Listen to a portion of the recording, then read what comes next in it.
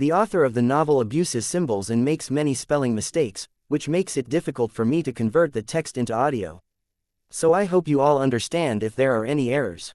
Please like, share, and follow the Cultivation Audiobooks channel to motivate me to create more videos, and don't hesitate to make requests for the novels you want to listen to.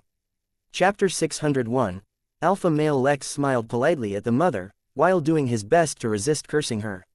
It was extremely important to get along with her because her family was the main target for the existing quest. He also had to keep in mind that while he had to make this wedding as exquisite as possible, he had to cater to the family's wishes and requirements as well. To do all that, he had to maintain a cordial relationship with them, so he had to put up with the unnecessarily eager mother. "My name is Lex. It's a pleasure to meet you." No, the pleasure is all mine. "My name is Jolene, but everyone just calls me Mom." Before the conversation progressed any further, Pivarti had finally recovered from the tackle he received from Jasmine and spoke up. Hey, this is moving way too fast. I didn't agree to any of this. Don't think I'm a man who can be forced into things."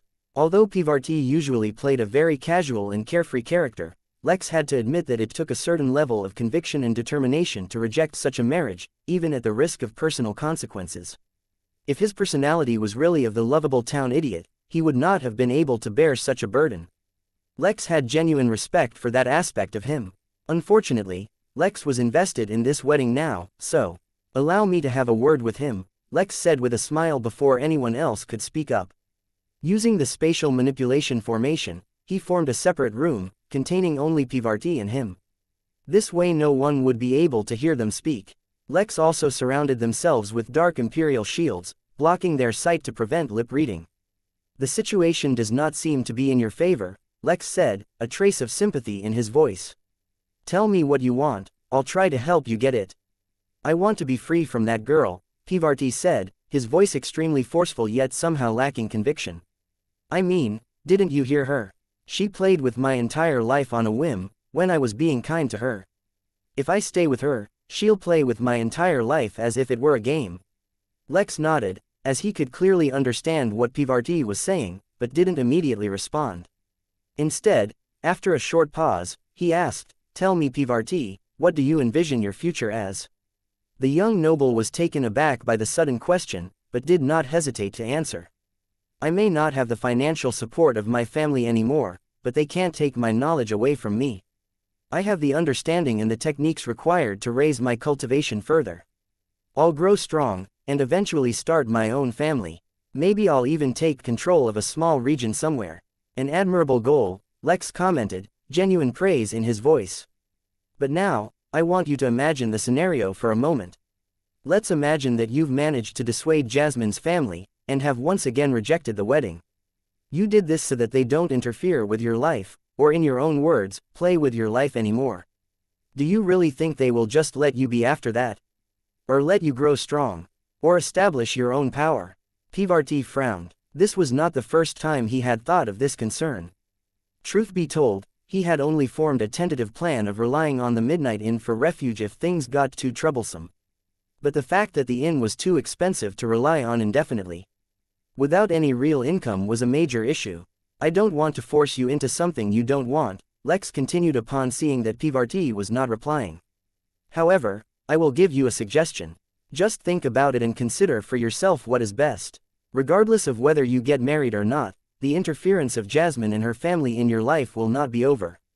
If you do get married to her, and you happen to re-enter your Noel family, then she will be forced to join your family, instead of you hers.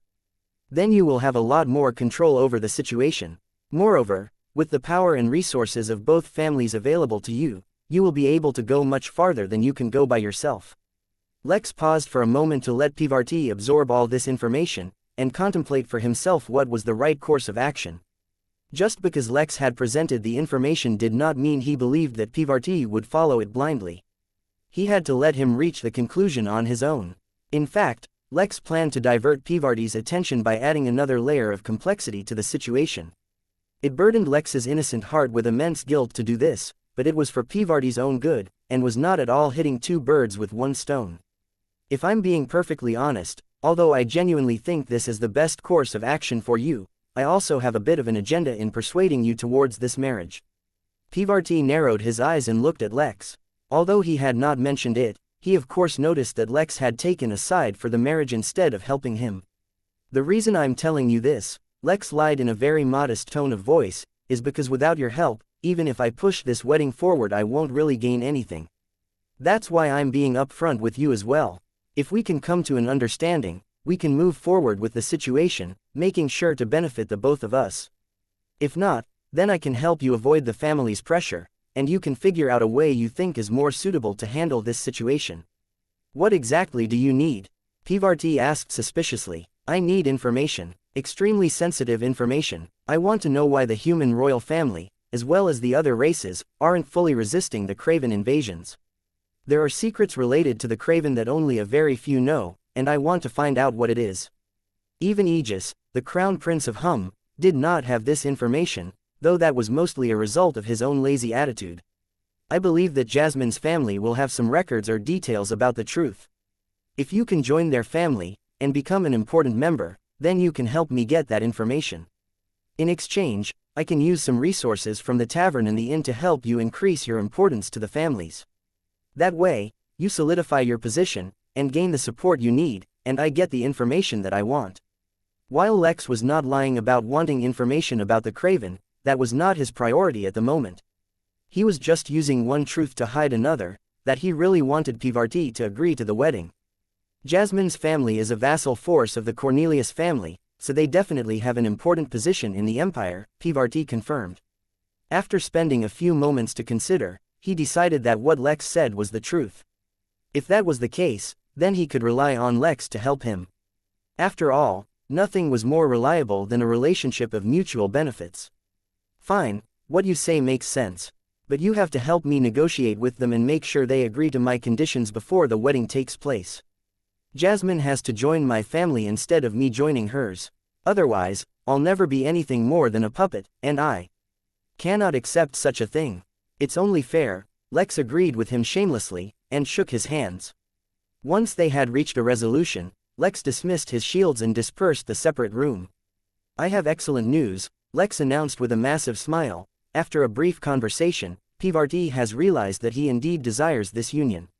Lex looked towards Jasmine, and continued. Naturally, as a prime dominant alpha male specimen, he has to ensure that Jasmine can match his caliber. Ensuring that Pivarti's demands would be met would require Jasmine's support, and since Jasmine was such a fan of how manly Pivarti was, that was the only card he had to play to convince her. He was cringing internally as he spoke, yet his words seemed to resonate with Jasmine. No one had dared make demands of her family in such an upfront manner before, and it excited her even more. Pivarti truly was the man of her dreams. Suddenly the look in her eyes became feral, and she once again pounced on Pivarti, but this time her brothers responded in time and caught her beforehand. Lex, why don't you and I speak privately for a moment as well? Jolene asked, winking at him. Chapter 602. Developments. The situation on Earth had taken a turn for the worst. The casualties were catastrophic during the first few weeks of fighting, but had recently started to decrease. The prime cause of the decrease was not that the fighting had diminished. No, far from it in fact. The level of fighting had increased drastically. The real reason for the drop in casualties was that of the remaining population. Over 90% over the ages of 15 had become cultivators in some capacity. Most had become followers of Amana and Adamas, with men usually leaning towards Amana and women leaning towards Adamas. Although that alone did not raise their cultivation levels through the roof, it raised their survivability. The second thing that raised the survivability of the humans was the appearance of a few devils and a whole lot of demons. No one knew how they arrived on Earth, probably in a similar fashion to the deities, but they strongly supported the factions led by the old powers of Earth, namely Richard, Sam and Fateh the Fatty. Brandon and Elizabeth were the only ones who had not participated in this coalition. Due to their long history and sudden increase in power, a large chunk of the surviving humans flocked to them as well. The deities also did not object to the devils, so that made it extremely convenient, although when news spread, the Jotun Empire strongly condemned this action. A strange power shift was occurring on Earth these days, with the battle being slowly limited to a few regions on Earth, and sometimes in space. The greatest change was the fact that the new powers, the deities and the devils, both restricted the use of golden keys to escape Earth. The act of running away not only weakened Earth, it reduced morale, at least according to them. As such, fewer and fewer people were running away from Earth these days, instead choosing to stand and fight. The situation seemed to have reached an equilibrium of sorts, despite the fact that the fighting never stopped. Amidst all of this, there was one tiny power that had somehow survived, untouched both by devils and deities. The Kingdom of New York, under the rule and protection of King Marlowe, its armies led by genius General Raphael, heir to the kingdom, managed to protect its sovereignty using only its own forces. There were also rumors of a special elite unit consisting of a samurai, a man of metal impervious to all damage, and the final, mysterious member known only as the Dark Invader, who seemed to have control over the darkness. This elite unit had no name, since officially their existence had not been announced, but those who whispered of their strength had started calling them the Powered Rangers. On a battlefield near Niagara Falls, Larry was moving from one robot corpse to another. Although most of the initial invading force of these robot aliens had bodies made of organic matter and were varied, the ones who had been coming most recently had started to show signs of mass production and had more of a uniform structure. That also meant more common materials were used in their manufacturing, though common here was only a relative term. Only an approximate 15% of their bodies were made up of metals, but that was more than enough for Larry. He would not let a single scrap of this metal pass him by, as these metals could not be found on Earth. Moreover, they were excellent conductors for spiritual energy, and were thus excellent fuel for him to raise his cultivation realm. His eyes were completely focused as he performed his tasks, but hidden deep behind them was an unwavering conviction. Jeffrey had thought he was condemning Larry by having the planet invaded by aliens. Instead, he had provided him with excellent resources to power up, and once Larry was strong, he would get his revenge. "Lex, why don't you and I speak privately for a moment as well?" Jolene asked, winking at him. Lex had already steeled himself by now, so he did not have a strong reaction to her antics. He was, however, somewhat surprised at her relentless pursuit, even though she was supposedly facing someone so dangerous. Even her sons, who were much stronger than her, acted with an air of caution while she completely maintained her role as a mama, looking for a husband for her daughter. "Why not?" Lex said, as he erected imperial shields around them and locked them in a separate space, much in the way he had done with Pivarti. Though he had no intentions of falling for her antics, he had to admire her commitment to the cause.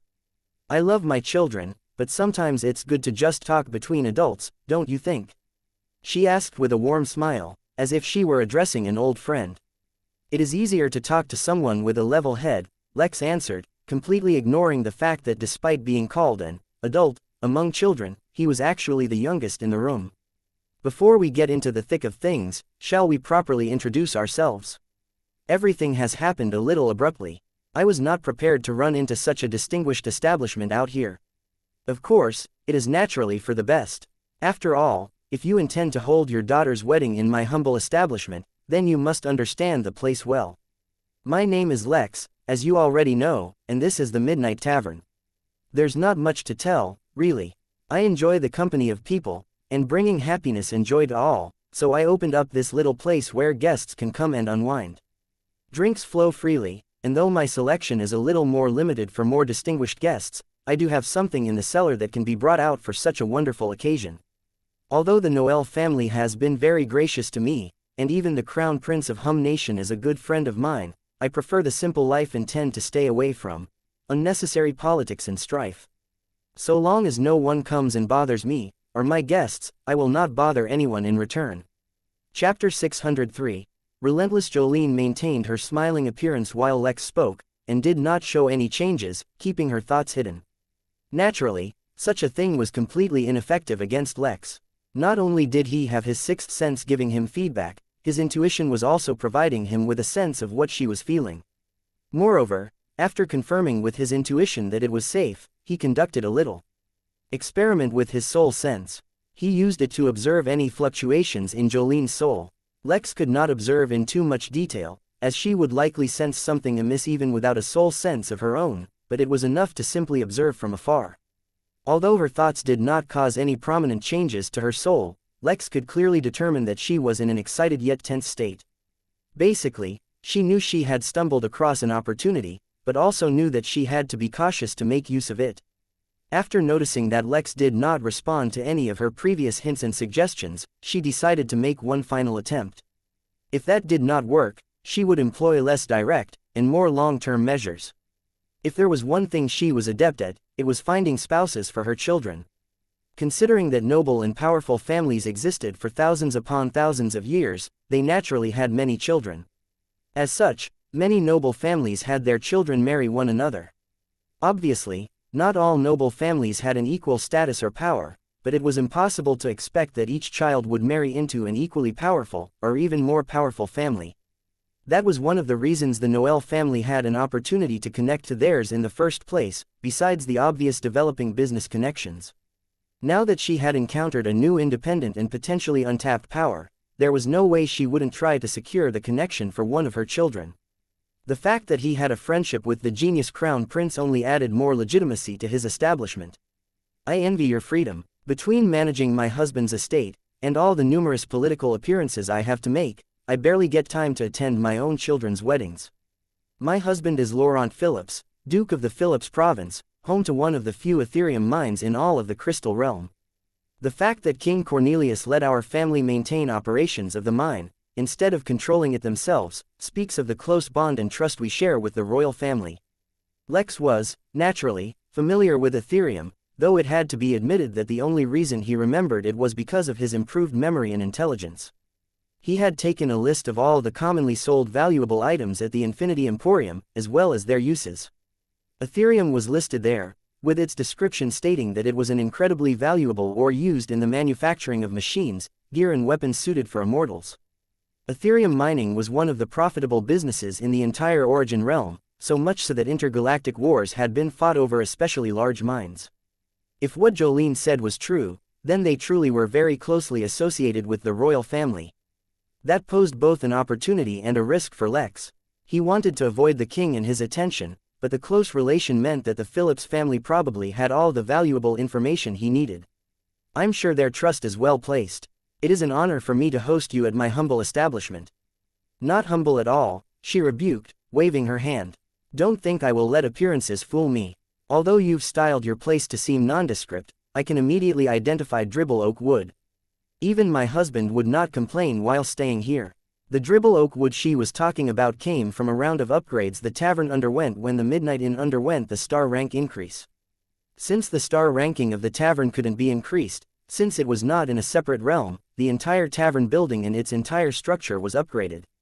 The Dribble Oak Wood was a special kind of wood that was especially sturdy, and generally was considered indestructible. That was because the more physical force that was applied to it, the stronger it became. Cutting the tree required immortals using their personal strength and vast amounts of spirit energy. Other than being sturdy, it also cleaned the air of impurities, gave off a fresh smell and would generally attract spiritual energy around itself. Lex only smiled at her comment but said nothing else. Now that we have been properly introduced, Jolene began, let's talk about the issue at hand. Although it was not my wish, it is clear that Jasmine has taken a great liking to young Pivarti. It seems inevitable that they will get married, regardless of what anyone says. Indeed, that seems to be the case, Lex said while nodding. Though I don't see why you wish to discuss that with me.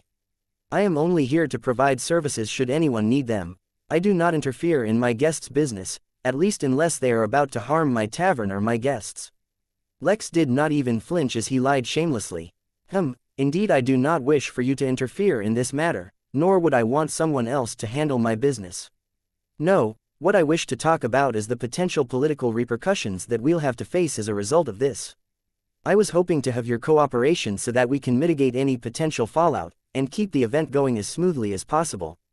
After all, not everyone will want to see this union take place. Anything can happen at any time. As such, I'll be assigning one of my most competent daughters to work with you, so that she can coordinate on my behalf as events unfold.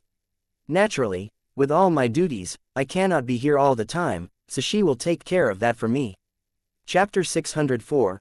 Repulsive. Lex could already determine what Jolene was trying to do.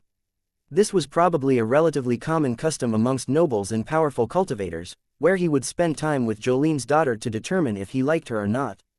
Lex had no doubt that she would be a wonderful woman, but he had other concerns. Romance was the last on the list of things he was concerned about. I look forward to working with her, Lex commented. Just so that I know, when are you expecting this wedding to take place? Since you have already contacted your family and told them to arrive, shall I expect the wedding to take place as soon as they arrive? Of course, whatever your thoughts, I'm sure Pivarti and his family will also have some considerations. My daughter, no doubt, is in a great rush to get married. As much as I would like to indulge her, these things can never be quick or simple.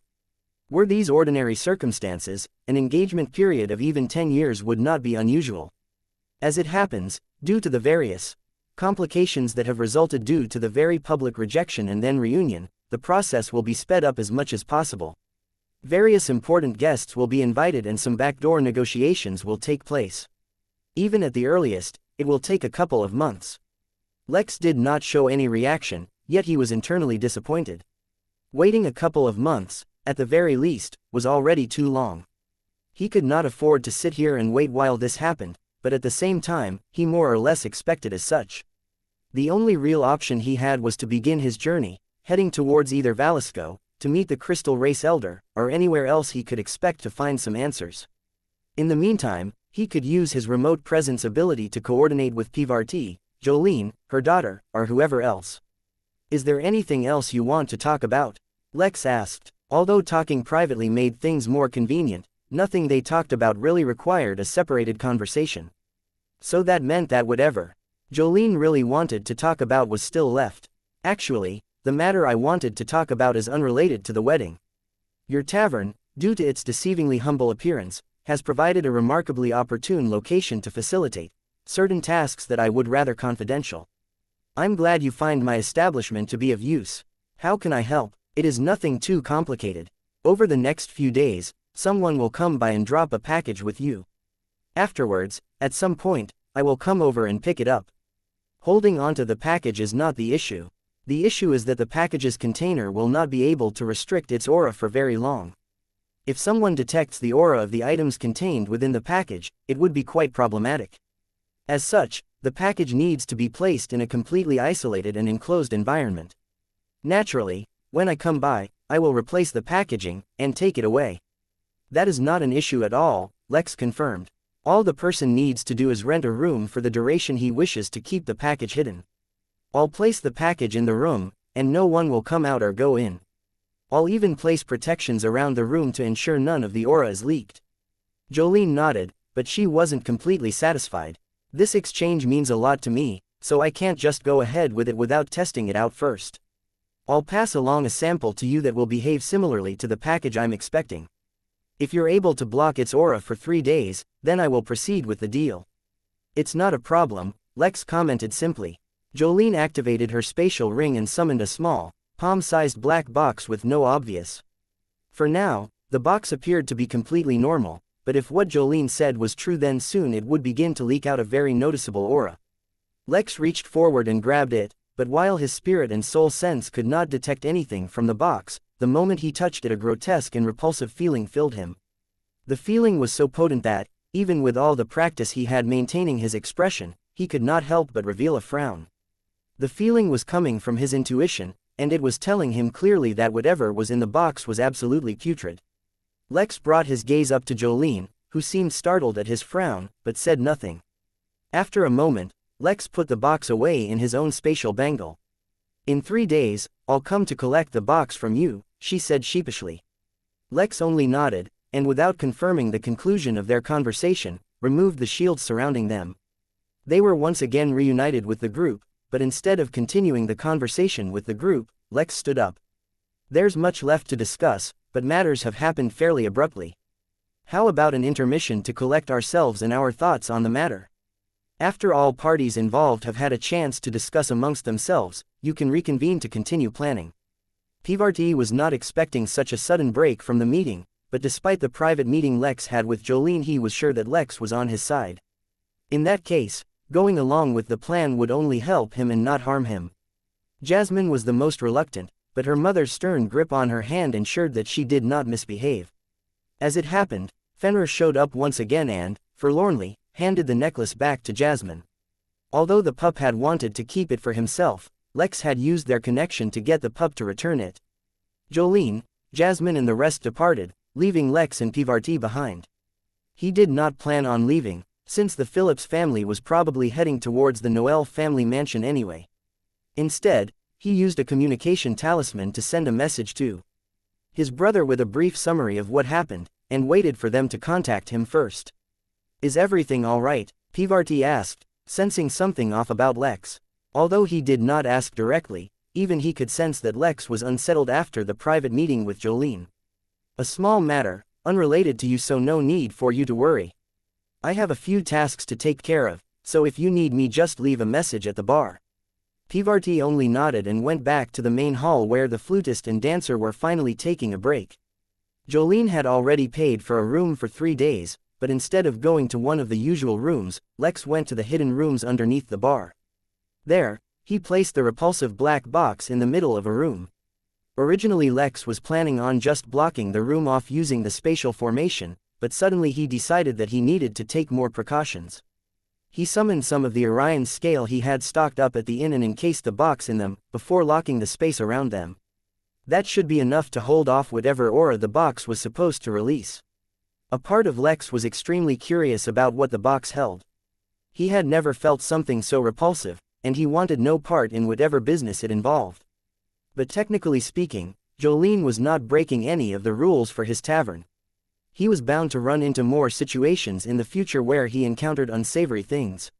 He needed to decide how he would deal with them. For now, he was maintaining his neutrality, but if it began to wear on his consciousness he may try something else. With that done, Lex left the tavern. Although he planned on doing his best for this wedding, that did not involve wasting his time. Since he could manage the wedding using his remote presence, there was no point in sticking around. His first destination was the sea. His instincts had told him that there was something valuable under the water. Although going deep underwater was extremely dangerous, for it was always dark and served as the breeding ground or endless monster, if the sea's dangers made them completely untraversable, then there wouldn't be so much trade happening. Although he made no special preparations to keep his presence hidden, almost no one paid much attention to him as he made his way to the port. It was an extremely high traffic area, so there was no reason to find his behavior suspicious. Moreover, he walked so calmly and confidently that no one felt he was out of place. Even as he walked up to the water and suddenly jumped off the pier, no one noticed. Chapter 605. Under the sea. In a cold, gray stone room, a single lamp produced a dim blue light. The light was barely enough to see, but more than enough to produce long, dark shadows that spread to the distant walls. On a throne similarly made of stone sat a repulsive slug-like creature, known as a guillotine. It looked weak and tired, yet the aura it radiated was overbearing. Only those gray stone slabs could support the pressure, and the lamp, of course, though barely. In front of the guillotine, some distance away, stood a devil in its non-human form. It was 10 feet tall, with a body seemingly made of black rocks, with veins of magma pulsing between them. There were 2 curved horns on its head, and hovering in the air between those horns was a rock emitting a beautiful scarlet glow. "It has come to my lord's attention that you have had some problems with the Midnight Inn," the devil said, his voice grating to hear. The guillotine released an angry garbling noise and its aura exploded, but then it calmed itself down, though barely. "Yes," it hissed. My slave, they are keeping my slave from me. During its final reincarnation, my precious dreamy fox somehow escaped, and was reincarnated somewhere else. But I have its soul signature recorded. How can I not recognize it? I need it back before it matures. A dreamy fox on the verge of its final evolution is the most important ingredient in the pill I'm refining. Without it, I will not be able to survive the tribulation that will occur when I enter the next realm. I have delayed my breakthrough long enough. My lord too wishes to acquire something from within the Midnight Inn. He is inviting you to join him. The only chance we have of success is if we pool our strengths. Are you not afraid of the dollar DDDDDD? The guillotine hissed again, angrily. My lord, Rockefeller's father too, is a dollard. As you know, we devils have no shortage of dollards. We fear no one. This time, the guillotine did not hiss. Instead, after spending some time contemplating, its body lifted into the air, and it approached the devil. The sea water was pleasantly cold, though the water near the pier was somewhat grimy. It was not too deep either, as Lex could clearly see the surface when he reached the bottom. Of course, it also helped that this near Babylon, the seabed was embedded with numerous rods, emitting a soft red light. In fact, these rods were spread on the seabed for a few miles around the town, to ensure no new monsters were spawned there. The town's navy would inspect them almost weekly, alongside having numerous hunting expeditions where they cleared the nearby waters of any monsters. Lex practiced moving his arms to see how the water pressure affected him. At his current depth, the resistance he faced did not hamper him by much. He took a look around him, but besides the odd fish here and there, he saw nothing of interest. For a moment he wondered how fish managed to survive in these monster-infested waters, but then shrugged, slipped his hands into his pockets and began to walk forward. He was not concerned about holding his breath, as his body could go days without needing to breathe. Moreover, he could divert spiritual energy towards his lungs, and somewhat replace the function of air with it for a period of time. Not to mention, there were countless techniques out there that could allow Lex to breathe underwater, not that he was planning on relying on any of these methods. Instead, Lex planned on using a very simple, single circle array on the roof of his mouth that would produce air. He would breathe out any excess air and just take a fresh breath every few hours. Of course, he had to be careful with the amount of air he breathed. The deeper he went underwater, the greater the pressure and the more the air would shrink. He was not too worried about anything on his way down, but he had to be careful when returning to the surface. If he wasn't careful about how air expands, he could seriously injure himself. One would think that Lex could ignore such minor details due to his impressive cultivation, not to mention how sturdy his body was. To an extent, that was true. But Lex was not deluded enough to think he could take on all of nature and come out undefeated. The line between confidence and arrogance was thin, and he did not intend to cross it. Also, his intuition told him not to mess around underwater, so there wasn't much left to argue on. Not that any of this should matter. Lex's destination was not too far, or else his intuition would not have been able to detect whatever he was heading towards. After walking for about 20 minutes, Lex had descended deeper into the sea. He was pleasantly surprised to find that instead of unspeakable horrors, the seabed was actually quite amazing. Once he moved away from the grimy, polluted waters near the town, he encountered a lot more fish. The seabed was teeming with life, so much so that Lex even detected signs of life from numerous rocks, or at least things that looked like rocks. He found a lot of debris as well, of broken ships and what looked like remains of old buildings, and all of them had been turned into habitats for the local marine life. It felt like he was walking through an aquarium. The density of fish continued to increase, right up until he came across an underwater forest. The fish swam happily through the seaweed-wrapped trees, but a sense of foreboding stopped Lex from taking a step forward. It was confusing, for his intuition was both telling him it was safe to proceed, and that he would encounter danger if he took a single step forward. What? Did he have to swim instead of walk? Lex shook his head. The answer couldn't be so simple. After a few moments of thought, Lex reached out with his spirit sense and touched one of the trees. "Excuse me, is it all right if I cross?" he asked. Chapter 606. Peculiar Trollope's silence followed Lex's question.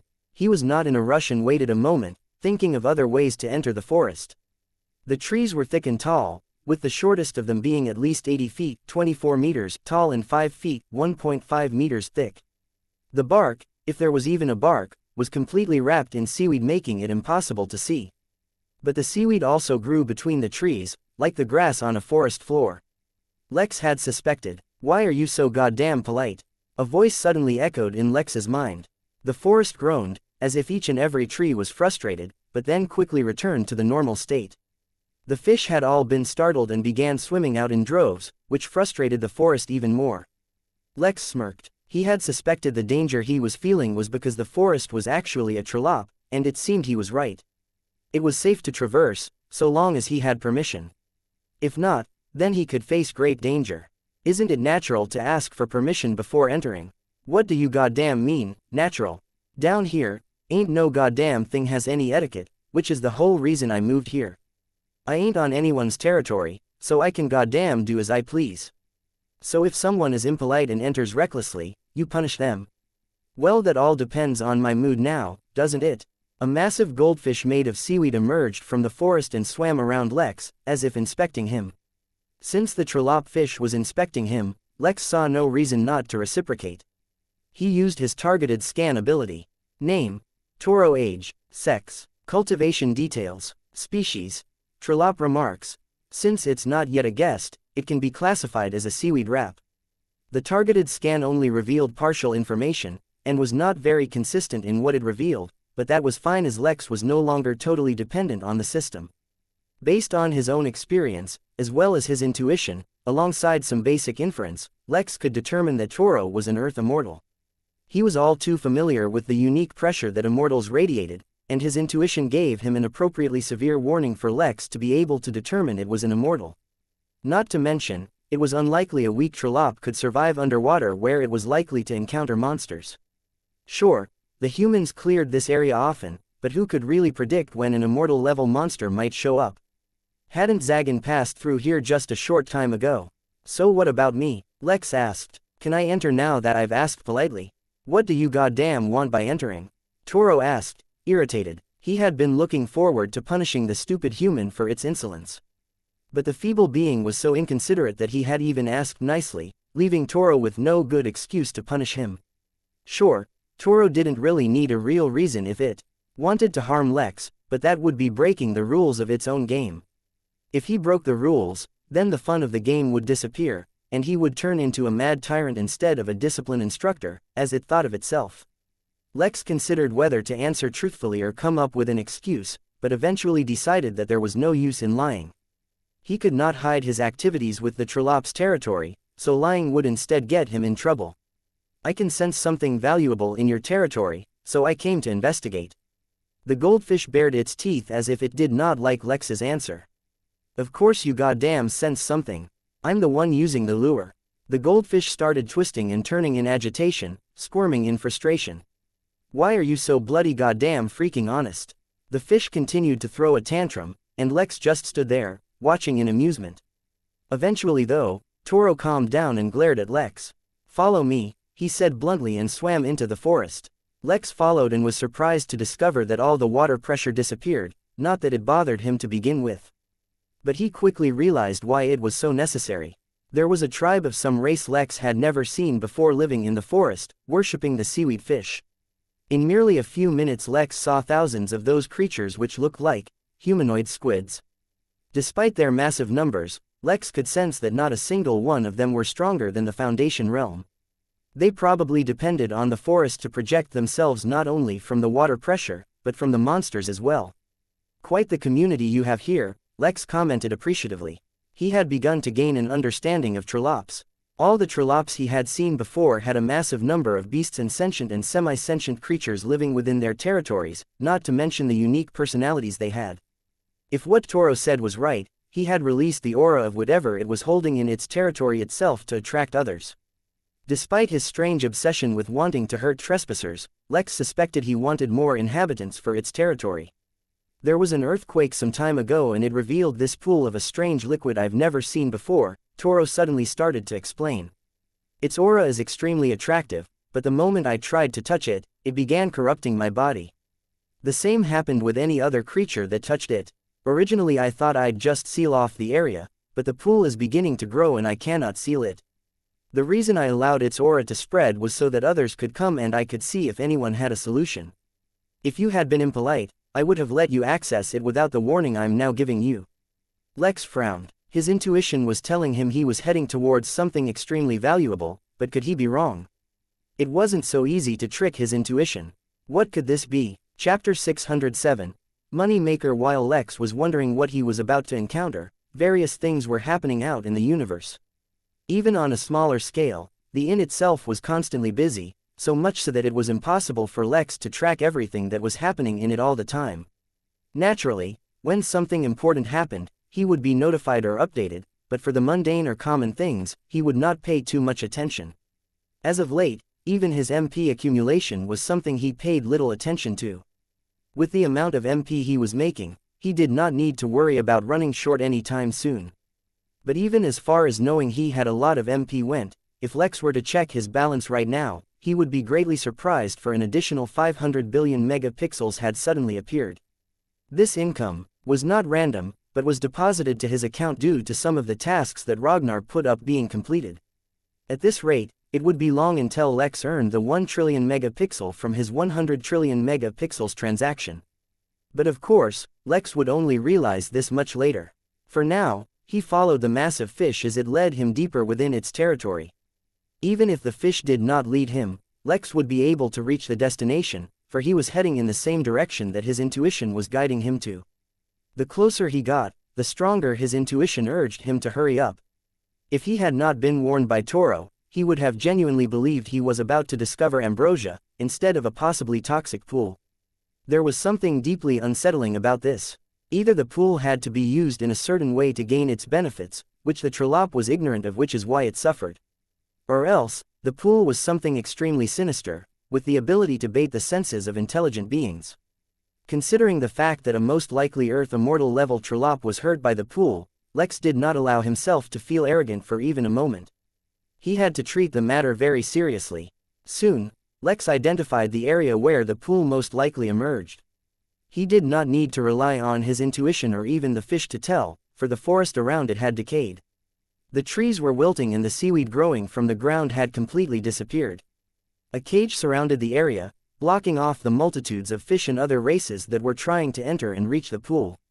An ominous feeling filled Lex's mind as he saw the influence the pool had wrought. This was especially so because by now it wasn't only his intuition that was informing him of how valuable the upcoming pool was, it was his actual physical body. He could feel a physical attraction pulling him closer, as if his body had been parched for eons and a glass of water was almost within reach. Lex felt like asking Toro some more questions, and so quickly thought of the politest way to phrase it. Although the Trolop had a peculiar personality, as long as Lex remembered to stay polite, he should not encounter any danger. The reason you allowed the aura to escape was to see if anyone could get rid of the pool, right? If you've discovered something, could you please share it with me? I would be most grateful. Toro's body trembled, as if he had been electrocuted. He glared at Lex, but they were in a relatively public place now, so it refrained from cursing the previous 17 generations of Lex's family. After all, as the lord of this region, it had an image to maintain. Although to an outside observer, it may look like my territory is only this forest, but they would be wrong. My territory extends as deep as the roots of the plants go. As such, I know for a fact that there was no such pool under the ground that the earthquake could have brought to the surface. In fact, even now, though it may appear as if the pool is emerging from underground, the truth is that there is no source down below. Though the pool appeared after the earthquake, it has no real source. It suddenly appeared, and I cannot tell how it is growing. It's a goddamn menace. Toro was, of course, speaking to Lex through its spirit sense, so no one could hear it. I do, however, have suspicions. The more materials it corrupts and dissolves, the greater the pool grows. I can only guess that, whatever the pool is, it is turning everything into itself. Toro paused as they approached the cage and stared through to a glow visible in the distance. Even at the bottom of the sea, a small pool was distinctly visible inside a bowl-shaped rock. The pool could not have been bigger than a dozen liters, at most, yet its presence was massive. It had a white and silverish appearance and gave off a beautiful and mesmerizing glow.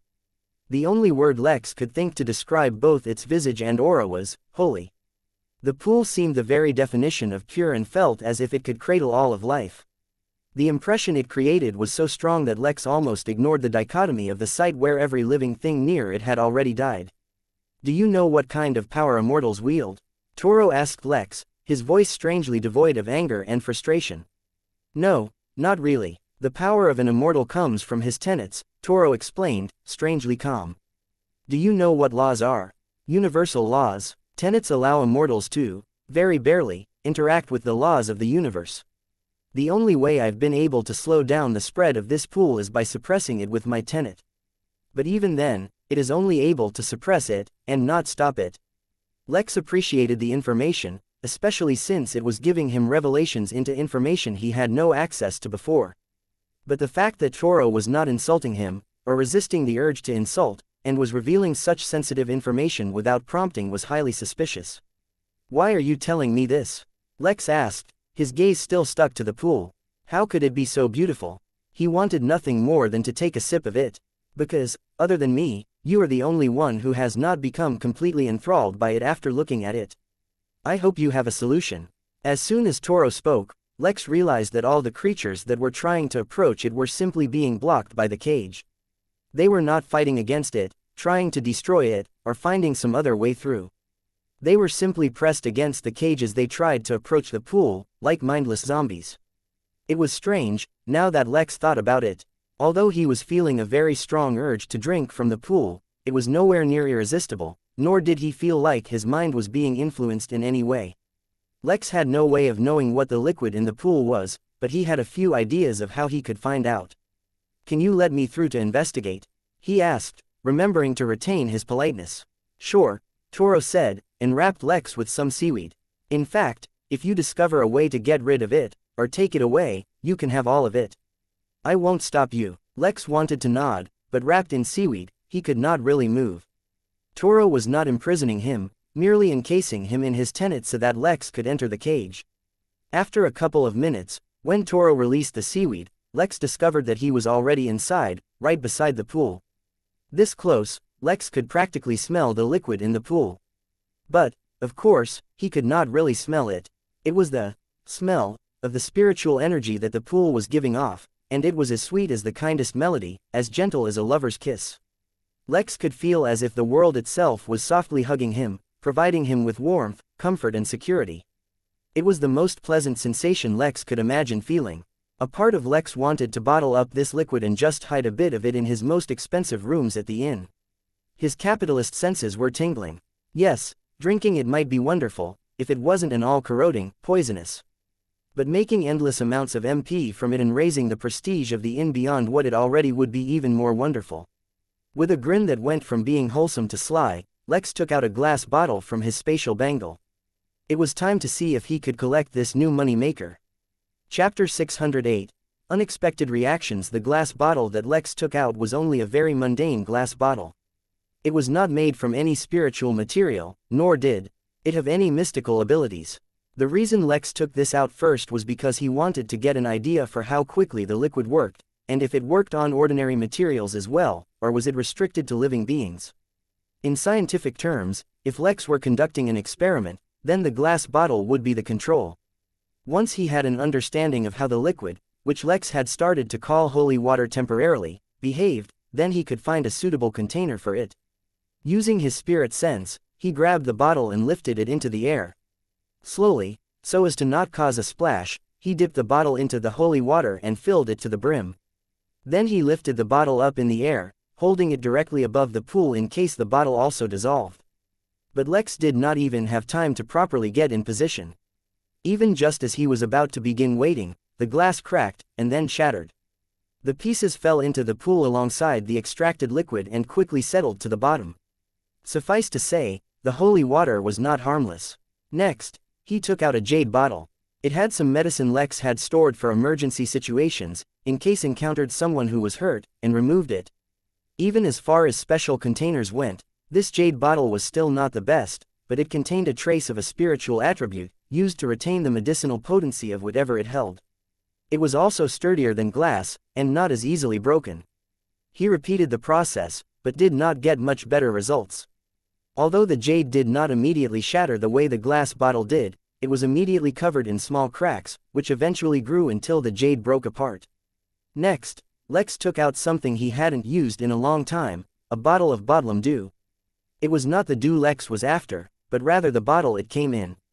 Regardless of all its shortcomings, the one thing Lex could never accuse the system of was giving him low-quality items.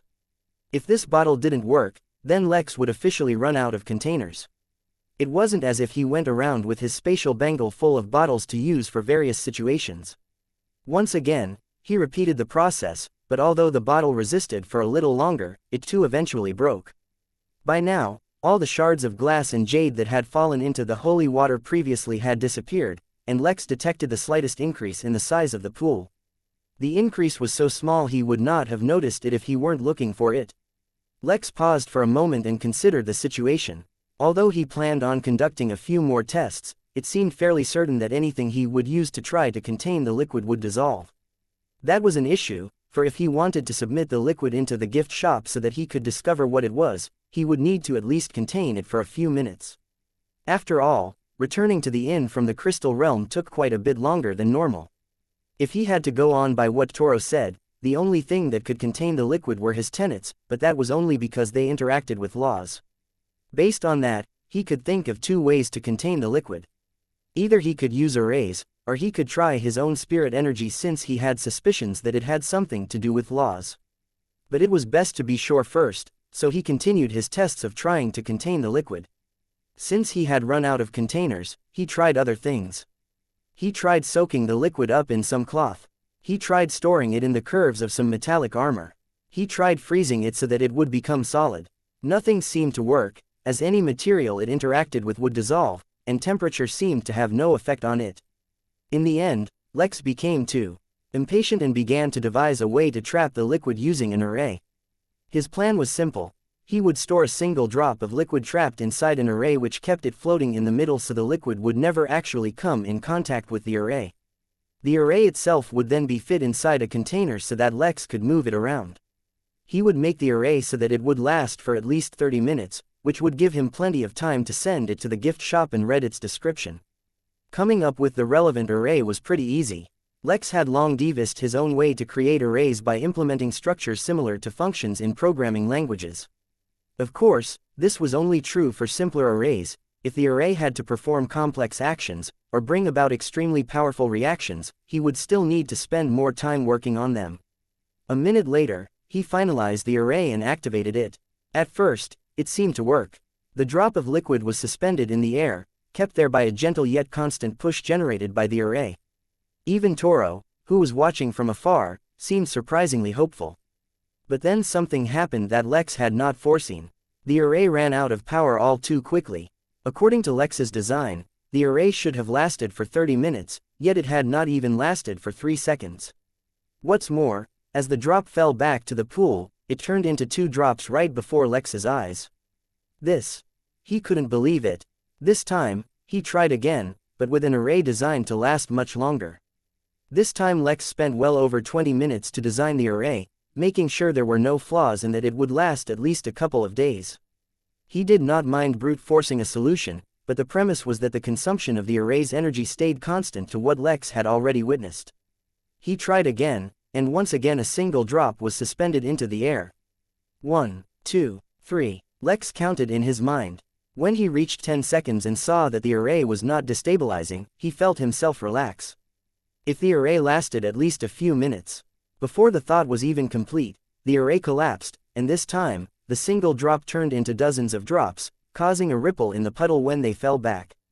"Don't do that again," warned Toro. "It's increasing the size of the pool too fast. The more the liquid accumulates, the stronger its effect becomes on the surrounding creatures."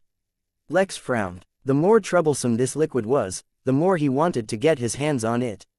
But he was running out of ideas. The only thing left to do was try out his own spirit energy, or perhaps his own body. There was a reason Lex hadn't tried directly using his spirit sense on the liquid. Since it could corrode even an immortal, chances were it would do the same to him, and he really didn't want to face the hassle of recovering from another injury. He wasn't really concerned about any significant damage to himself, though. Although healing was very annoying for him, he had all the benefits of a body cultivator and more. That meant that, at this point, even if he lost a limb, with enough time and energy, he could grow it back. With a sigh, Lex steadied his mental state. He assumed that, even if the liquid did not corrode him, once he touched it his desire to drink it would multiply. But until he verified what this liquid really was, and what it did, he could not take that risk. He used the technique impervious hands and slowly dipped the tip of his finger in the liquid. As soon as he felt any harm he would immediately pull out, but he was not at all ready for what happened when he touched it. The lotus tattoo on his back stirred. The lotus had fallen asleep after the immense effort it put into refining Lex's body. When he was previously injured, but the moment Lex touched the liquid it began to wake up. It wasn't that the lotus was attracted to the liquid. No, instead, it felt great danger. But even before the lotus could fully wake up, and respond to the danger somehow, a stream of information rushed into Lex's head from a very familiar source. Regal Embrace had identified the liquid, and immediately told Lex to drink it up. This was the kind of resources that he desperately needed to evolve his cultivation technique, but could never hope to actually encounter. Chapter 609. Cosmic Erosion Elixir. Lex had previously already given out a strict set of instructions to Mary and the various workers of the inn to go by, not to mention the fact that every so often he would use his remote presence to drop in and monitor things. Many important things were happening at the same time during this period. First, the festival at the inn had entered the winter phase. The weather of the entire inn had changed for the first time, blanketing it all in snow. The architecture of various buildings had changed to suit the new weather, and the kinds of services being offered had changed as well. The golf carts had turned into snowmobiles, and hot springs had cropped up all around the inn. Some specific regions even had extreme weather, dropping well below -100°C, though of course they were far away from the densely populated areas. One minor realm had been selected to be sold to the refugees, and the council had, under the supervision of Luther, come up with a payment plan for it. Since a one-time payment was incredibly difficult, the refugees would continue to pay installments for 50 years. Moreover, since this wasn't a transaction through official system channels, Lex had set up a few conditions. The overall price of the minor realm was set at 30 trillion megapixels. This was not a lot, considering the fact that the minor realm not only had better spiritual energy than Earth itself, but was full of various natural resources that would belong to the refugees to harvest. A portion of that price would be paid in MP, but the larger portion would be directly transferred over to the inn in physical form. That meant Lex would collect the payment in the form of valuable resources such as gold, spirit stones, metal ores, valuable medical herbs, secret treasures, unique spirit tech and more. The first deposit of 300 million megapixels had come from the accumulated personal wealth of all the millions of refugees, as well as some of the council's reserves. Although the situation on Earth had developed so that fewer and fewer refugees were coming through, the council still treated the minor realm as their failsafe in case the war went poorly. In fact, some council members had already completely given up on Earth and decided to focus on developing the minor realm into their own personal kingdoms. Other than these, the inn's workers had also selected a minor realm which would solely belong to them. The Jotun Empire had also by now begun to promote their private minor realm to humans, attracting many to go and train at the pagoda. In fact, many were already in there, including a few prominent people such as Z, Gerard, Will Bentham and Noman Butt the human lie detector. Oddly enough though, despite the many people entering, very few were able to make it as far as Lex and Alexander. It was only now that so many that were entering that the soldiers in charge of recording the pagoda information realized how remarkable their achievement was. All in all, the scene at the inn seemed peaceful and prosperous. In contrast, the seeds of war were beginning to bloom across the entire Origin realm. The change brought about by the energy released into the Origin realm by the Innkeeper was finally becoming noticeable. More and more powerful cultivators and unique beasts and creatures were beginning to appear, their strength increased by the sudden surplus of cultivation materials. Previously, such growth would be slow and natural, meaning that the status quo would be undisturbed as everyone would naturally find their place within it. But with such a sudden surge in powerful beings, everyone believed themselves special, and wanted to resist the greater powers to have their own organizations and influence. Normally, such actions would have brought them a swift death, but the sheer scale of the event was actually bringing about great pressure on the pre-established powers. Even the Jotun Empire was showing signs of trouble, but it was fortunate that the three great noble families had suddenly become very active, and began suppressing dissidents. All of this was not even considering the sudden upsurge in Fuegan attacks. This could no longer even be called the calm before the storm. The storm was already arriving, and chaos was brewing. Conspiracies thousands of years in the making were coming to fruition, empires seemingly indestructible were crumbling from within, and races that had long been suppressed, and were waiting for an opportunity to revolt, were beginning to make their move. Amidst all of this, numerous students of the acclaimed Ventura Academy were once again returning to their respective powers, at least in the Origin realm. If they were coming to help their powers tide over difficult times, or if they had some secret agenda was still to be seen. None of this should have had anything to do with Lex, but the Innkeeper and the Midnight Inn could not escape its influence. The Henley had given their response to the Innkeeper. The inn's battlefield was decided, and it was in a galaxy that had almost no human presence at all. Instead, it was a galaxy controlled by elves called Swera. Coincidentally, or perhaps not so, that was the same galaxy the mysterious man had told Lex to visit to find an unknown valuable item. But while the Henley had decided on the inn's battlefield, the order had not yet reached the inn and thus Lex. Which was fortunate, because Lex was thoroughly preoccupied at the moment. He stared at the shining liquid, which was anything but the holy water Lex had originally decided to call it, an ominous look in his eyes. His cultivation technique had given him a detailed description of the liquid, which was known as cosmic erosion elixir. This extremely rare liquid was produced in only 2 known circumstances. It could either be produced by a Da'alord by using their power to slowly and carefully grind space out of existence, or during a relatively very brief period of time when a seemingly stable realm begins to destabilize, on the course for self-destruction. Chapter 610. Reverence. The circumstances required for the production of cosmic erosion elixir were extremely stringent, even on a universal scale. In fact, even if many minor realms or realms were destroyed, they might not produce this elixir. The first most important requirement was that the realm needed to be extremely stable, and should otherwise appear completely in line with its normal life cycle. The stability of the realm meant that the space it constituted would be extremely stable, and capable of healing normally and naturally should anything happen. The second requirement was a significant and constant destabilizing factor.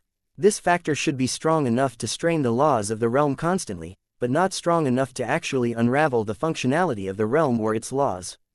The third requirement was that the realm should not be fully mature, and should still be in the growing phase of its life cycle. The fourth requirement was a sufficiently long enough duration of time to pass without any of the prior requirements changing. The natural inclination of the realm to grow would increase the stress on the laws of the realm caused by the destabilizing factor, without unraveling them. The otherwise stability of the realm alongside the increased stress would, in random locations, cause space itself to begin to disintegrate. The byproduct of this disintegration was the cosmic erosion elixir, which was a physical manifestation of the various laws that used to occupy the space that had been destroyed. The reason why this liquid was so attractive to all living beings was because of those said laws, which could directly elevate them to a higher life form. Lex himself had undergone such evolutions through the natural sequence, which occurred every time he rose from one cultivation realm to another. But if he followed this path, then his maximum ceiling for evolving higher was fixed to the number of cultivation realms he could cross. Items and treasures which could elevate the life form without going through the process of raising a cultivation realm were so rare that they were essentially never sold. There was no price for them in the market because it had never happened before. Yet the reason no one could make use of this cosmic erosion elixir was because it had to do with laws, and their bodies could not handle the strain on directly touching laws. The only reason Lex was not suffering a similar fate was because his body had literally used fragments of laws to upgrade itself. If he used the elixir to reach a higher life form level than he was supposed to be at, he would begin to understand how important and valuable such a thing was. But it was not meant to be, for now at least. His cultivation technique had called first dibs, and informed him of how he could use this liquid to slowly augment the existing laws that made up his body as well as influence his affinity, so that slowly it would change in a direction which would allow him to enter the next realm. Of course, the elixir alone was not enough to achieve such a thing, but it was a start. That gave Lex an amazing idea. Not only could he use this elixir, he could transport it to the inn. He would use however much of it was needed for his own upgrade and trade the rest to get other materials with similar effects so he could continue to upgrade himself. After all, although he knew he could fix his cultivation if he got an SSS plus rank on a quest, such a thing was easier said than done. Every time he had completed a quest with such a high ranking, it had been completely based on luck, and was a result of the involvement of extremely high-leveled cultivators. A part of him wanted to keep the elixir forever, continuously feeding it items to allow it to grow, but such a thing was not possible. Apparently, the elixir would only exist for a very short time before the laws within it would naturally reorient themselves, causing the liquid to disappear. If there was one fortunate thing, it was that he now knew how he could transport the liquid. Since his body and spiritual energy would not be corroded by the elixir, he only needed to use them. He used a curved imperial shield, and scooped up all the elixir into it like a massive bowl. He would first take it back to the Midnight Inn before consuming it. He did not know what kind of reaction would occur once he did, and did not want to leave himself vulnerable to external influence. "I'll be back," Lex told Toro, before eventually disappearing to the inn. He teleported to his personal meditation room before using his influence over the system to create an especially expensive and powerful basin for the liquid before pouring it in.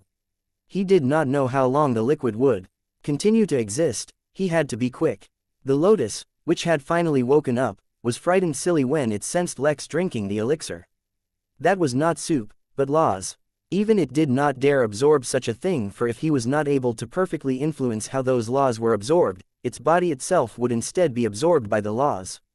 That was a fact that Lex's cultivation technique had already mentioned, but had already given a solution to. So, while Lex went ahead and augmented his cultivation, the incredibly powerful lotus on his back was filled with reverence for the incredible Innkeeper. He was truly beyond common sense. With that thought, the lotus went back to sleep. Since Lex's body was a carrier for the lotus, the stronger his body, the faster the lotus would mature. With Lex doing something as daring as drinking the elixir, there was no doubt the lotus, maturing speed would continue to increase. It was fortunate that the lotus had gone back to sleep, for the reverence it had built up might have been severely affected when it noticed that, instead of entering a state of cultivation upon drinking the elixir, Lex immediately teleported to the restroom. The elixir had given him a bad case of diarrhea. Chapter 611. Potent fertilizer. Regal Embrace had given Lex detailed instructions on what to do to absorb the elixir. He would first start using his cultivation technique, and only after he had used it for one complete cycle would he take a single sip from it, while continuing to run his technique. As soon as he took the sip, his cultivation technique would stop absorbing spiritual energy from the air, and instead use the elixir to increase his cultivation. The actual process of what happened next was quite complicated, but all Lex needed to do was ensure he didn't stop cultivating. As soon as he took the sip, and his cultivation technique began using the elixir to affect his body in infinity, Lex was hit with a sensation he hadn't experienced in quite a while. He needed to use the restroom, and he needed to use it now. The urgency of the situation nearly interrupted his cultivation, so he immediately entered the flow state to ensure he did not mess things up. This way, he teleported to the restroom while still running his cultivation technique. What happened next was disastrous. There was no Mexican food on Earth Mexican enough, nor spice strong enough to devastate Lex's stomach the way it was now. If Lex was not in his flow state, he definitely would not have been able to continue cultivating. The gurgles in his stomach were like rolls of thunder. If Lex were not at the inn, and had been elsewhere, earthquakes would have rocked the area around him. Although the method was unconventional, Regal Embrace was using the laws in the elixir to perfectly stabilize his body, so that the laws he contained would be in perfect equilibrium instead of being a random hodgepodge. Moreover, although laws were incredibly powerful and definitely beyond Lex's level, thus increasing his strength drastically, not all laws were suitable for him. Due to his breakthrough while the inn was undergoing a star-level increase, a random assortment of laws had been absorbed into his body.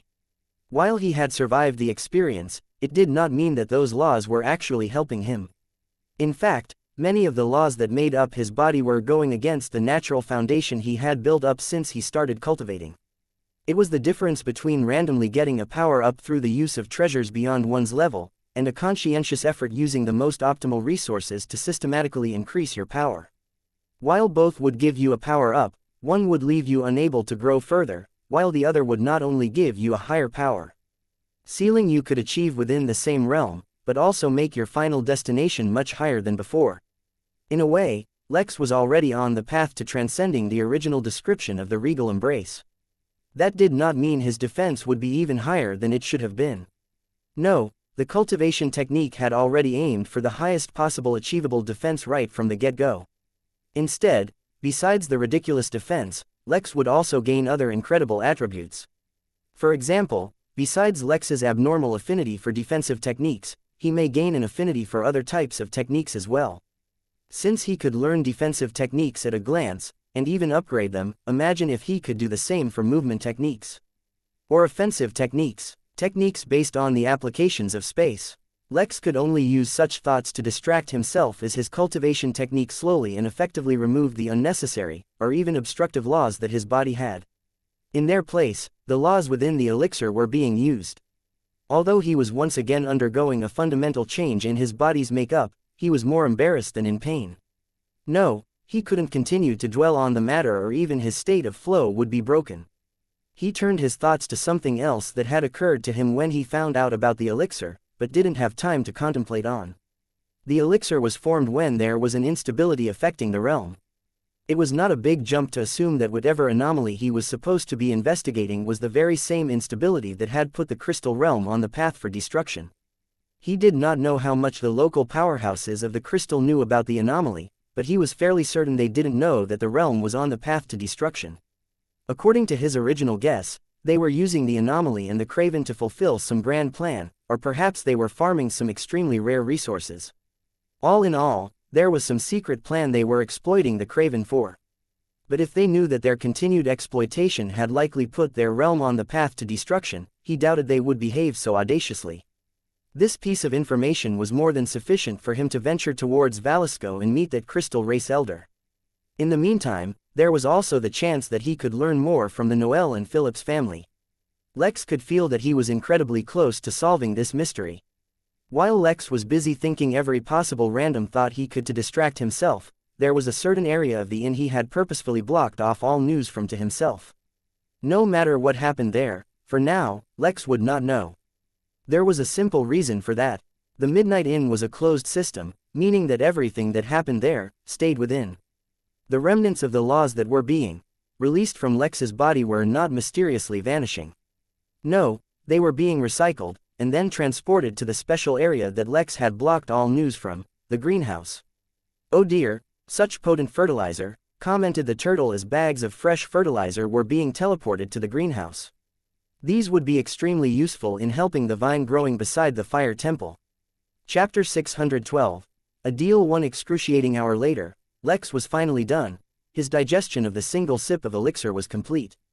Although he could immediately go and start digesting the second sip, he was mentally drained from his experience. This was not a comment on his emotional trauma from the experience. The difficulty of keeping his cultivation technique running under such strenuous circumstances had actually drained him. It would take him some time to recover before was in any condition to undergo another round of cultivation. But that did not mean he had any time to waste. There was no telling how long the elixir would last. According to the information given to him by Regal Embrace, the elixir would last, at most, for a week. He had no time to waste. Instead of returning to the Crystal Realm, Lex instead went to X-142.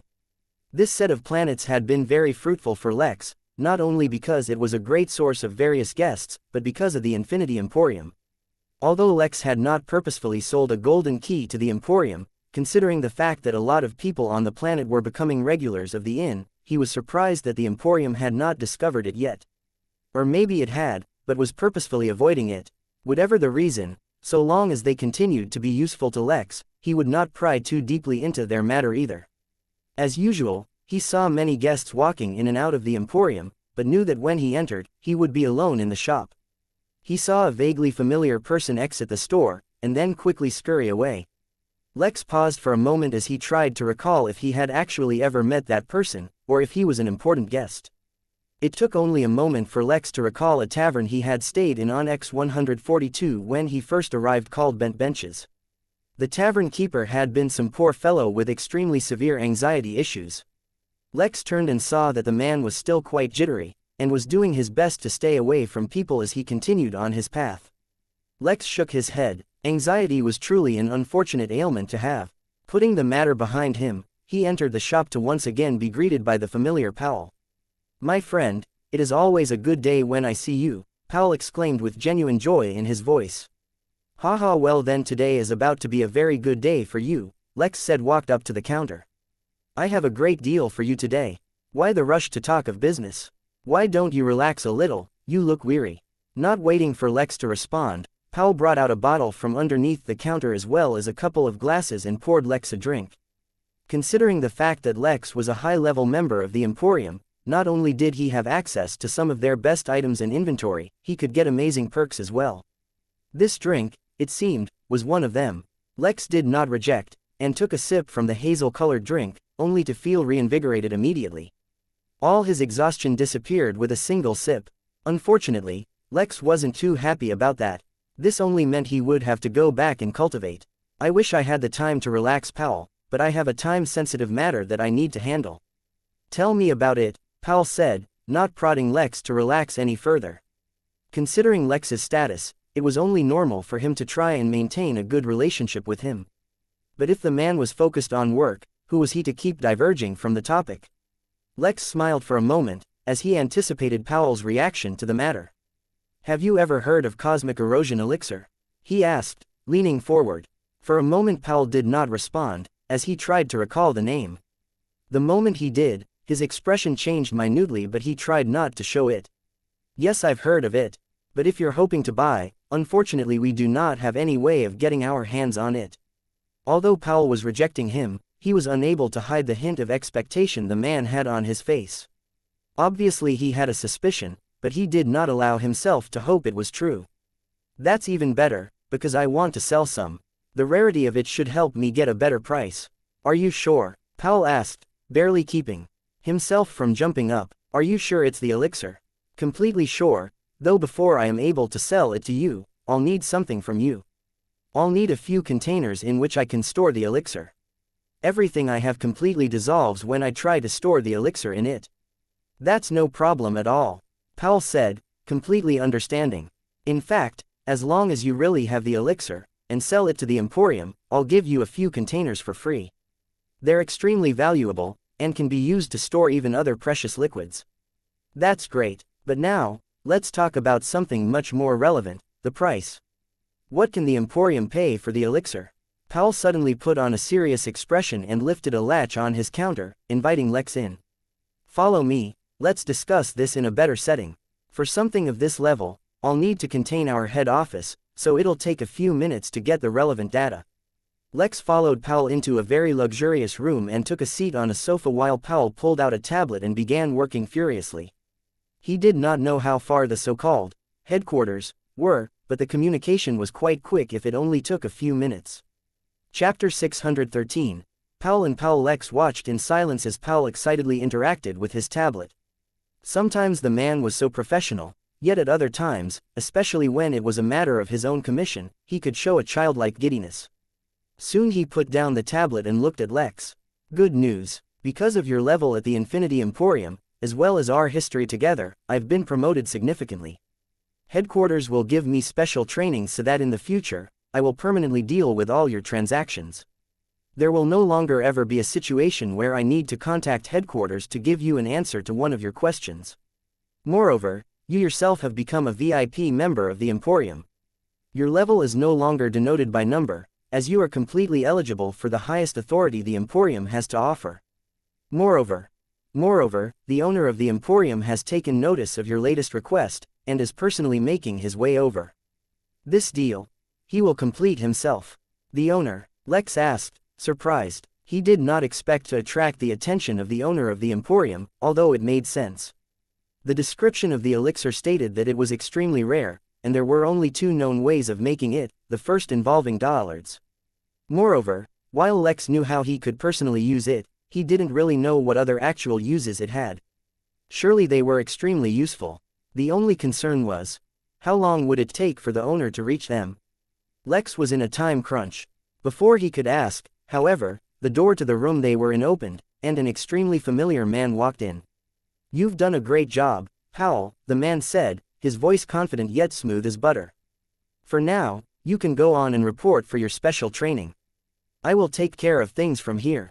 Yes, sir, Powell exclaimed full of energy, and saluted the owner of the Emporium, before he bowed excitedly towards Lex as well. Then he ran off outside, practically giggling, and shut the door behind him. Meanwhile, Lex said nothing as he was thoroughly confused. The man he was looking at was Powell himself. There were two of them. This should not have been such a big surprise, for even on Earth there were identical twins. But the thing was, Lex was not only looking with his eyes. His intuition, spirit sense and soul sense all told him that he was looking at the same man. Both Powells were exactly one and the same. Lex could have explained such a situation by saying that one Powell was the clone of the other, but then, why did they have different memories, feelings and identities, yet seem to be the same person? The remaining Powell looked at Lex with a smile, and seemed to understand exactly what he was thinking. Before we begin, Mr. Lex, allow me to say, I am incredibly honored to finally meet you. Though there was not an opportunity to meet before this, I have long paid attention to your transactions. I would like to thank you on behalf of the Emporium and all its employees for your continued loyalty and support. Your service has always been excellent. I have no reason not to come back, Lex replied with complete composure, despite his confused state. I know you are in a bit of a rush, but would you like a bit of a proper introduction to the Emporium? Perhaps that will answer some of your questions. Or if you have other commitments, we can get right to work, and then you can ask Powell any questions you have in the future.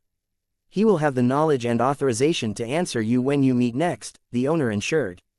Please, have a seat, Lex said, pointing towards a nearby sofa. Although I am in a rush, it is not to the level where I can't even sit for a simple conversation. Velma had become extremely busy as of late due to her new profession as well as the immense responsibility the innkeeper placed on her. If she had to do all that, while maintaining her passion of gossiping, she would need 100 clones of herself. So, lately, that is what she had turned her attention towards. She visited the Midnight Library and found some of the best cloning techniques available. None of them were exactly what she was looking for, but they could meet her basic requirements if only barely. But her cultivation was too low for the best techniques, so she had begun to remedy that. She was cultivating non-stop, and had even visited the soul pond built by Harry. The pond helped her increase her soul strength just enough, where she could use one of the most basic but effective cloning techniques. It involved splitting a small piece of one's soul and storing it inside a sufficiently strong treasure. This would not be any random treasure, but a specially designed treasure for this specific purpose. Once a soul was stored inside, spirit stones could be added into the treasure to form a spirit energy clone which was completely controlled by the clone. The clone had half the strength of a mortal, but otherwise was perfectly able to replicate a normal human. For Velma's purposes it was enough, for all the clone needed to do was pay attention to gossip and compile the newsletter while Velma herself focused on raising her cultivation level. It did not really need any significant strength for that. Moreover, all the information the clone received was immediately shared with the main soul so long as they were within a certain range, so it was not really an issue. But within her meditation room Velma suddenly opened her eyes in shock and quickly ended her round of cultivation. She just received important news about a person the innkeeper had told her to keep an eye on. Garland, the snake which had won the fishing competition, had been assassinated on its home planet. Chapter 614. Not as good as the innkeeper. Lex and the owner of the Emporium sat face to face, leaning comfortably in their chairs as if they were old friends catching up instead of two people about to conduct a business transaction. Lex's intuition, as well as his great experience, gave him a very clear warning. The person in front of him was ridiculously powerful, to the point where Lex did not even risk using his targeted scan ability. Besides the single moment where Lex first saw him, and ended up using his spirit and soul sense, he did not dare to even bring them out of his body now. Despite all that, Lex remained perfectly calm. He could no longer be intimidated by powerful cultivators the way he used to be before. Moreover, a business deal was a type of war on its own. He could not give up his psychological advantage due to the difference in cultivation levels. Lex had always pretended to have a powerful backer in his transactions with the Emporium, so he would continue to behave that way. But he was curious about one thing in particular. According to his information, Emperor Jotun was supposed to be the most powerful human in the entire Origin realm. But even if that were the case, the owner of the Emporium should not have been an unknown person. Lex had perused the top 1,000 strongest humans list compiled on the Henley portal. Although it was an unofficial list, it contained a lot of information. Yet this person was completely unknown. Or perhaps there were secrets Lex had just missed out on. Allow me to first introduce myself, and then my Emporium to you, the man said, not allowing an awkward silence to develop between them. Yet by speaking first, he had voluntarily given up the psychological advantage. He had placed Lex in a superior position, where he was the one giving Lex the explanation. Either he was not interested in such mind games, or he was so powerful and confident that he felt like he could ignore their consequences. My name, as you may be able to guess, is Powell, he said with a bright smile. You might find it slightly confusing, but you can consider all the workers at the Emporium as clones of myself. All the workers? Lex asked, not hiding the surprise in his voice. In this situation, maintaining perfect composure would build a distance between them. It would seem as if Lex was from too large a background, and did not care about Powell. But by reacting where Powell might expect him to react would give the man a sense of satisfaction and give him a positive impression of Lex. Of course, he could not take it too far. Lex was only trying to build a good relationship, not trying to become a yes man. They are not exactly clones in the traditional sense, but you may consider it as such. It is an aspect of my cultivation technique. Moreover, there is no employee more reliable than myself. Lex disagreed. He felt like the inn's employees were the most reliable, but he didn't voice the thought and allowed him to explain. I started the Emporium with a dream. I was young and broke when I dreamt of endless riches, so much so that even the stars could not shine as brightly as my hoard. But other than just wealth, I wanted my wealth to come from a place that made a difference. I wanted to start a business that could benefit everyone. So in pursuit of my humble dream, I am trying to bring the Emporium to every corner of the Origin realm. I want the Emporium to be the biggest commerce entity in the entire realm. The spiritual energy buzzed with the excitement and passion in Powell's voice. Even if he wasn't trying, the world around him was reacting to his emotions. It reminded Lex of the way the inn's weather was affected by his mood when he became upset. I have come a great way, though I am still a little far from reaching my goal. Let me share a small secret with you, to thank you for your faith in the Emporium so far, and to assure you of our capabilities to serve you even in the future. Sitting in his chair, Lex felt like he could give Powell some pointers on marketing and customer psychology. He too had dealt with guests at the inn, but Powell was going about it all wrong. He could be appreciative of guests and their patronage, but he also needed to display a certain level of detachment. Powell had gained great success, no doubt, but in the end, he was no match for the innkeeper. You may have noticed that every time you enter the Emporium, you arrive at the shop alone regardless of how many people may be going in or out. Yes, I found that extremely fascinating when I first arrived, Lex admitted. The truth of the matter is, the moment you enter the Emporium building, you're no longer on the planet you entered from. Each and every Emporium building in the realm is linked. As soon as you enter, you are teleported to the main branch, as it were. Lex was surprised and perplexed.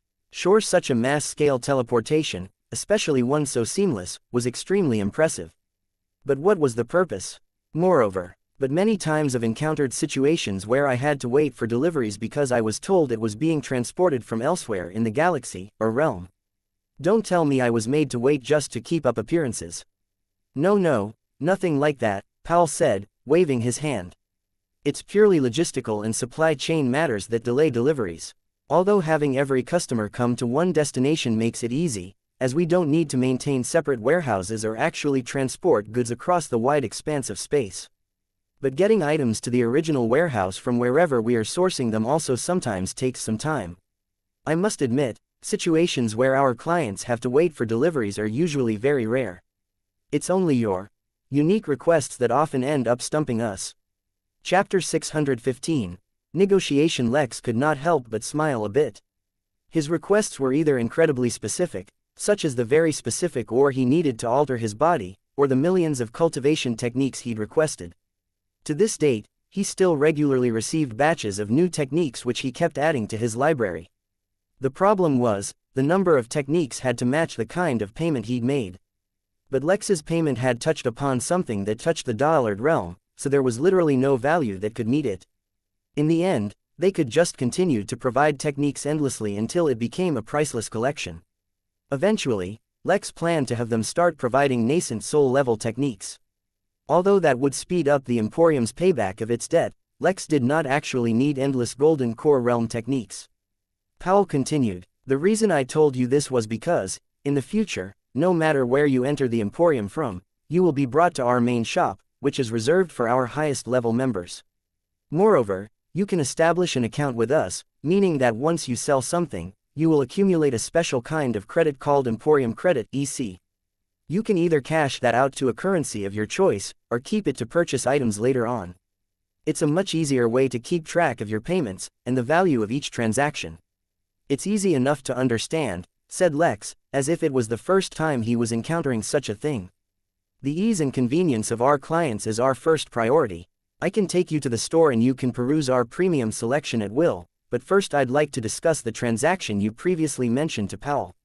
Yes, the Cosmic Erosion Elixir. I wish to sell some, but first I need a container in which I can transport the elixir itself. If you don't mind my asking, how much elixir are you looking to sell? Lex leaned forward now, and established eye contact with Powell. Everything before this was merely a prelude to the conversation that was about to take place now. As an item with no fixed price, how much Lex would be able to gain would all depend on his own negotiation skills. Although Lex may have gained a psychological advantage before this, it would matter little if he failed to gain any tangible benefits. Moreover, he was about to find out if Powell in fact was so self-confident that he did not care about mind games, or if Lex really was superior to him in this regard. I have quite a considerable amount of elixir, Lex confided. Yet I am also using a portion of it for my own purposes. What I want to do is sell the amount I don't need before it disappears. Since I harvested the elixir today, I'd say I have about a week to make the most of it. How much of it I sell to you depends entirely on the price you're able to pay. It could be anywhere from a few drops, all the way up to a liter. In fact, Lex had a lot more of the elixir than that.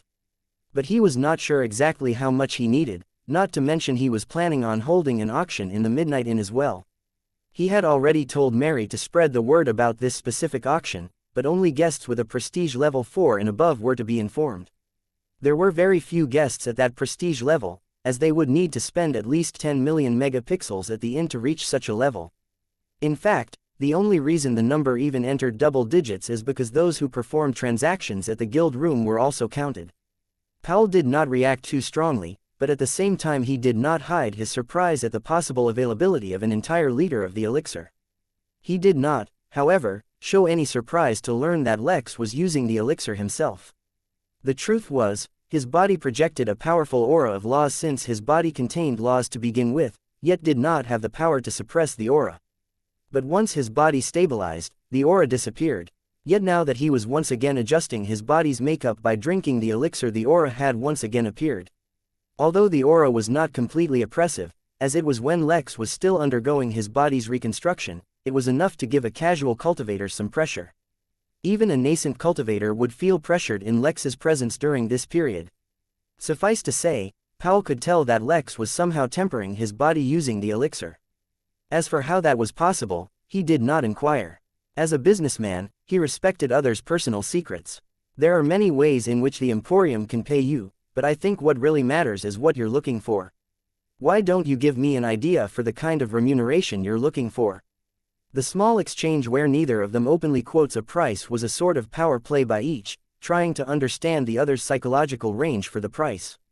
If one of them said a price, such as Lex, but it turned out that it was much lower than what Powell was ready to pay, then Lex would be the one suffering the loss. This was the problem with priceless items. In the end, the final price was entirely dependent on what and how much use the buyer had for it. As it was, Lex was at a slight disadvantage since he did not know the actual value of the elixir and how it could be measured. So, instead, he opted for another option. The elixir, as you may know, contains the physical manifestation of laws. I can sell some, but I need other items which contain laws in a similar fashion. Chapter 616. Barter. The elixir, as you may know, contains the physical manifestation of laws. I can sell some, but I need other items which contain laws in a similar fashion, said Lex as he began to explain his demands. Since I know items on the level of the elixir cannot usually be sought out, and depend on luck, I won't be so harsh as to ask for items on the same level only. Inferior items are also acceptable, but then the quantity needs to be increased. How much elixir I give you depends on the kinds of resources you provide. After all, I've approached a few other circles as well, and if their offer is better than yours, then they will get more of the liquid. Powell did not show any surprise, relief or competition on his face upon hearing Lex's demands. He remained extremely professional, and immediately delved into relevant matters. One of the reasons the elixir is extremely valuable, excluding its rarity, is because it contains laws pertaining to space, he explained. He did not ask if Lex had an understanding of laws, and if so how deep it was. Instead, he chose to explain or reiterate some of the basics. That way Lex would either learn about some things without his ignorance being exposed, or he would be able to bring attention to his own upcoming proposal easily. There are a few accompanying laws, of course, such as the law of pressure, the law of power, the law of foundations, but the primary makeup is still space. That is also one of the reasons it is so difficult for it to naturally occur. Moreover, the potency of the law also depends on the maturity of the realm from which it is created. Assuming the potency of the elixir is average, there are already very few items directly as valuable as the elixir. Like you said, lower value items can be exchanged, but then the quantity will have to be adjusted, which is another hassle of its own. Based on your requirements, I can offer you a few options and then you can choose which one suits you the most. But before I get into it, do you have any special requirements in terms of laws? Meaning, are there items of certain laws that you are more partial to, or will any laws do? This was a good question. Technically, according to Regal Embrace, Lex could absorb any items with laws and the technique would use those laws to reorient, or replace the existing laws that were interfering with his cultivation.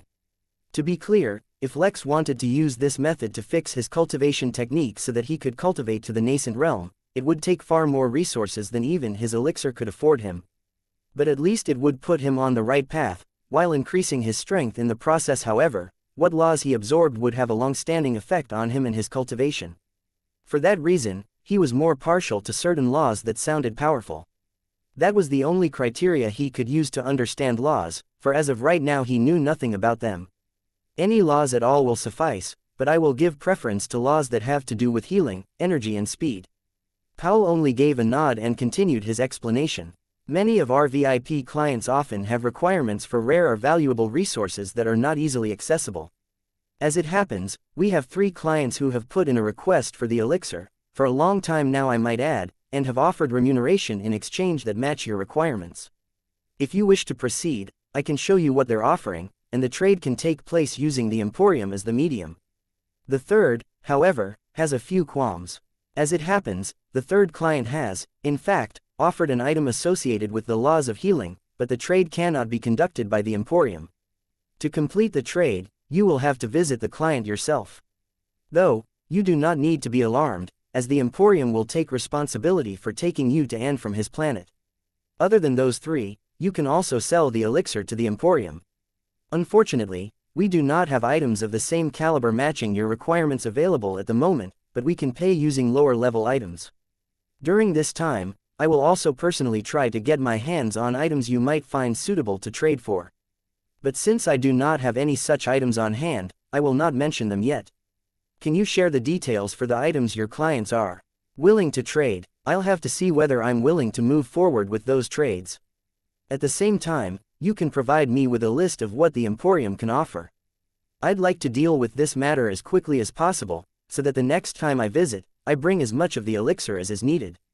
Powell did not hesitate and handed Lex a tablet which had an extremely detailed description of each of the items his clients were willing to pay with. The identity of the first 2 clients was hidden, and only their offers were listed. The first one, coincidentally, was a diamond personally formed by Adamas, the deity of diamonds, and contained the laws of impenetrability. There was a lot of unnecessary drivel about the origin and history of the diamond, and its ceremonial and religious importance. Lex didn't care about that, for to him it was not but a snack. The law of impenetrability would pair well with the Regal Embrace, however, so it wasn't bad. Alongside the diamond was the required amount of liquid Lex would have to provide to get it. It will only 300 milliliters, so Lex found it acceptable. After all, he did not understand the value of the elixir, only that the diamond would not disappear in a week, so he could take his time to use it. The next item made Lex tremble, and not in a good way. Chapter 617. Chatrooms. After the diamond, the next listed item was a single teacup with an accompanying saucer, with an extensive floral design all over it. It was neither the cup nor the saucer that caused Lex distress. Instead, it was the law associated with the items. It was the law of femininity. Even with his vast imagination, Lex did not dare imagine what would happen to him if he allowed such a law to take root within his body. This was a trade he absolutely could not participate in. Immediately, Lex swiped the details away and looked at the final offer.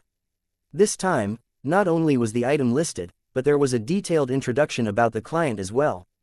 The name of the client was Zuri Adisa, and she was originally a common 4-leaf clover. Now, after the passage of countless years, she was recognized as one of the strongest beings in the Origin realm, at least according to the Emporium. She had clones across the realm in hundreds of thousands of galaxies, and her influence and power were beyond imagining. The trade, if Lex agreed, would be conducted by one of her clones on a planet she inhabited. Actually, technically speaking, the entire planet, which was about 70% the size of Earth, was actually her clone. The item in question this time was a single blade of grass, within which was contained the law of regrowth. As if that was not enough, a number of other laws were also mentioned that played only a minor supporting role. The laws included the law of vitality, the law of refinement, and the law of healing. Although it was slightly inconvenient to go over to another planet to make the trade, this was by far the most useful to Lex. If consuming that blade of grass somehow improved Lex's healing, even if by a small margin, it was worth it. Then came the list of items the Emporium offered. Although technically they were not as valuable as the previous items, they made Lex's eyes glow. These could go a long way towards not only helping Lex, but they could directly improve the inn. In fact, in the list of items Lex was presented with, there were a number of them that had no relation to laws but were valuable nonetheless. They would especially come in handy, especially since he wanted to strengthen his workers as quickly as possible without harming them. Just as Lex was delving into the list and beginning to pick out things that would be useful to him, Mary called out to him. Lex, there's a situation. Strictly speaking, it doesn't really require you to do anything, but I think you might want to pay attention to future developments. The hesitation and concern in Mary's voice drew Lex's attention. This was extremely out of the ordinary. What happened? He asked, mentally readying himself to hear bad news. It was always bad news. It was never anyone dropping off a picnic basket for the innkeeper. Do you remember Garland, the snake that won the system from the well? You told us to keep an eye on him and get back to you about his activities. Well, something happened to him that we learned about very recently. Apparently, he was assassinated. Velma was looking into the details of how it happened, and originally I thought I'd just update you when you come back to the inn since there's nothing you can really do about it. But just a few minutes ago, when Velma discovered the identity of the assassins, we also discovered that they had already entered the inn after the assassination. But even that wasn't enough to get me to specially update you. What really drastically changed the situation was that the assassins directly went up and challenged Mingjia, the mountain man, and John to a fight in the murder grounds. Wait, they just went up to them and challenged them? Pretty much. I suspect they would have already picked a fight directly if they didn't want to end up offending the Midnight Inn. Is that other system user from Earth at the inn? No, currently he is on Earth. So they pretty much immediately challenged all the existing system users at the inn. Yes, Lex was much too experienced to let his thoughts show on his face, but his mood underwent a drastic change nonetheless. An ominous feeling overtook him, and he decided to speed up this meeting as much as possible. At the Midnight Inn, 3 rhinocentaurs stood face to face, their massive heights overshadowing the other guests. Their lower bodies were that of a rhino, with thick sturdy legs, hooved feet and a midsection that was packed with imposing muscles. From where one would expect a neck, instead a human torso appeared, though its proportions were much larger than normal humans. With biceps larger than most people's calves, a chest built like a warhammer could not budge it, and a long, curved horn emerging from the human forehead, they put on a fearsome appearance. Each of them were at least 14 feet, 4.2 meters, in height. Behind them was the even more imposing figure of the mountain man. To the frequent guests of the inn, the excitement of this particular guest had long passed. He did not but sleep, no matter how one tried to interact with him. Even the 3 rhinocentaurs were unable to wake him, at least without crossing the inn's rules. It is pointless to wait here. We can just hire someone to keep an eye on him and alert us once he's awake, said one of the rhinos using his spirit sense. I say that is a waste of time, said another. We should just sell his location details to someone in the chat room and get immediate benefits. What about the other one? The inn's employee? That is also a tough situation. Based on our preliminary research into the Midnight Inn, the owner, the innkeeper, is a devastatingly powerful cultivator. It is best not to cross him. Unless this, John, accepts our challenge willingly, I do not see a way we can get his system either. Are you sure this, Midnight Inn, isn't a part of a system either? The second one asked, a hint of reluctance in his voice. It would love it if it could get and absorb a system that could grant something as impressive as the inn. I've told you, according to the device, the inn has nothing to do with a system. It has never failed before, so there's no reason to believe it'll mess up now. Easy for you to say, one of them complained. You've already gotten your hands on the overnight celebrity system from that snake. We're the ones still lacking. That's also why I have to be even more cautious from now on. Although I myself am a member of the organization, there's always a chance one of the other members will target me. The same goes for you guys. The moment you get your hands on a system, you'll have a target on your backs. The 3 rhinocentaurs went silent as they contemplated what to do. They did not want to give up so easily, especially since they were so close. It had taken them years as members of the organization before they actually found actual system holders. Finally, in tacit understanding, the three of them pulled up an interface in front of them. Strangely enough, the interface was not that of the Midnight Inns, and it was not visible to anyone else other than themselves. On the top of the interface were the words, System Hunters Chatroom. The chat room had hundreds of billions of members across not only the Origin realm, but thousands of other realms. Yet none of them were worried that the secrets of the chatroom would be divulged, their identities leaked, or the existence of the chatroom itself discovered. That was because the chatroom itself was responsible for maintaining its secrecy. Even if one of the members of the chatroom was interrogated under torture, or their memories read, the chatroom's existence would not be discovered. That was because the chatroom would automatically erase all knowledge and traces linking itself to the member from existence. No one knew how the chatroom came into being, but among the basic members of the chatroom there was a theory that the creator of the chatroom was the founder of their organization which hunted system users across the universe, and that he himself had a system linked to chatrooms. No one could say for certain as there was too much mystery associated with it. The three of them exchanged a look, before a new post appeared in the chatroom. It was auctioning the location of two system holders, though there was a disclosure given that the system holders' environment was extremely dangerous. Within 1 second, the post had over 1 million responses. The auction period would last for a few hours, and the chatroom would administrate the auction itself, and automatically facilitate the transactions. Chapter 618. Bad Seed. Even if Lex sped up the meeting, he had to go through the necessary steps.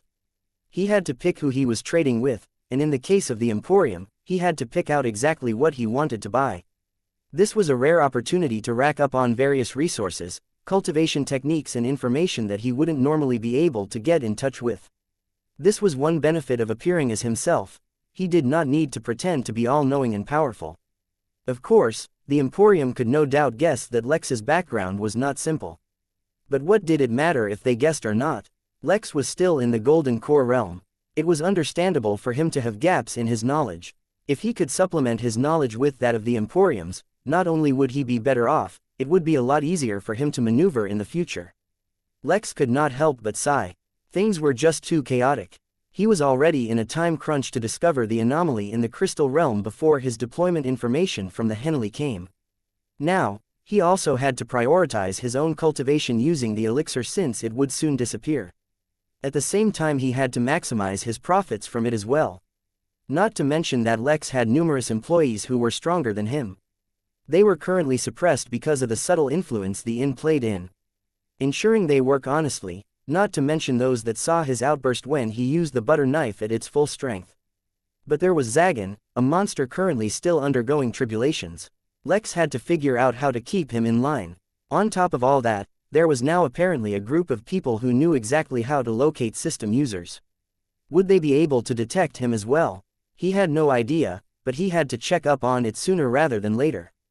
Lex didn't have an issue with the problem, but the fact that too many problems were coming all at once. How was one man supposed to do everything at the same time?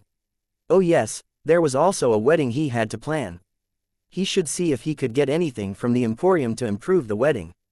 Poor Innkeeper, he was completely swamped. Mary, keep an eye on them and tell me if anything significant happens. I have to deal with this first. Although it sounded a lot like Lex was lamenting, in truth he was pretty calm. He complained that he had to do everything himself, but he knew that he had been raising some pretty loyal followers. Previously he was really worried since all his workers seemed to have an extremely mellow and amicable temperament. How would they deal with it if a situation escalated and he wasn't there? But now, there was finally one fellow who was a bad seed. How would he be able to take it if one of his coworkers was challenged to a deathmatch? Not too well, if Lex had to guess. Suddenly, Lex's tense muscles relaxed. Yes, he had to remember that the innkeeper was never alone. He had the entire inn backing him up. Do you have some tea? Lex asked Powell as he perused the list. This may take a while. The 3 rhinocentaurs that were currently trying to sell the location for the system users were not the only ones who had arrived at the inn from their organization. Their organization was exceedingly mysterious, and each member could only join the organization by being invited. Each member was extremely powerful, for snatching a system from a system wielder was not easy at all. Systems gave their users unfair advantages, which made them extremely difficult to kill, which is why most members operated in groups. Of course, their organization also had a loose organizational system, and there was nothing really stopping one member from attacking another to steal their system, so they had to be careful who they partnered with. At least, that's what it was like as basic members of the organization, which is what these three were. They had been recruited due to their strengths, and had formed a team because they felt that it was easier to trust one from their own race. As basic members of the organizations, they did not have many perks, but they were eligible to get a special device which could detect systems in a close proximity.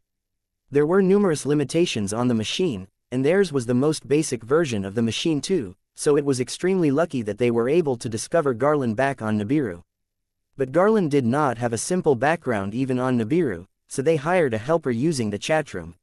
Of course, since the helper was stronger than them, they also signed a contract through the chatroom that the helper could not divulge any information about them, and could not try to harm them in any way.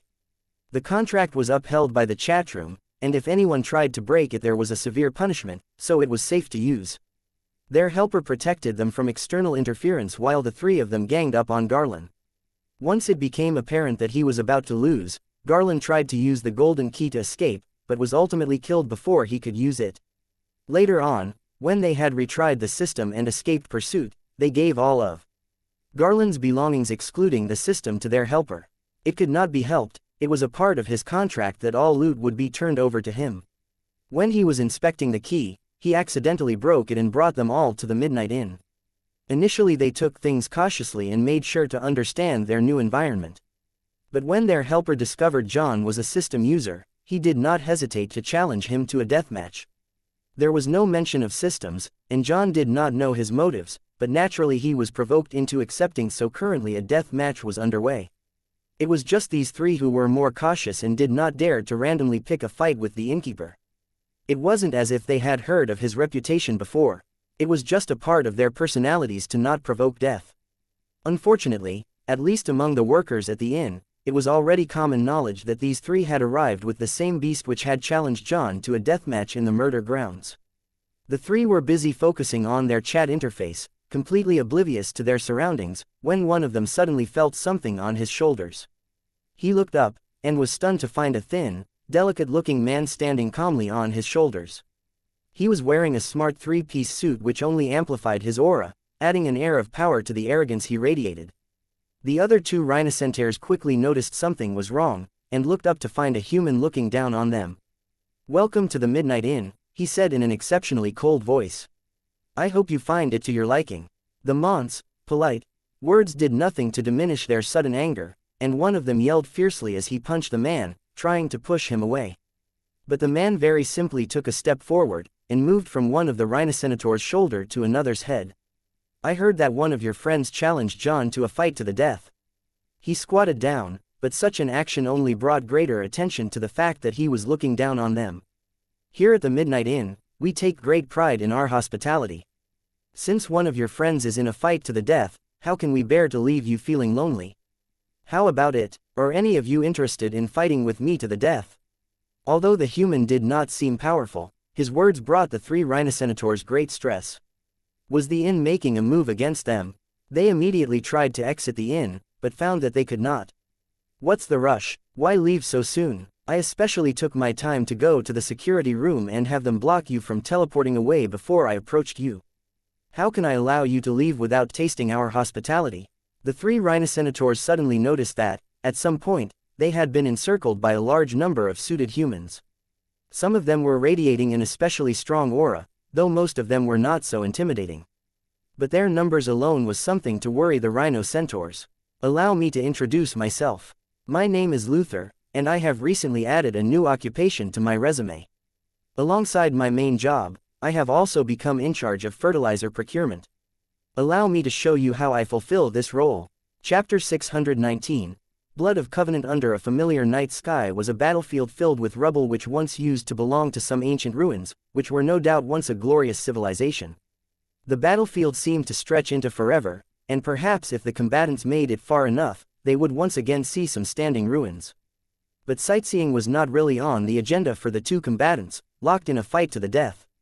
John's repertoire consisted of exceedingly lethal and deadly, Attacks, but the greatest flaw of those attacks was that they were more geared towards assassination than combat. They were designed to be swift, piercing and devastating. But for all the might that they packed, to use each one certain conditions needed to be met. Matching those conditions in the midst of active combat was difficult, to say the least. But any assassin worth his salt would also know that in case of a failed assassination, he might have to face active combat and perhaps even a siege, so their skills were more than sufficient even in combat, if not quite as good as their assassination. The issue John was facing, however, was that the massive centipede-like creature he was facing was ridiculously strong. Even in optimal conditions John might not be able to assassinate him, let alone now that the target was aware of his intentions. John, who was perfectly hidden within the fold of space within a shadow, discovered that much like the mystery trial, any assassination plan his system helped him conjure would always be perfectly countered by this enemy. It was only when he attempted his own methods that he got even a hint of a positive result, despite the system's approach being more rounded than his own. He did not know who this fellow was, nor why he had gone crazy in provoking him, but John was not about to take things lightly. Even if direct assassination methods spawned by the system were not working, he had other methods he could use. John's eye turned black and he once again got ready for one of their brief but deadly clashes. Strange black lines began creeping up on his skin, line tendrils of an unspeakable evil, encroaching upon his body from an unknown abyss. While John readied his next attack, the centipede-like creature stood silent and confident in the murder grounds. As a member of the System Hunter organization, his personal strength had been judged to be enough to hunt the average system wielder even if he was alone. It would not be so easy to take him down. Moreover, while the creature knew its opponent had a system, John did not know that his greatest secret had already been revealed to the opponent, to a small degree. The advantage that knowledge presented could either be small or great, but the only thing that was certain was that the outcome of this battle could not yet be determined based on the advantages any one party had over the other. The entire security team surrounded the three rhinoceros, watching as Luther aggravated them. Truthfully, their actions were breaking the rules. The three guests had not done anything illegal, and so it was not appropriate to punish them by blocking their exit from the inn. Technically speaking, even their challenge to the murder grounds had been legal. As if blocking their exit was not bad enough, Luther even came with the intention of attacking them. Considering all of this was against the rules, all the workers felt quite uncomfortable doing it. But Luther's plan had personally been approved by Gerard, the head of security. Moreover, the greatest reason Luther and everyone else were so agitated was that their memory of what had happened to their fellow workers was extremely fresh. In fact, besides the security team, Harry himself was also present in the encirclement. Although strictly speaking he was not a combatant, and he was not one of the workers that the inn summoned itself, his attachment to the Midnight Inn was one of the greatest. As someone who had to rely only on his own skills and connections to live, being accepted by everyone and having a home like the Midnight Inn was beyond a dream. Even before everything was completely ruined on Earth, he was a lot more likely to end up homeless and broke than anything else. So, bound by the feelings of home, of friendship, of loyalty, he stood at the forefront. Even if he was not the one who had been challenged to the deathmatch, he would not stand aside and watch as one of his own was threatened. Recently, a silent sentiment had been spreading amongst all the workers of the inn. Most of them had no memories before the inn, and knew no life other than the inn. Even after interacting with countless guests and learning about the outside world, they did not feel as if they were missing out. In fact, they felt even closer to their coworkers in the inn. But if there was one thing that the guests had that they often did not, which made them somewhat envious, was a surname. At some point, as a joke, a certain guest had joked that they were all a part of the Midnight family. But like an ember falling on a pile of dry leaves, the joke did not disappear. Instead, it grew into a small fire which was slowly and steadily turning into a roaring flame. In fact, unbeknownst to Lex, after he recovered from his near-fatal injuries, Harry had given up his original surname of Styles, and taken on the surname Midnight. So now, facing these three conspirators, it was not Harry Styles standing ready for war. It was Harry Midnight, the proud and powerful glamour sorcerer of the inn. Beside him stood not his co-workers and neighbors, but his chosen family. After all, the blood of the covenant was thicker than the water of the womb. Chapter 620. Houses of Midnight. Harry may have been the first to take up the name, but he was certainly not the last. When it occurred to the staff that they could take on the name Midnight, fervor and zeal spread through the masses. No longer would they only have one name. No longer would they have no origin. They would be one family. But just as quickly as the excitement spread, so too did fear and hesitation. Unlike Harry, who was acknowledged by all, and had a special relationship with the Innkeeper, most others felt unworthy of the name. On one hand they yearned for the name and all it entailed, but on the other hand because of the immense worship they felt for the name and its prestige, they felt unworthy to adopt it. They dare not admit to anyone the struggle they felt, yet they could not come up with an answer to their internal struggle. Sensing the deep demoralization spreading through his brothers and sisters, Z took it upon himself to come up with a solution. After all, the more important members of the inn were all swamped with tasks delegated by the Innkeeper. How would they have time to notice such details, especially when everyone kept them hidden so deeply in their hearts? Only one as attentive as him would pick up on such details. Even though he looked younger than most of the inn's workers, since most of them called him Big Brother, he had to act as one. He did not make a big show of things, nor did he make an announcement. He directly called some of the others and shared the situation, as well as his plan. None of them hesitated to support him, and Luther especially praised for his initiative. It was thus that the houses under the banner of midnight were formed. Only the most prominent and specially accomplished of the inn's workers would take on the name Midnight. For the rest, they would join one of the lesser houses. Z selected for himself a surname, and took it upon himself to be the founder of the Starcloak House. The Starcloak House would be for the masses, and would be vast like the infinite starlit night sky. It would be the place that perfectly captured the magic and wonder of midnight, and the place where most of the inn's workers would find themselves. Gerard, as the head of security, founded the House of Umbraggard. As the guardians and protectors of the Midnight Inn, they perfectly encapsulated the meaning of the name Umbraggard. The shadow, or darkness, of Umbra perfectly represented midnight, and as the first line of defense and guardians, they themselves were the guard in the name. The entire security team joined Umbraggard, bringing them closer than ever to one another, and turning their secret insecurities into pride instead.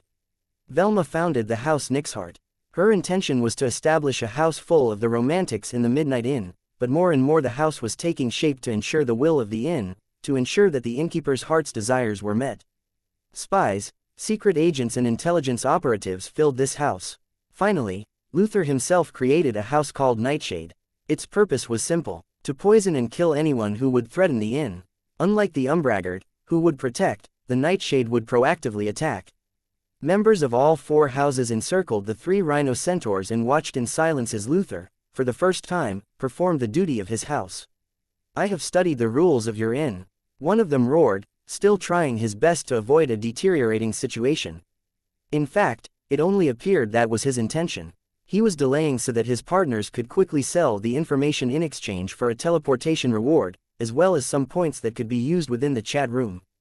Unfortunately for them, the level of teleportation that the chat room awarded that could forcefully work in the Midnight Inn was far beyond anything they could afford. "Yes, unfortunately, you have not.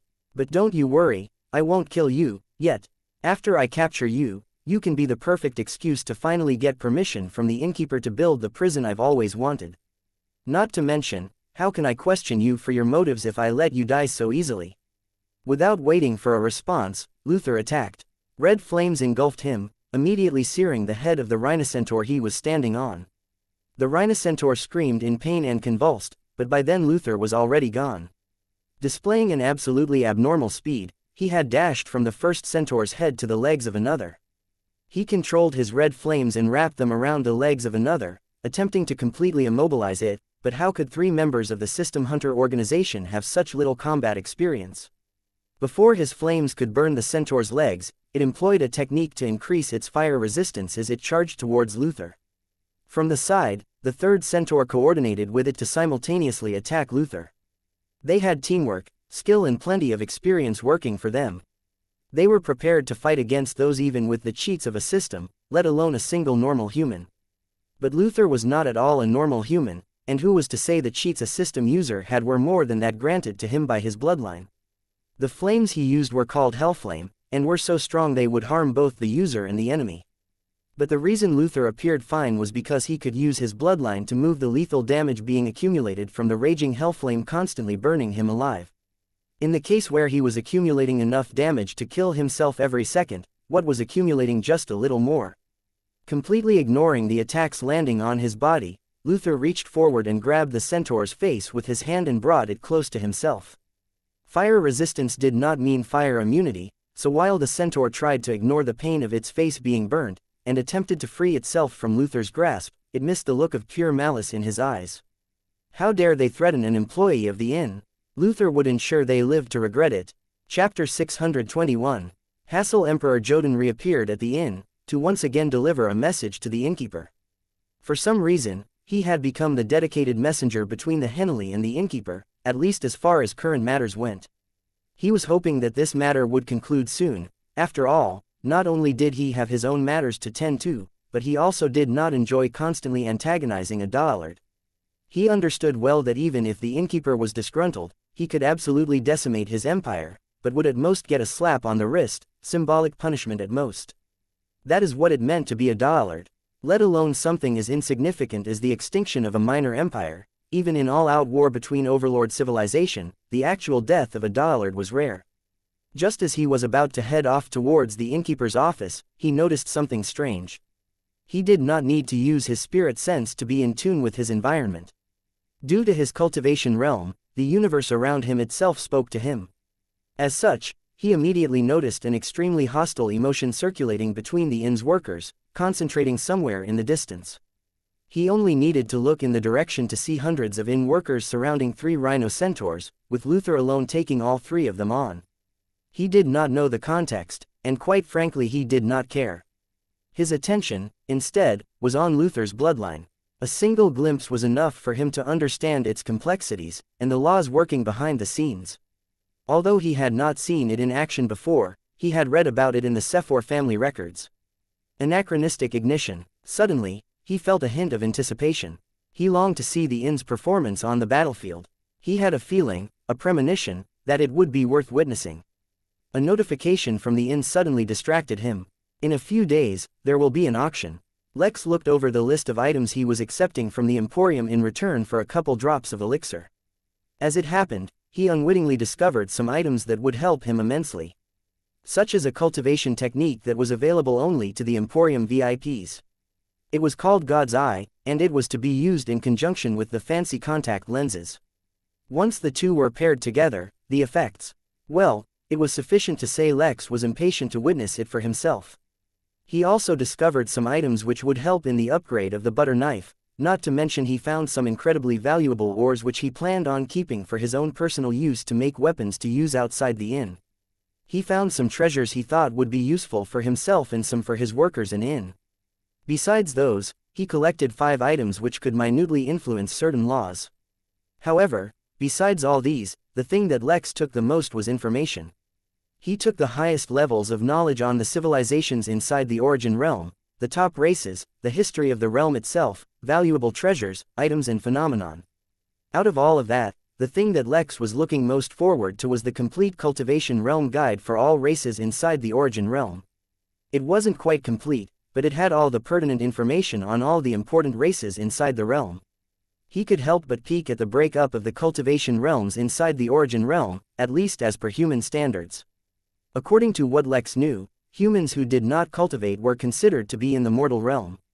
That was apparently a misconception. They were merely referred to as baseline humans. It was instead, the entire first few realms which fell under the category of mortals. The sequence was, mortals or base humans body tempering chi training. Foundation realm golden core nascent all of these were the mortal realms of cultivation for humans. These were followed by the immortal realms, which were earth immortal and heaven immortal. The realm after that, which was the peak natural realm in the Origin Realm, was actually based off of, and inspired by a certain humanoid species that existed. As such, the realm's name coincided with the name of the race, the Celestial Realm.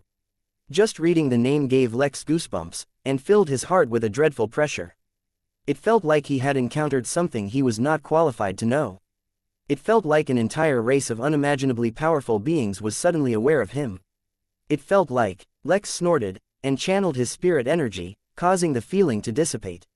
Lex had even looked dullards in the eye. He was not afraid of simply gaining some knowledge. In fact, at this point, even Regal Embrace gave him a warning. Sometimes foreknowledge was not good for his cultivation. The snort was a reply to that prompt. Besides all of that, Lex also accumulated 1 million Emporium credits to use in the future. Truthfully, if he had time, Lex could get himself a better deal, but time was exactly what he was short of. It was better to take a small loss and hurry up than quibble over small gains. With the meeting done, Lex promptly collected several small bottles which would be able to contain the elixir and exited the Emporium. Even Powell noticed his rush towards the end, but didn't comment on it. Lex teleported to the inn and quickly scanned it. John was still in his deathmatch, and Lex could do nothing to interfere with that even if he wanted.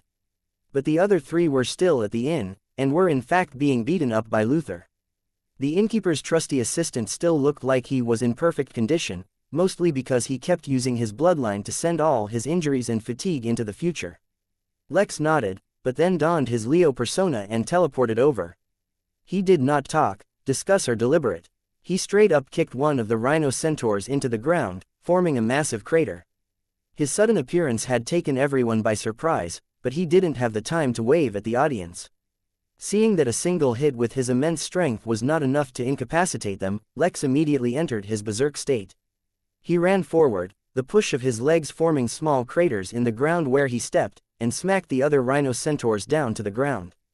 In his heightened emotional state, Lex performed a move he had done once before and quite enjoyed. He grabbed one of the rhino centaurs, and used its body to begin smashing the other two. At this point even Luther was startled by the absolute barbarism, but then grinned and joined in. The rhino centaurs were tough foes, and could take on dozens of enemies in the same realm at the same time. They could not, however, take on an impatient Lex and an incensed Luther.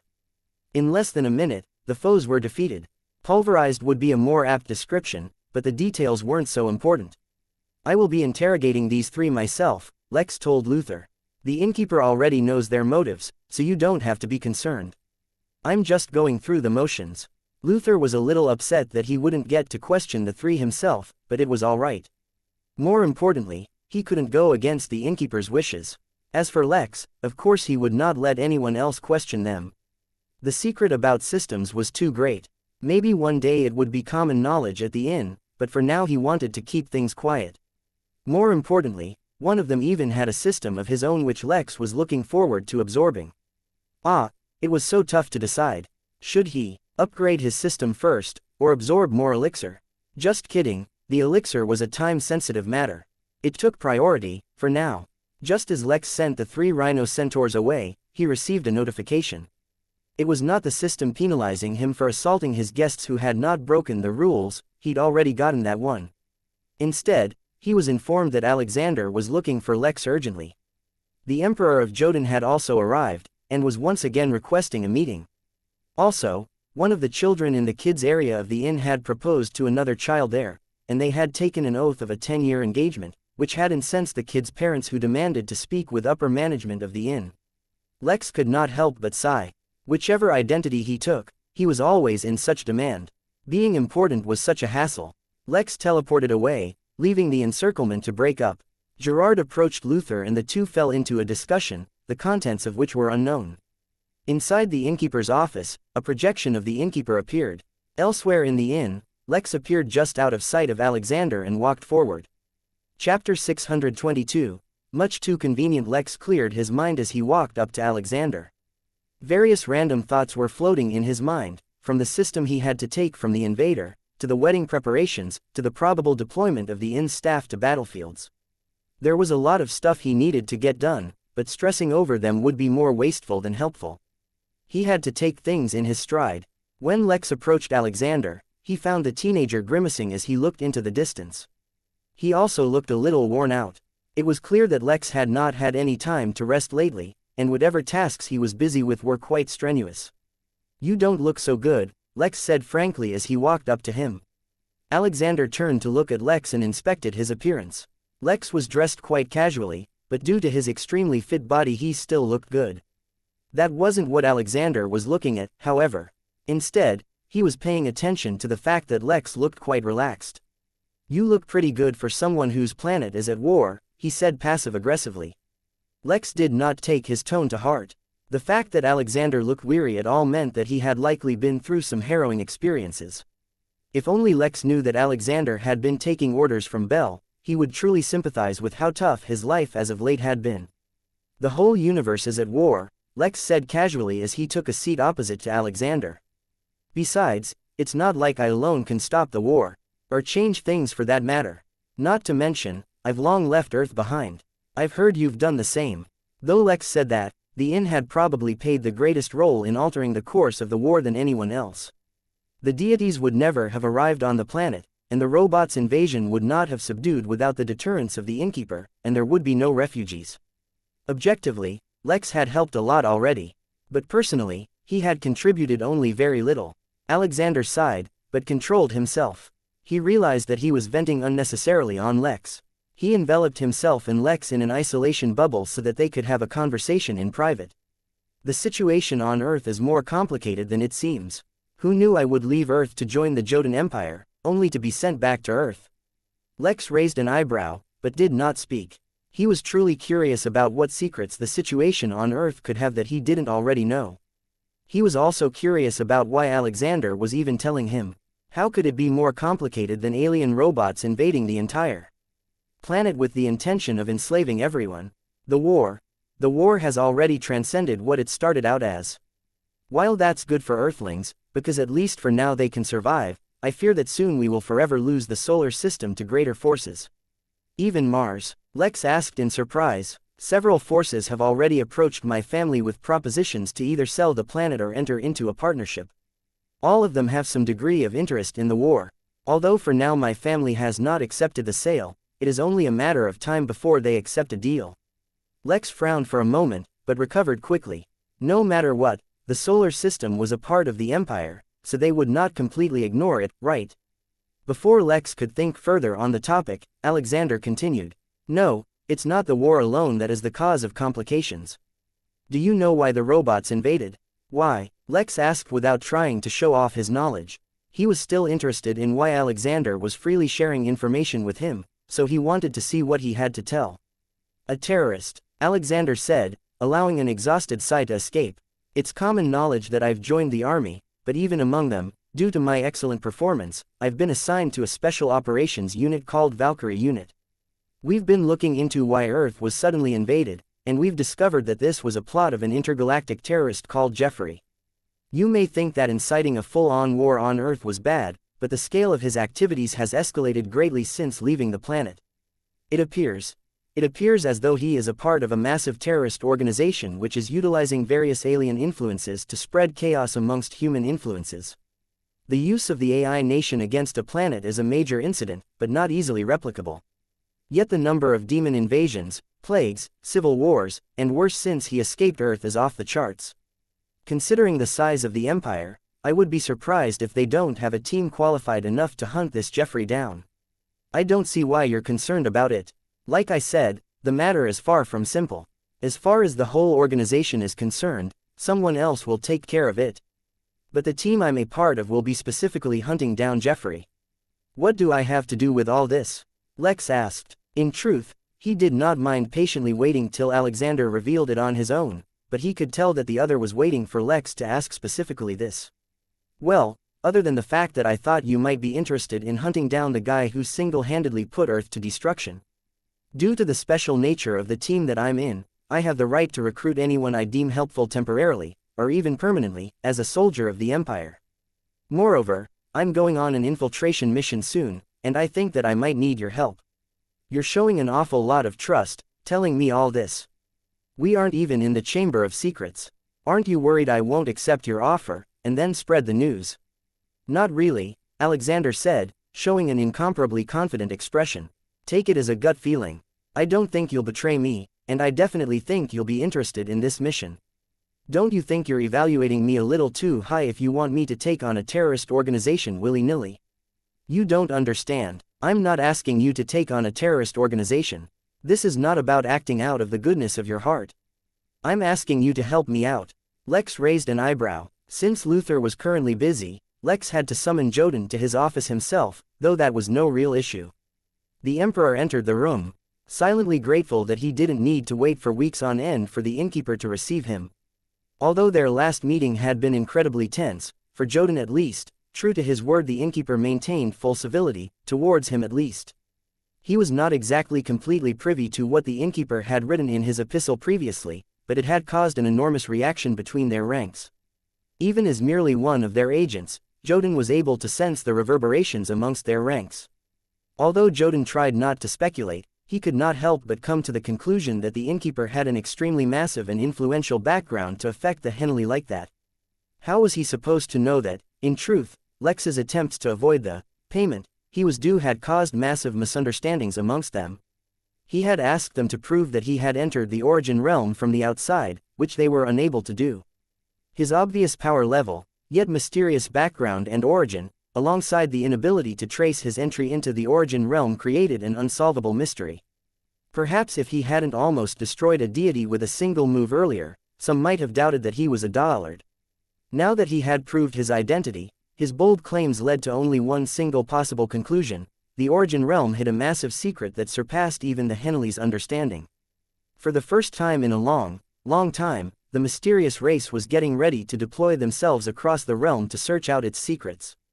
It was with all this happening in the background that the innkeeper took from Jotun one more missive, secretly hoping for a favorable message. If the Henley insisted he pay. Fortunately, no such thing happened. The message only contained two things. One was a self-deployable teleportation formation, the other item was a small letter, listing out the details of the deployment of the inn's workers. Since most of the innkeeper's workers were low-leveled, they were assigned an appropriate battlefield in the galaxy Swera. There were a few conditions for their deployment listed out, but the innkeeper had paused reading. His eyes were fixed on the name of the galaxy. Wasn't that where a huge secret lay waiting for him to discover? This was much too convenient. Chapter 623, Bitterness, how exactly would I help you out? Lex asked, leaning forward. To be honest, he did not mind improving his relationship with Alexander. It was one of the few things that his intuition hinted at, which he was already planning on doing. Although, as the innkeeper, he came across numerous powerhouses, he did not have a close connection to any of them. Sure, Ragnar had helped him out when he needed it, and the Emporium treated him well enough, but there was still a difference between personal and business relationships. These things were not really certain, but he felt like he should maintain a strong relationship with his few contacts from Earth. Whether it was the charismatic Larry, the overwhelming Marlowe, the bold Alexander, all had potential for growth in the long run. Moreover, he had to take the long view of things from now on. He was a cultivator now, and it was normal for cultivators to have a very long life. As a golden core cultivator, his natural lifespan was a minimum of 250 years. This was the minimum, because there was nothing ordinary about his cultivation at all. He would not be surprised if his lifespan was even double of that. But his lifespan did not really matter to him, for now at least. He had barely begun to cultivate, and he expected that he would soon overcome the obstacles in his path and continue to raise his cultivation realm long before he neared the end of his lifespan. So, as someone who would likely live for thousands of years or more, he had to start thinking about his future. Sure, the innkeeper identity would stay as a powerful and enigmatic being, but such a lofty identity would also keep him from forming close connections. It was instead his normal identity as Lex that would serve as extremely useful in this regard. I am not really worried about my safety. Being able to retreat to the inn at any time I want ensures that I can avoid fatal danger. Instead, I am concerned about being unable to catch up to my target in time because I'm held back by his fellow operatives. Although I am part of a team, each member has been given a specific task that they have to complete on their own within a certain time frame. Fortunately, I am allowed to recruit help to complete my mission. If that's the case, why try to recruit me instead of someone from the army? I can't explain it, Alexander said, shaking his head. Call it instinct, but I have a feeling I'll work better with you than anyone else. The kind of synergy we had back at the pagoda is not something that can be achieved so easily with just anyone. Besides, and I don't say this lightly, you can really take a hit. When fighting against crazy, suicidal terrorist maniacs, that is a very important quality. Lex found it interesting that Alexander too was beginning to rely on his instincts. Although Lex didn't believe his peers' instincts would be as powerful as his own, it was a good reminder that he wasn't the only one in the universe with such potent senses. One day, his enemies with a stronger instinct could use it against him. He would have to be mentally prepared to counter such abilities. All right, I'll help. But there's one thing that's important for me to know before I do anything. When do you need my help, and how long do you think it will take? I have quite a few important things to keep an eye on, and I can't leave them for a long time. Alexander looked hesitant. Will it be possible for you to use the inn's prestige level 3 ability? If you haven't reached that level 1 can provide you with the funds for it, but the thing is that you'll be stuck unable to use it again for 10 years. That means you might not be able to return to your original location so easily. Where do you want me to go? Lex asked, instead of answering directly. Vegas Minima. I can take care of the details so that as soon as you appear on the planet a transportation formation will be ready for you to take you to another planet, so it won't take long. The operation is likely there, and I won't need your help anytime soon. But chances are I'll need your help at a moment's notice, so it would be for the best if you are already on that planet. Lex nodded and said, I'll head on over soon. That won't be an issue, but I can't stay on the planet infinitely. Once I reach whatever planet you need, I'll be teleporting back to the inn to focus on some other tasks I have going on. Whenever you need me, you can reach me through the inn and I'll teleport back there. The two soon reached an agreement and shook hands. Back in his office, with not much else to talk about, Lex concluded his meeting with Joden, much to the Emperor's relief. It seemed that his role in delivering messages to the inn was concluded, for now. The Emperor narrowed his eyes as he thought of the tasks that lay before him. Upon their return, his brothers informed him that, as Joden had been suspecting, the seeds of rebellion had been planted across his empire, and were beginning to bloom. It seemed he had appeared far too benevolent in protecting the humans against the foreign races. It was time to correct that, and remind them all why it was that they needed him so. In his office, Lex was focused on other things entirely. He was glad that in this latest correspondence, there was no mention of his debt. But while that in itself was a relief, the battle requirements for the inn were extremely harsh, at least in his eyes. In truth, the Henley were asking the bare minimum from him, so that he could symbolically perform his duties. But how would they know that Lex was not really a dullard, and the inn's forces were in fact quite pathetic? Depending on how it was looked at, 1,000 Foundation realm cultivators were requested to be sent on the battlefield. Moreover, they only needed to participate for 5 years. That would complete the Innkeeper's requirements for the next century.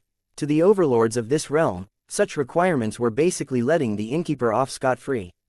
Even this was only done after Joden reported that he suspected that the Innkeeper's origins had something to do with the devils, or at least that they had a deep history. To Lex, though, this was an extremely difficult requirement to fulfill. It would take away all of his oldest and most trusted employees and send them to a battlefield from which they might not return. Realistically speaking, since they were being sent to war, it was likely most of them would not return. As if that was not enough, he had only a week to send them. For the first time in a long time, helplessness and bitterness filled Lex's heart. He knew that he was already doing his best, but sometimes in the face of reality, one's best was not enough. But the feeling did not last. Not only had Lex toughened up, a part of evolving into a being of a higher level of existence meant that his mindset also evolved. For example, if a normal human had to live for 10,000 years, it was most likely he would kill himself out of depression long before the time even arrived. Such were the vicissitudes of a long life.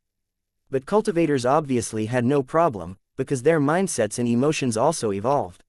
Moreover, Lex had the system to depend on. As much as he did not like relying on it all the time, it was also true that it was his biggest ace card. The first thing that he did was look at his MP.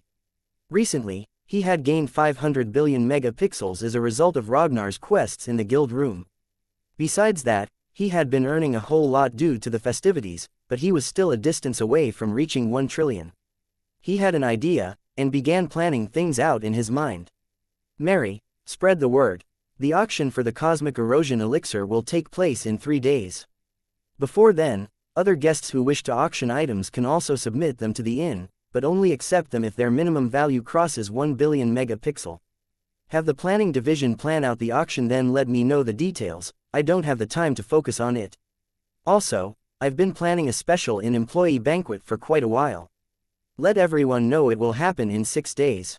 Without waiting for a response from her, Lex teleported away back to his room. It was time for him to take another sip of the elixir. At the same time, he teleported the Rhinocentaur with a system over as well. It was best to use time as efficiently as possible. If he wanted to clear this hurdle, the system would need an upgrade as well. Chapter 624, Evolving Mindset. The Midnight Inn was always busy, and the multitude of guests were all enjoying various experiences. Some were extremely significant, such as the agreement between Alexander and Lex. It was not easy for Alexander to trust someone, especially a person he knew for such a short time, but he had chosen to do so nonetheless. They shook hands. Other experiences were mundane and ordinary, such as what Jill, the fox who participated in Lady Cosmos, was having. Since she had decided to live at the inn in perpetuity, she had decided to take a nap under one of the purple crystal trees that filled the inn. Due to the winter theme that the inn was currently following, a thin blanket of snow covered the inn's many hills, allowing her to nap comfortably. It was a good nap. Some experiences were key moments in the guests' lives, and would not only form their core memories but also shape their futures. Jimmy stood silently, his tiny fists clenched, as he watched Layla being taken away by her grandmother. She was a princess, and he was a nobody. She had been trained and nurtured since birth to be a leader, while he could not even speak to others due to shyness, until quite recently. Her disposition was perfect to cultivate, while he could not have been more average. Even if their engagement had originally just been a joke during one of their games, the strong reaction it had elicited was enough to put him in his place. Unfortunately, Jimmy did not like the place he was being put. Besides Jimmy, his mother Hera also looked ahead as she firmly held her son's hand with her right hand. She had been rising quickly on Earth and their futures looked bright, right up until Earth was invaded. She had played a significant role in allowing Will Bentham's Rose Society to expand, but now it was all worthless. Well, not quite. She had gained significant experience through it, and that experience had been noticed and appreciated. In her left hand, she held a platinum key. Apparently, she had been noticed by the inn's planning division, and they had recommended her for recruitment to the inn. The innkeeper had accepted, and she had just been delivered a key. She was a warrior in her own way, and she would fight to give her son a better life. Other experiences still were intense and stressful, but were destined to be blurred in with the rest of the tough moments one had in their lives, such as with Emperor Jotun, who was planning his future. It would be bloody. Life was strange, in how one moment, experienced by different people in the same place, could hold so many different emotions and feelings.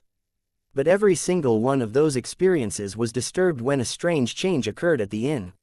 Whether it was the two geniuses of Earth who were shaking hands, whether it was the child lost in emotions he could not understand, whether it was the Emperor deciding the fate of entire galaxies, whether it was the fox that asleep, or any one of the countless other guests at the inn, they all looked up at the sky.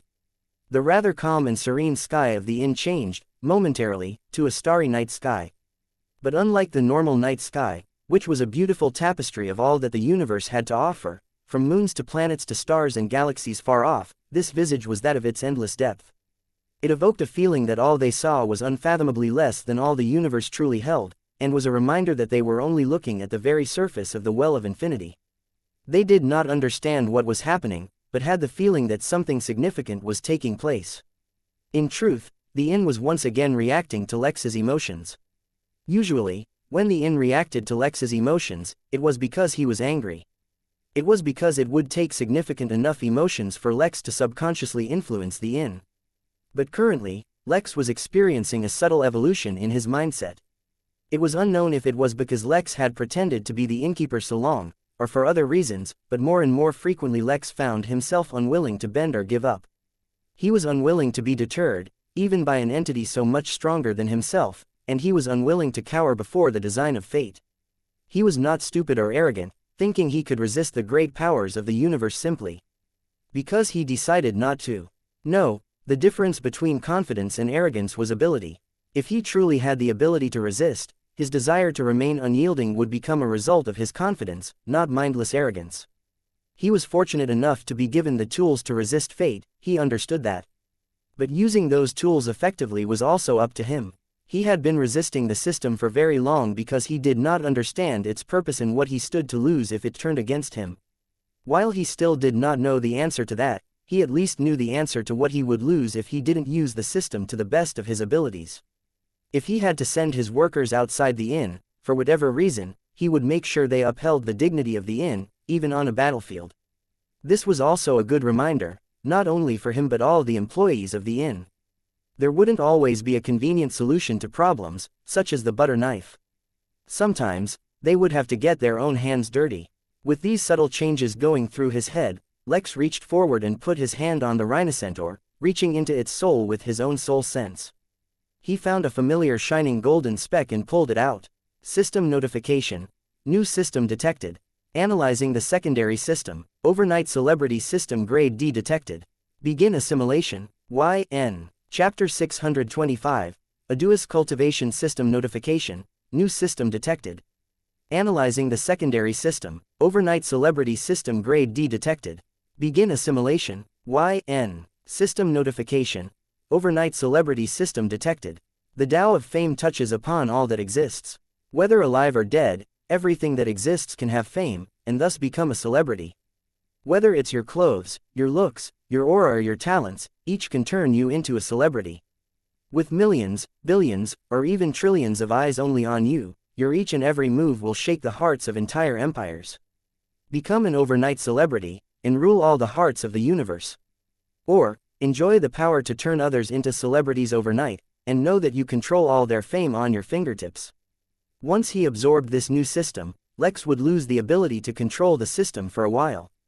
But he had already made some preparations. With all his instructions already in place, he took out the small containers which would hold the elixir and filled 5 of them with varying numbers of drops. 3 of the containers held 1 drop, 1 held 2 and 1 held 3. This would be enough for him to auction off, and he had already relayed the details of how to accept payments for the auction to Mary. Hopefully he would regain control of the system by then, but in case he didn't, this was merely a precaution. Ideally, he would have wanted to conduct the trade with the Emporium now as well before absorbing the system, but it would take the Emporium a few days to arrange everything, so all he could do was hope the upgrade was completed in time. Just in case, however, he went and delivered the couple of drops to the Emporium for which he had already accepted the payments for. In the worst-case scenario, he would lose the opportunity to trade with the others who had items containing laws. But even so, Lex did not think about delaying the system upgrade. Time was too short, he could not end up delaying anything. Mary, is there any way I can spend some MP to speed up the system upgrade process? Or do something else that will result in the same? Not really. Systems are incredibly complex and thus the process of upgrading, or in your case repairing, it will naturally take a lot of time. The system already performs at its maximum speed for each repair. He only nodded. He suspected as much. Once all the necessary tasks were done, Lex immediately chose to absorb the overnight celebrity system. Once again, the system interface disappeared and a familiar, updating, appeared in its place. With that done, Lex turned his attention back to the puddle of elixir. Originally, Lex had created a nice bowl-shaped indent in the ground for it, but the elixir had absorbed the ground around it, and was beginning to grow. But, Lex realized that while the quantity of the elixir seemed to be increasing, the allure it held was decreasing. Perhaps the more it grew, the less concentrated its potency became.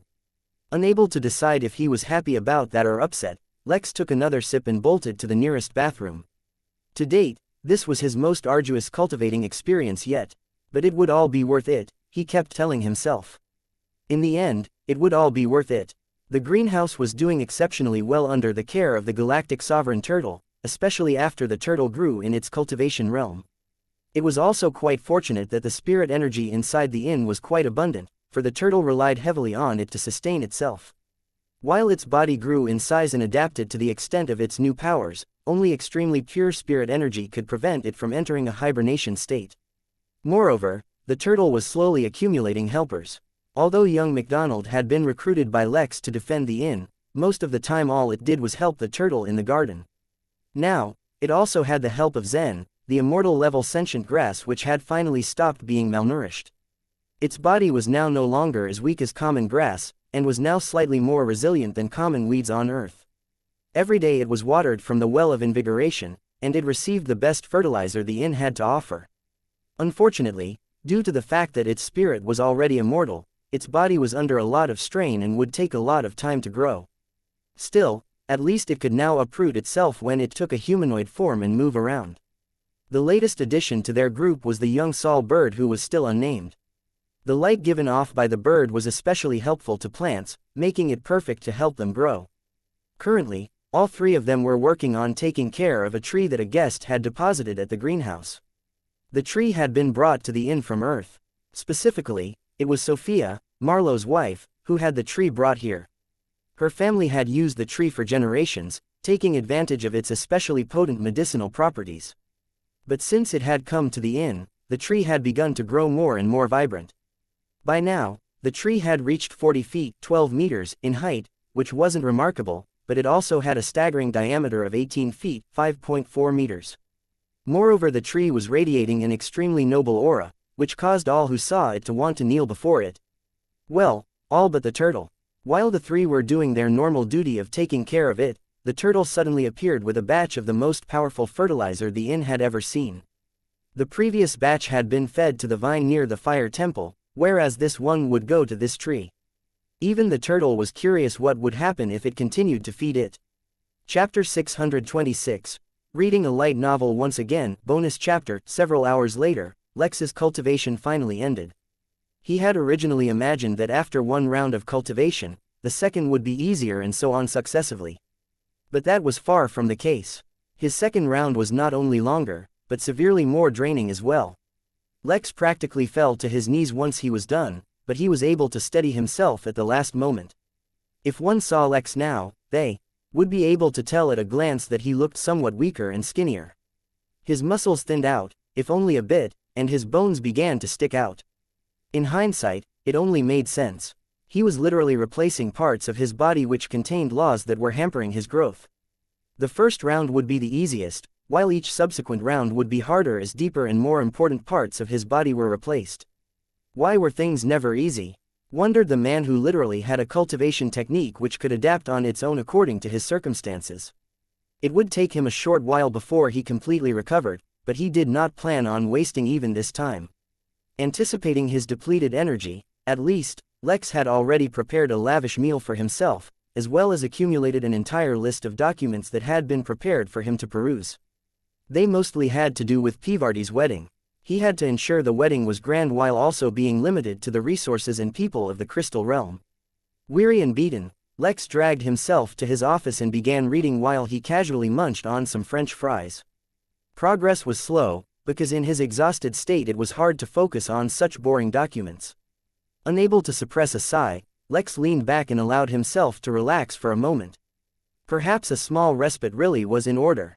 Just as he was considering taking a break, his eye caught on the cover of a book. Lex recalled something, and suddenly reached forward to grab it. He did not even remember how long it had been since he last touched this proverbial goldmine of ideas and inspiration. Though there was no dust on the book, he still wiped it, a symbolic gesture of picking back up from where he left so long ago. He could not help but open it, and read from where he left off. On the cover, the title read, Ultimate King Emperor, All the Gods Call Me Daddy. It was the completely realistic and not all blown out of proportion light novel Lex was reading, oh so long ago. Where Lex had left off, the MC had just established himself as a hegemon of a small number of realms. His cultivation level was called God King Father Supreme Overlord, and was the cultivation realm through which his previous enemy had ruled these few realms for trillions of years without interruption. Of course, only 3 hours after the MC defeated the antagonist, and established himself, a new series of enemies showed up who were so ridiculously powerful that they could defeat the MC at his new cultivation realm with a single flap of their eyelashes. How unfortunate for the MC, for instead of working so hard to defeat the villain, if he had only waited 3 hours, these new enemies who had not at all appeared for trillions of years would have come and targeted him instead of the MC. Naturally, a fight ensued. But just as these new enemies were about to decimate the MC, alongside the few realms he controlled, effectively ending an incalculable number of lives, after which they would trap all their souls and burn them for eternity, their young mistress told them to spare the MC. After all, there was no real conflict. They had only looked at the MC's face, became jealous of his handsome looks and decided to eradicate all life in this sector of the universe to vent their anger. It was not revealed why the mistress had spared the MC, but they obeyed nonetheless and all left. Like lightning, they came, wrought destruction, and left. The MC was left with but a single breath left in his body, and a new vendetta that burned hotter than the flames of hell. Then a mysterious traveling hermit, who happened to have the exact same appearance as the MC's adopted sister from childhood, who he was secretly in love with, appeared and found the MC in his devastating condition. Unable to leave him be, she slowly nursed him back to health in her hut. The healing process took 13,000 years, during which the MC and hermit naturally fell in love. With his strength recovered, the MC declared that he would marry the hermit and took her back to his realms to have a grand wedding, only to discover that the realms were in chaos. Some corrupt ministers who had helped him rule took advantage of his long absence and started a civil war to wrest control of the realms. They wanted the power, the prestige, and everything else that came alongside the title of ruler. But, most importantly, they wanted the MC's harem, because apparently he had a monopoly on the most beautiful women in the entire universe, so much so that no other woman would ever be as beautiful as his wives. That was followed by a 678 chapters long war arc where he took back control of his territories, full of action, love, betrayal and lengthy chapters extolling the MC's male prowess. At the end, with peace restored, he finally held a grand wedding for his hermit girlfriend. It was the best wedding ever, with phoenixes flying around the altar instead of doves. Spirit diamonds, the highest form of spirit stones, adorned the bride's wedding dress. The heavens themselves sung praises for the MC's dashing good looks. The entire realm was happy and joyous. Of course, how could life ever be so simple? Just as he was about to consummate the wedding, his new hermit wife was killed. Chapter 627. Auction. Despite the extreme difficulty in cultivating with the cosmic erosion elixir, Lex persisted and soon 3 days passed. The system had not completed its evolution yet, likely because the celebrity overnight system was a higher grade than the farming one he had received. During this time, despite his desire to waste away time reading novels, he focused on work and got as much done as possible. Of course, his attention was forever on his cultivation. Alongside whatever changes the elixir was bringing inside his body, it had also managed to slightly elevate his cultivation realm. This was a genuine surprise, for at his normal rate it would take him a few months more before he made a difference. Unfortunately, while his cultivation had been raised, his physique seemed to have suffered. He was not weaker, no. If anything, he was a little stronger. But he had inevitably become a little more frail than he was 3 days ago. If someone saw him now, it would appear as though he was on the path to become malnourished. After his latest round of cultivation, Lex decided to take a little nap. Sleeping would speed up his recovery, and he had become mentally tired as well after 3 days of continuous torture. The only shame was that he would miss out on the auction, but that was fine. He had passed down the instructions on how it was to be handled, as well as the minimum payments. He was depending on this auction to cross 1 trillion MP. Although his plan involved a few different steps, having at least 1 MT was paramount. But he was not worried. The staff at the inn was very reliable.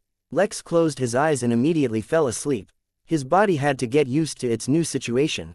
In the village there were numerous venues, all very large and extravagant, designed to hold as many people as physically possible. Yet today the one which held the most anticipated event of the day, the auction, was being conducted in the smallest such venue available. This was because most people weren't even eligible to know about this auction. There were nearly 100 guests, and the one with the lowest cultivation level was at the Earth Immortal realm. Even the strongest guard from the security the inn hired was also present. Since it was his job to ensure safety, he had a representative for him available who would perform any bidding. General Ragnar, the Emperor Jotun, various prominent devils and even some extremely powerful beasts were present. As it happened, even Aegis from the Crystal Realm was attending. Since he was here, the Noel family also no doubt learned of the auction, and since they had heard about it, the Phillips family. But none from the Phillips family had privilege level 4, so they could not attend the meeting. Instead, they were exploring the inn. Upon discovering it, they did not think of shifting the wedding to this venue. They were extremely satisfied with the tavern. Instead, they were thinking of how long they could hide the existence of such a place from the rest in their realm. If no one else knew, they stood the most to benefit. Each of the numerous guests at the auction was sitting in a private booth. It was not difficult to arrange, since the entire purpose of this specific auction house was exclusivity. They focused on providing services to a few distinguished guests rather than catering to the masses. On the small stage, a lady wearing a red dress walked to the podium. The lady walked with elegance and grace, and her curly blonde hair and sharp blue eyes only served to attract every guest's attention. She was beautiful, no doubt, but it was the charismatic twinkle in her eyes and confident smile that served to elevate her beauty to another level. Perhaps if she had a more sober personality, one would admire her as beautiful if she caught one's attention, but she would not stand out in a crowd.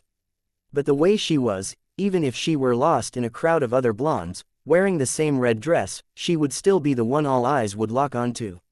"Hello everyone, my name is Marilyn and I will be your auctioneer this evening," she said, her melodic voice almost captivating the audience. She let out a small laugh of excitement, and even winked at all the guests playfully. It was clear for all to see that she was quite excited. As strange as it was, suddenly all the guests became excited as well. She was one of the many workers at the inn who had recently been promoted from her previous position as a waitress. The crazy thing was, she was not cultivating anything that would enhance her appearance or captivate anyone. With just her inherent charm, she seemed to be doing so. Well, that and a little help from her stylist, Harry Midnight. Amongst the various guests, Rockefeller narrowed his eyes as he saw Marilyn. More than anything else the inn had to offer, he was enamored by its staff. They would make the most splendid demons if he got his hands on them, he was sure. He just had to figure out a way. You all should have already heard the rules for this auction, but I'll reiterate them nonetheless. For the main items in today's auction, the bidding will be twofold. A minimum bid of 100 billion megapixels is required per drop of elixir, but other than that, guests must bid using the barter system. That means, they have to bid using items with sufficient value. There is a small list of items which will be given preference during the bartering, in case anyone bids with them, but otherwise all items will be judged based on their MP value if converted.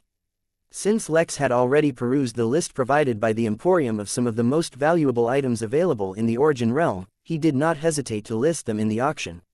His plan was to accumulate both material and MP wealth. MP could give him many benefits that he could get from nowhere else, but at the same time, it was restricted in how it could help him. Thus, he would accumulate both. Of course, as you know, other than the main items prepared by the inn, there are some items that have been submitted by various guests to be auctioned. They will be bid according to the requirements of the guest providing the item. Chapter 628. Step up. Perhaps if Lex hadn't begun the system's upgrade in a rush, he would have watched the auction go through. Since the auction itself was not a part of the core services provided, it was carried out like one of Lex's self-made services. Still, for the items auctioned before the elixir, Lex asked for a 1% as commission for having the item auctioned. He was only keeping in with the rate set by the guild room, but he did not anticipate the value of the items being auctioned. Although the people sitting there couldn't be considered the top 1% of their respective realms, they were exceptionally strong nonetheless, especially Joden and Rocketfellow. Of course, these two showed no interest in any of the prior items, and were solely focused on the elixir. A total of 13 items were auctioned before the main items, and through his 1% Lex ended up earning a total of 314 billion megapixels. The items auctioned were mainly unusual treasure that had no mundane version with which they could be explained. There was, for example, a vial made not of glass but flowing lava. The lava flowed within a set pattern, forming a vial. God only knew what it could be used for, but it was hotly contested for.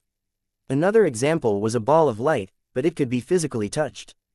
But if a mundane person tried to touch it they would die, and the ball would erupt into an explosion that could rival several nuclear bombs. That one, oddly enough, went without a single offer, mostly because the person auctioning it had very strict requirements for the payment they wanted. The item which had, up until that point, received the highest bid was a sword. After a very heated auction, the bid was finally won by a human named Lovis. Lovis was a leader of the Paladins, who had long since started using the Midnight Inn as one of their secret bases. Only a very few members of the Paladins even knew of the inn at all.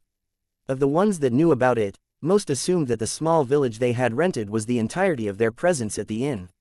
Perhaps only a handful knew that, in fact, the inn was being used to store and hide some incredibly important artifacts for a very special purpose. After all, since the Paladins came from a galaxy perpetually at war, the need to keep secrets was obvious. But once the preliminary auction was over, it was finally time for the elixir. For a majority of those who were present, their time to participate was over, and now it was time to watch. It wasn't that they didn't want the items, but that they couldn't afford them. The inn naturally assured every participant's identity was a secret, so no one would be hunting them down later if they managed to get their hands on the elixir. But getting their hands on it in the first place was the real issue. They were rich, but items containing laws. Just being rich was not enough to afford them. With childlike excitement and a grin as wide as her face, Marilyn clapped her hands as the first round came to a close. Now, it is finally time for what you have all been waiting for, the Cosmic Erosion Elixir. Gerard, looking ever handsome, walked in from behind a hidden curtain, a single vial of black glass placed on a velvet pillow. Dozens of spirit senses immediately scanned the glass vial, but they were not able to sense its contents regardless of who it was. Naturally, it was not so simple to peek, considering the vial was provided by the actual owner of the Emporium. But Marilyn knew how to satisfy the guests.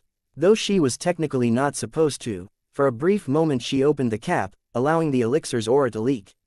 The auditorium remained silent, for everyone was in their private rooms, but almost every guest gasped as they sensed the aura. A connoisseur such as Rocketfellow was immediately able to tell the elixir wasn't fresh, but it was still vibrant enough. As before, the auction price for these will be a minimum of 100 billion megapixels per drop, accompanied by a barter item. A list of items which will have preferential treatment has been provided to each of you, but in general any item containing laws can be used to auction. We will now begin the auction. What happened next surprised everyone. All the drops of elixir were won by the same person, and because identities were kept secret, no one knew who it was. But both Joden and Rocketfellow were left bewildered, as each and every time they were left unable to contest. It wasn't about wealth, rather, the person was bidding using exactly the items which were given preferential treatment. In the end, everyone was bewildered by the outcome, though most of the participants enjoyed the process. No one knew that the inn itself was the one auctioning the elixir, and everyone assumed that the elixir had been a special commission by someone else, so no one even tried to request more elixir, though even if they did they wouldn't get any. In the private room, the ultimate winner of the auction sat without any expression on his face. His name was Gaborone, and he was a noble lord of the Fiery Mammoth clan. His subordinate, a sloth named Golden Hair, had long requested the presence of the clan so that they may investigate the place known as Midnight Inn. It was only recently that Gaborone got around to reaching Nibiru. Upon coming to the inn, Gaborone was extremely intrigued. But when he discovered the presence of the Joden Empire, he was filled with a righteous fury. Nearly 1,000 years ago, a human from a noble family of the Joden Empire eloped with his daughter. The scandal had brought great shame to him personally, but he had endured. The humans had reacted just as strongly as he had, yet Gaborone was not satisfied. He demanded retribution. Unlike the humans, who required the support of a single powerhouse to maintain their race's prestige, the Fiery Mammoth had many experts. As such, the young couple should have eloped to the strong and fierce Fiery Mammoths, not the weak and puny humans. What kind of weak, third galaxy state would his grandchildren grow up in? He could not accept it. With this elixir as a gift, he would finally have enough sway to unite all the mammoths against the humans. Conflict was on the horizon. While the Rhinocentaur with the system was taken away and never returned, the other two were locked up together. It did not matter even if they were together, for they were kept weak and restrained. A special kind of vine was used to tie their hands and legs, constantly absorbing spirit energy from within their bodies to ensure they would never recover. This was the same method that had been used inside the inn for a long time to hold their prisoners. But there was an oversight that the security team made, though it could not be blamed on them. After all, not only had they never been trained on how to counter someone with a chatroom, the concept was completely alien to them. All it could be said was that the universe was extremely vast, and contained a multitude of things one could never imagine. Both the Rhino Centaurs kept their eyes closed, but they were secretly communicating in a private channel in the chat room. "Do you think there's a chance we'll survive?" one asked. "Not a chance," replied the other. "But if there were ever a way, it would be through the chat room. It's too dangerous, no one will challenge the inn for two measly systems." "No, there is a chance. If we can get in contact with one of the main members of the chat room, one of the members who has accumulated dozens of systems, they might be able to save us. That way we won't be able to make any money from selling information. The money doesn't matter. We need to be alive to enjoy it in the first place. The last issue is, how will we get them to find a golden key? If I had all the answers, I wouldn't be here," said the Rhinocentaur in exasperation. In the end, they had no choice but to sell the information online and hope they'd live long enough to get rescued. Far away in the Origin realm, On a planet ruled by reptilian beasts sat a king. While perusing the chatroom today, he encountered an interesting request and could not help but accept it. Moments later, he heard a very familiar notification sound in his mind. The king checked, but was not too surprised by what he saw. After all, it was a quest, and he only ever got the same kind of quests. Step up, dance-off system quest, have a dance-off with the Innkeeper for the fate of your allies. Just as he thought, another dance battle. Chapter 629. Sweatshop. Once the auction ended, Lex received an additional 500 billion megapixels, bringing his new total to 1.384 trillion PM. That would be enough to buy a single MT while still leaving him with some MP for his regular expenses. Moreover, he also received a bunch of items with laws inside of them. Hopefully, he would have accumulated enough items with laws to progress without needing to achieve a SSS plus reward, but his gut said otherwise. After all, if it was so simple, then the mysterious man would have directly told him to get items with laws instead of succeeding in the quest like that. Of course, all of those were considerations for later. When Lex woke up from his nap, he was disappointed to learn that the system still had not upgraded. That was fine. He mustered up some courage, ate a lot of food to replenish his body, for energy was no longer the problem at this point. After mentally preparing himself, this time he took a massive gulp of the elixir instead of a sip. It was not that he had become resistant to the elixir, but that its potency was quickly disappearing. He immediately ran to the restroom and readied himself for the usual barrage, but it did not come. Instead, a soft yet cool sensation filled his body, reinvigorating him instead of exhausting him. To his great surprise, he developed a nosebleed. But he quickly discovered that the blood would quickly coagulate after leaving his body, and turn dark. Strange and unusual occurrences kept happening for a short time, before the elixir lost its effect much quicker than ever before. Still not tired, Lex took another gulp and the process restarted. This time, instead of a nosebleed, he began sweating all over his body. But the sweat would quickly evaporate, leaving small black granules on his skin. The third time, his hair started falling out and new hair began to quickly grow in its place. Since then Lex discovered that the effect of the elixir was greatly reduced, but not completely eliminated. This was both a result of the diminished potency of the elixir as well as his body having gained the most it could from the elixir. In the end, he could continue to drink it endlessly, but chose not to do that.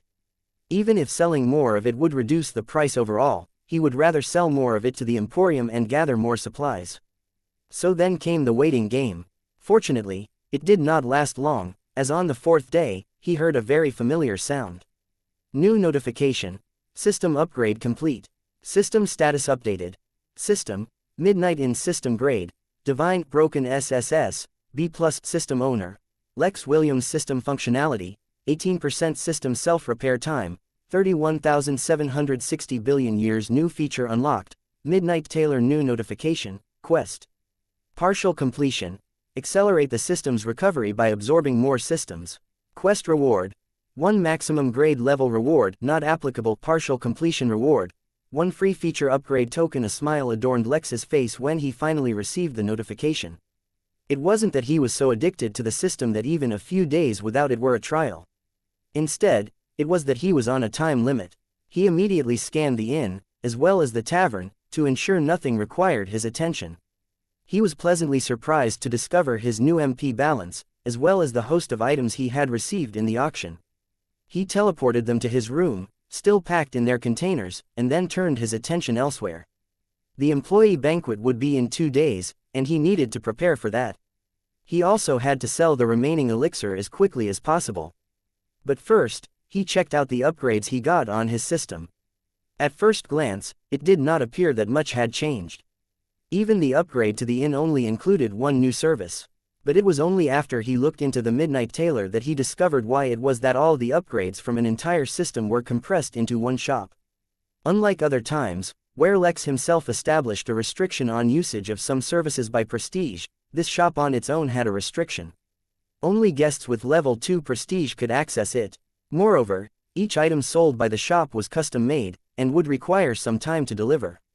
As such, each item also had a different price. Next, his attention went to his quest.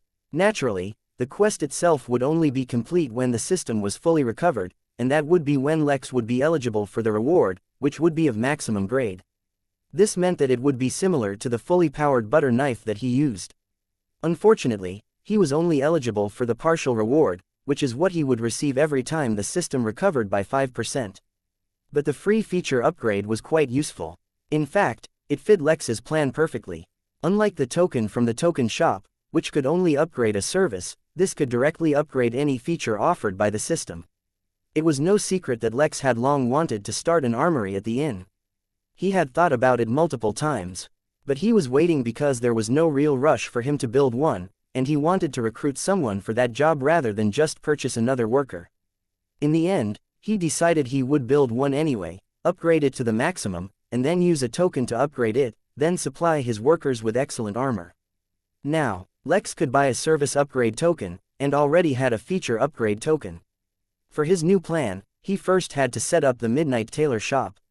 The shop came with special requirements, and it had to be established alone. Not only could it not be placed near other shops, it could not be near any other buildings. Besides the requirement on seclusion, the building would be relatively massive, as if it were a mansion. Lastly, there would only be one tailor shop per 100 million square miles, 260 million square kilometers. Suffice to say, there would only be one shop at the inn for a long time. Since Lex could not continue his tradition of setting up the first store on Main Street, Lex pulled out a road from Main Street that led to the tailor shop, which Lex had more or less designed as a smaller version of Midnight Manor. Another unique thing about the shop was that it came with its own worker, and that Lex did not need to assign the duty to anyone.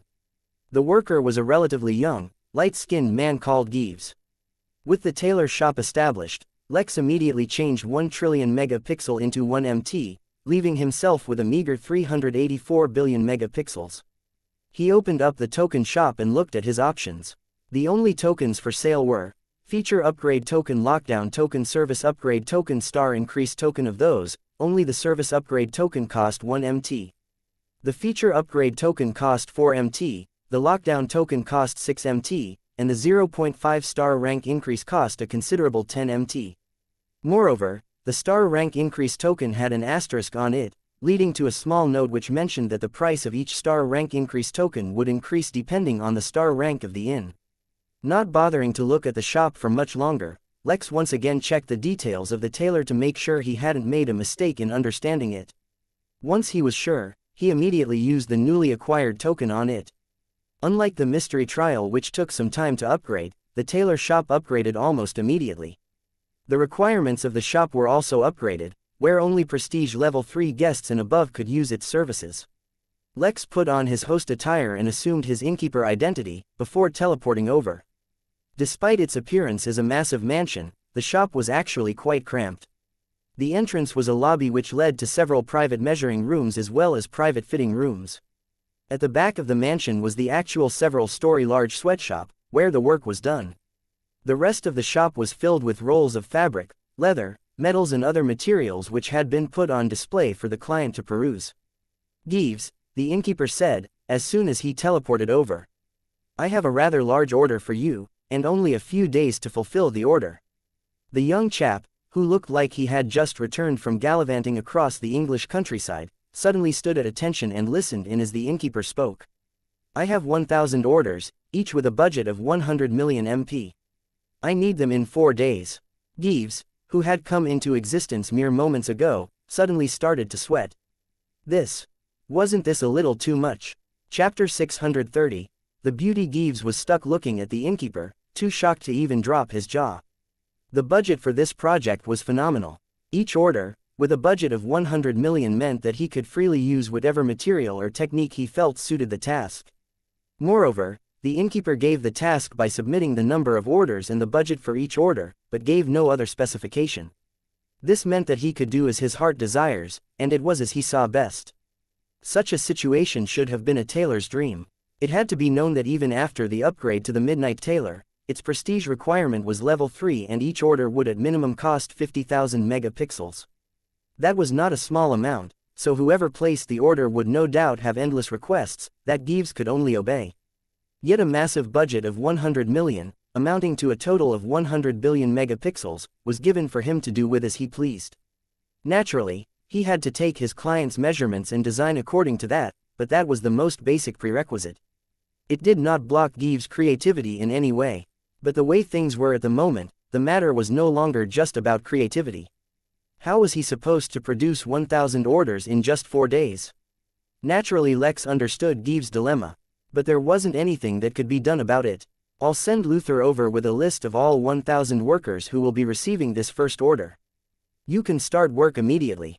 Moreover, you can request as many helpers as you want to help you out to complete the orders. The innkeeper raised his hand and patted Gives on the back. Their lives are in your hands.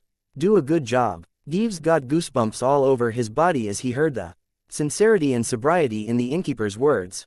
A determined look filled his eyes as he suddenly began running through the halls, searching for the most optimal fabrics. A single moment wasted was 100 times more than he could afford to lose. The innkeeper, meanwhile, teleported to his office and summoned Luther. It was time to let everyone know about what was happening, but it had to be done appropriately. Lex found it hard to suppress his guilt, since he was literally asking others to go and risk their lives for him. But it was a necessity. It had to be done. Luther himself was quite busy, supervising a plan for holding the rhino centaurs and how they were to be treated. But a summons from the innkeeper took precedence over all, and he quickly made his way over to the office. Initially, he was full of energy as he usually is whenever the innkeeper summoned him. Yet the moment he entered, he could sense that the mood was not right. The innkeeper was uncharacteristically serious. Normally, he is always nonchalant, so this behavior clearly meant something very serious happened. "How can I help, innkeeper?" Luther asked as soon as he entered the office. It was his duty to ease the burdens of the innkeeper, so if the innkeeper was upset, he was not doing his duty properly. "There is a very serious matter that I need to inform you about. The Midnight Inn, as of right now, is established inside the Origin Realm. As such, our hosts have made some perfunctory requests of us. Although I can dismiss those requests, it is ultimately true that we are guests in their realm and they are our hosts. To fulfill our hosts' requests, I need to send 1,000 Foundation-level cultivators to a battlefield for some time. While we will not stay in the Origin Realm for long, we have to accept the request for the duration we are still here." Luther was stunned at first, but then quickly gathered his wits. According to his impression, the innkeeper was unimaginably powerful, and could control the universe itself with a single hand. Who exactly was qualified to host him, and even ask for demands in return? Since this is a request outside of the inn, I do not want to make any demands. Everyone who joined the inn did so to work normally, and not to fight in wars. Therefore, I want you to ask for volunteers. Only those who choose to go themselves, and meet the requirements, can go. If the numbers aren't sufficient and not enough volunteer, let me know. I will figure something out." Luther understood his assignment, but hesitation filled him. There was a question that haunted him, but he did not know if he could ask it. Lex, who was a master at reading people, naturally saw through his assistant with a single glance. "Speak your mind," Lex said, the calm demeanor of the innkeeper returning. Who exactly can force you to participate in matters unrelated to the inn?" he asked, hiding his bitterness deep inside himself. He knew clearly this matter wasn't simple. The Midnight Inn boasted neutrality, but the moment they made their presence known on a battlefield, it would forever become incredibly difficult for them to claim to be neutral ever again. Although he did not know a lot about the forces in the universe, he could at least understand something this basic. "This is not me being forced," the innkeeper replied with a chuckle. "Compared to what they can demand from me, this is but a symbolic gesture. The truth of the matter is, I am cooperating in this matter because, in this vast universe, even I, outstanding though I may be, am not without equal. Sometimes, it is better to make friends before you ever need friends." Of course, that was not the truth of his current situation, but he had to assure Luther. After all, Luther would be his mouthpiece in this instance. I understand." Instead of being demoralized, Luther was filled with conviction. In this universe, even the innkeeper needed help sometimes. To Luther, that only meant that if he ever became strong enough, he could be of help to the innkeeper. Until that day came, he would be of service in other ways. "If you are able to gather 1,000 volunteers, take them to the Midnight Tailor. They need to submit their measurements. Moreover, find out how many spare hands the tailor needs and send him as much help as he requests. This is an urgent matter. I'll take care of it immediately," he said, his vigor returned, and quickly exited the office. He had no time to waste, and neither did the innkeeper. With this arduous task done, he had to immediately return to the Emporium. Once he completed the trade, he had to return to the Crystal Realm. There was absolutely no time to waste. Before he did any of that, though, he took his feature upgrade token and used it on the inn's teleporting ability. The inn's teleporting capability was amazing even as it was. It could access any place in the universe. Moreover, if someone brought him an item from a specific place in a realm he already had access to, he would be able to form a link to that location as well, though he would have to go through the whole process of traveling to that planet first and connecting to it. But Lex wanted his method to be even more versatile. Originally he planned on using the transportation formation he had been given to the battlefield inside the minor realm he gave to the workers, and have them all teleport from there. But with the upgrade, he could directly establish the formation inside the inn. The inn could now selectively allow teleportation from within its grounds to anywhere. This way, once Lex had the opportunity, he himself could also go to the battlefield and link it to the inn. Since the teleportation capabilities had been upgraded, if Lex went to a new place, he would be able to link it to the inn without the need to use the golden ticket, or any other ticket for that matter. With that small task done, Lex teleported to his apartment, and began pouring some more elixir into the vials he had received. Once he had enough, he teleported to X-142 and approached the Emporium. It was best to conduct this trade as quickly as possible. Once he entered the building he once again saw Powell, and he could tell that this Powell was not the owner of the Emporium, but the salesman he had been meeting originally. "Lex, my friend, I have been waiting for you," he said excitedly. "I've already been briefed on the trades you want to conduct. The item you requested, the diamond containing laws, is ready to be traded. For the other trade, however, you will have to go to another planet. But no worries, I've already prepared the appropriate teleportation apparatus for you to use whenever you want. But before you do anything, look at this. I know this has nothing to do with your current trades, but as long as you're a man, you'll definitely enjoy this." Before Lex could say anything, Powell opened up a magazine and placed it right in front of Lex. The double-spread image genuinely stunned Lex, and he could not remove his eyes from the beauty that he saw on the page. Chapter 631. A man's romance. Since time immemorial, there has been a special romance between a man and his mode of transportation. In the old days of Earth, all sorts of animals were reared for the sole purpose of making an excellent vehicle. Horses or rare breeds were sought after with more fervor than gold. Elephants were adorned with more jewelry than actual kings and queens. Rhinos were treated as special mounts, worthy of only the most fantastic generals and soldiers. Then came a revolution of industry, and times changed. Modernization was suddenly the way of the world, and so the world adapted. From the first cycle, to the first car to the first train, the romance grew more and more wild. Hot air balloons, blimps, and finally airplanes were welcomed into the world. People were known in their towns and societies, not by who they were or what they did, but the kind of car they drove. A pilot was not celebrated unless he flew a jet, not a commercial plane or crop duster. A person was only considered cool and amazing if they rode a sufficiently excellent motorcycle. For a long time already, a man would be recognized by his ride before anything else. It was only natural, as a lot could be told about a man based on the car he drove. To be clear, although Lex's inner monologue kept emphasizing on the romance of a man and his car, he was not being sexist. When he said man, he was more referring to the race rather than the gender. He was quite clear that a woman too could completely elevate or reduce her status based on her ride. So, when men and women alike were victims to the beauty of a vehicle, how could Lex be any different? On the magazine before him, on the double-page widespread, was the image of a black spaceship. It was perfectly curved, with no sharp corners or edges anywhere except the very tip. It seemed as if the tip was the very starting point of the entire ship, as if the entire ship emerged from that one single point. The interior of the ship was not visible, and there seemed to be no transparent glass panels to see through anywhere, yet that only added to the mystique of this sleek and slender ship. Towards the back, there appeared to be one main thruster engine, with a relatively smaller one protruding from the two wings on its side. Appreciating Lex's stunned appearance, Powell seemed only to nod as if affirming that this was the correct reaction.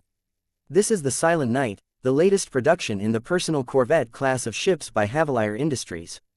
There's only one of them so far, and it's apparently capable of intergalactic travel in the span of mere months. This is completely a collector's ship. Even Powell's voice was dripping with envy, yet Lex focused on something else entirely. Wait, the Emporium is not selling this. No, how could we get our hands on this? Like I said, it was produced by Havilire Industries, and they are the only ones who can sell it.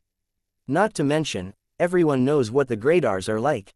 Lex, in fact, did not know what the Gradars were like, nor did he know who or what they were.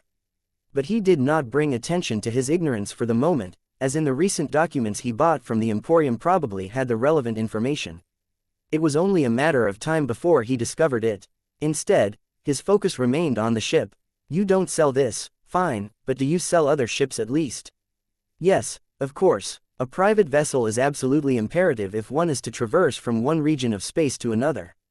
I'll have you know, teleportation formations are neither cheap nor common.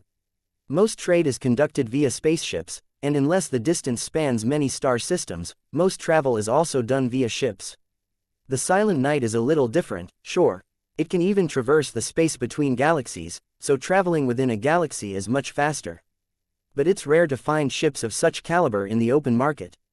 Only some very large empires use them for official government use. So what you're saying is, you have ships, but nothing as good as the Silent Knight. Powell smiled awkwardly, as if he had been caught red-handed.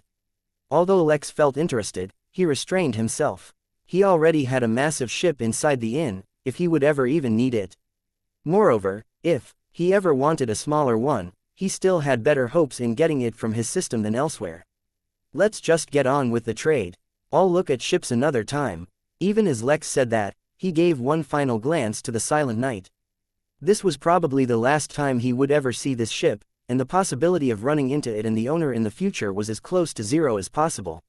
He was completely and totally not thinking all of this on purpose to set up a flag for himself to run into this ship in the future. It was just a ship, it wasn't like he had become emotionally attached to it after a single glance. If you'll follow me, said Powell, putting away the magazine and getting back to business. I'll take you to the teleportation room first.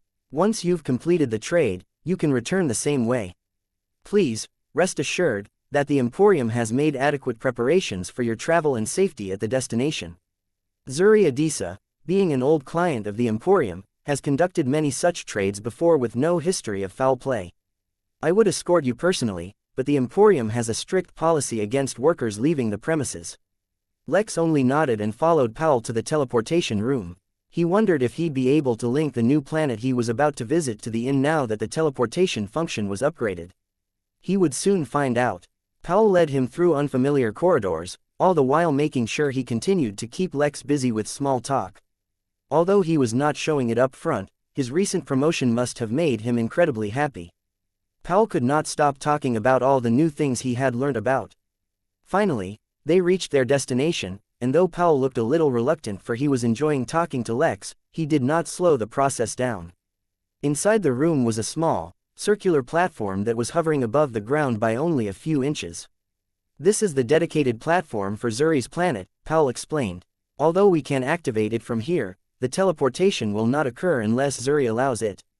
But you are already cleared to travel, so just go stand in the center whenever you're ready and I'll activate the platform.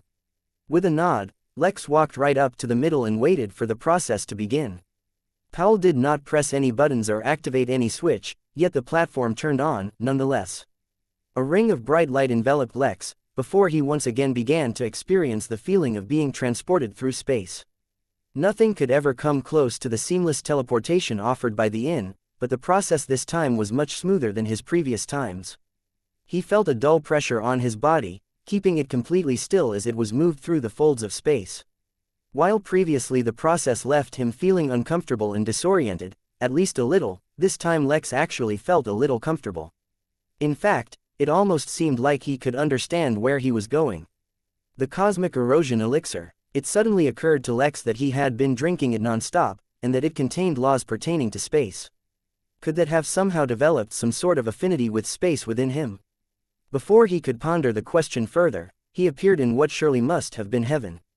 He was standing on a platform similar to the back at the Emporium, which was surrounded by white pillars similar to the ones used in Roman architecture. Above his head was a small dome, as if to provide him with shade. But that was it. There were no walls or barriers, and the entire structure seemed to be placed inside a meadow from a children's fairy tale. The air was so pure and fresh it made even the midnight seem stale, and the soft gentle breeze carried with it the scent of wild flowers. There was wild grass growing all around the structure, with a sea of daisies all around it. In the distance, there were massive trees that reached high up into the clouds, as if creating a border to the meadow. Tiny creatures could be seen running through the fields, and even tinier birds, flying around, drinking the dew off flower petals. The awe Lex was feeling didn't last long, however, for he quickly realized that whether it was the birds the size of his pinky finger, the tiny creatures running through the fields, or even the flowers, waving in the wind, all of them had a cultivation realm much higher than his own. Chapter 632, Clean Yourself. Although Lex was not intimidated for he could escape to the inn whenever he liked, the first impression was indeed quite overwhelming. In a meadow, there were perhaps thousands, tens of thousands or perhaps even hundreds of thousands of blades of grass, yet each and every one was radiating an aura that was at least at the nascent realm. Interestingly enough, although the flora had cultivation, he could not detect any signs of sentience from them. They were ruled completely by their genetic programming, which told them how to grow, how to photosynthesize and how to blend in with their environment. He was thoroughly impressed, and wondered if this was similar to the wonder his guests experienced when they entered the inn. Although he did not have an endless horde of powerful beings filling every inch of the ground, the inn itself was also pretty cool, right? Regardless, now that he was here, on this unusual planet, the first thing Lex did was inquire if he could link it to the inn. The answer Mary gave him was yes, but to establish a connection he would still need to spend an extended time here. Lex shook his head. As much as he wanted this place linked, he did not have the time to waste. He looked around to see if he could find a path, for he wasn't sure what he was supposed to do next. He would have considered exploring the place if the circumstances were normal, but even he did not dare to randomly step on the grass here. Although his defense was strong, he doubted it could handle an onslaught if the grass here decided to target him. Follow the path, a voice whispered in his ear, and suddenly the grass parted, revealing a thin dirt road. Lex, who remained unsurprised, simply nodded and began walking where the path led. From what he knew, Zuri was one of the strongest beings in the Origin realm. Well aware of how powerful high-leveled cultivators became, nothing he saw would surprise him. As such, Lex strolled casually through what could easily be described as the Garden of Eden, and took mental notes. In many ways, the place was very ordinary. It was just that the incredibly high cultivation realm of each and every plant elevated the beauty and presence that they generated. Lex even saw a small butterfly, and he had no doubt believing that a single flap of its wings really could cause a hurricane. The winding path eventually led him from the meadow into the forest, where each and every tree stood tall and strong, making them seem more durable than the walls of many fortresses. They probably even were. It was ironic then that the thing they were supposedly protecting was a million times stronger than them. There was no special clearing, no sudden change or strange temples. One moment, he was walking through the forest, surrounded by normal trees, until he arrived at one peculiar-looking tree that was shaped like a throne. Upon that throne sat a tall, petite woman, her skin light green, as if it was made from a leaf. She had a humanoid appearance, though her height of 8 feet (2.4 meters) made her much taller than any normal human. She also had long, pointed ears, so maybe it was more appropriate to say she had an elvish appearance rather than humanoid. "Greetings, Senior," Lex said, giving a simple bow. He was not exactly sure what etiquette to show when meeting such an eminent being, but he definitely was not about to be subservient. Bowing was already enough of a show of respect in his opinion. Of course, he could not be sure that he was addressing Zuri, but the fact that she was the only being on this planet not blasting her aura told Lex that she was different from the rest. "Greetings, child," she said, her voice soft and creamy. Listening to her made Lex's heart melt, as if it was the most beautiful melody to have ever existed. But that was it. It did not influence his psyche, nor did it want to make him want to worship the woman. Anything he felt was out of pure and genuine appreciation for something beautiful, and not a result of some powerful laws affecting him. "I am Zuri, as you can probably guess," she continued. "Your aura is so familiar, child. I wonder where I have met you before." Lex was stumped, for he was certain that he had never encountered Zuri before, but she did not seem to be asking him. She merely closed her eyes for a moment, as if recalling. "Ah yes, I see now. You have been near one of my clones. First on a planet called Earth, and then in a place referred to as the Midnight Inn. While Zuri spoke, back at the Midnight Inn, the tree that was being constantly taken care of by the turtle and its adopted pets trembled, ever so slightly. But nothing more happened, almost making one feel as if they had imagined it. Your clone? Lex asked, genuinely surprised. If he ran into one of her clones on Earth, it would be fine if he didn't recognize her, but how could he have missed her at the Midnight Inn? It made no sense. He made a mental note to go back and sweep the inn again, to make sure there were no entities hidden from him. Yes, I have clones across the Origin realm. Don't fret, most of my clones don't really do anything. Consider it an inclination of my plant heritage to want to spread myself as far and wide as possible. Zuri thoroughly observed Lex while she spoke, as if inspecting him for any secrets. Or perhaps she wasn't looking for secrets, and just wanted to study him. Either way, she seemed satisfied with whatever she saw. If you don't mind me saying so, child, your body is a mess. You should consider cleaning yourself. There are too many external influences attached to you. For some unusual reason, Lex suddenly thought back to the system's remarks. More than once, it had asked him to shower, or rather, clean himself. As expected, Lex only took that as the system being mean to him, but now that Zuri said something similar, perhaps there was more to it than it seemed. What external influences? I have never detected any problems. He was, of course, worried that she might mean the system, but his gut said otherwise. With a soft, gentle smile, Zuri leaned forward and touched his forehead with her index finger. There are remains of one inscription here. Although the inscription has long since deteriorated, its remains still exist, polluting your aura. Then she touched his heart. There still exists a very active inscription here. According to what I can see, it is hiding your bloodline from being detected. Then, she touched the base of his neck. The last one exists here. It is a silent tracker. It will stay dormant most of the time, but once activated, it will immediately reveal your location to whoever cast the inscription. Lex was thoroughly startled. There were so many hidden inscriptions in his body. He had never realized they were even there, despite his extremely potent intuition and self-awareness. The only people he could imagine having placed that were his parents. This was extremely dangerous. He did not know how potent the tracker was, but what if it was activated while he was acting as the Innkeeper?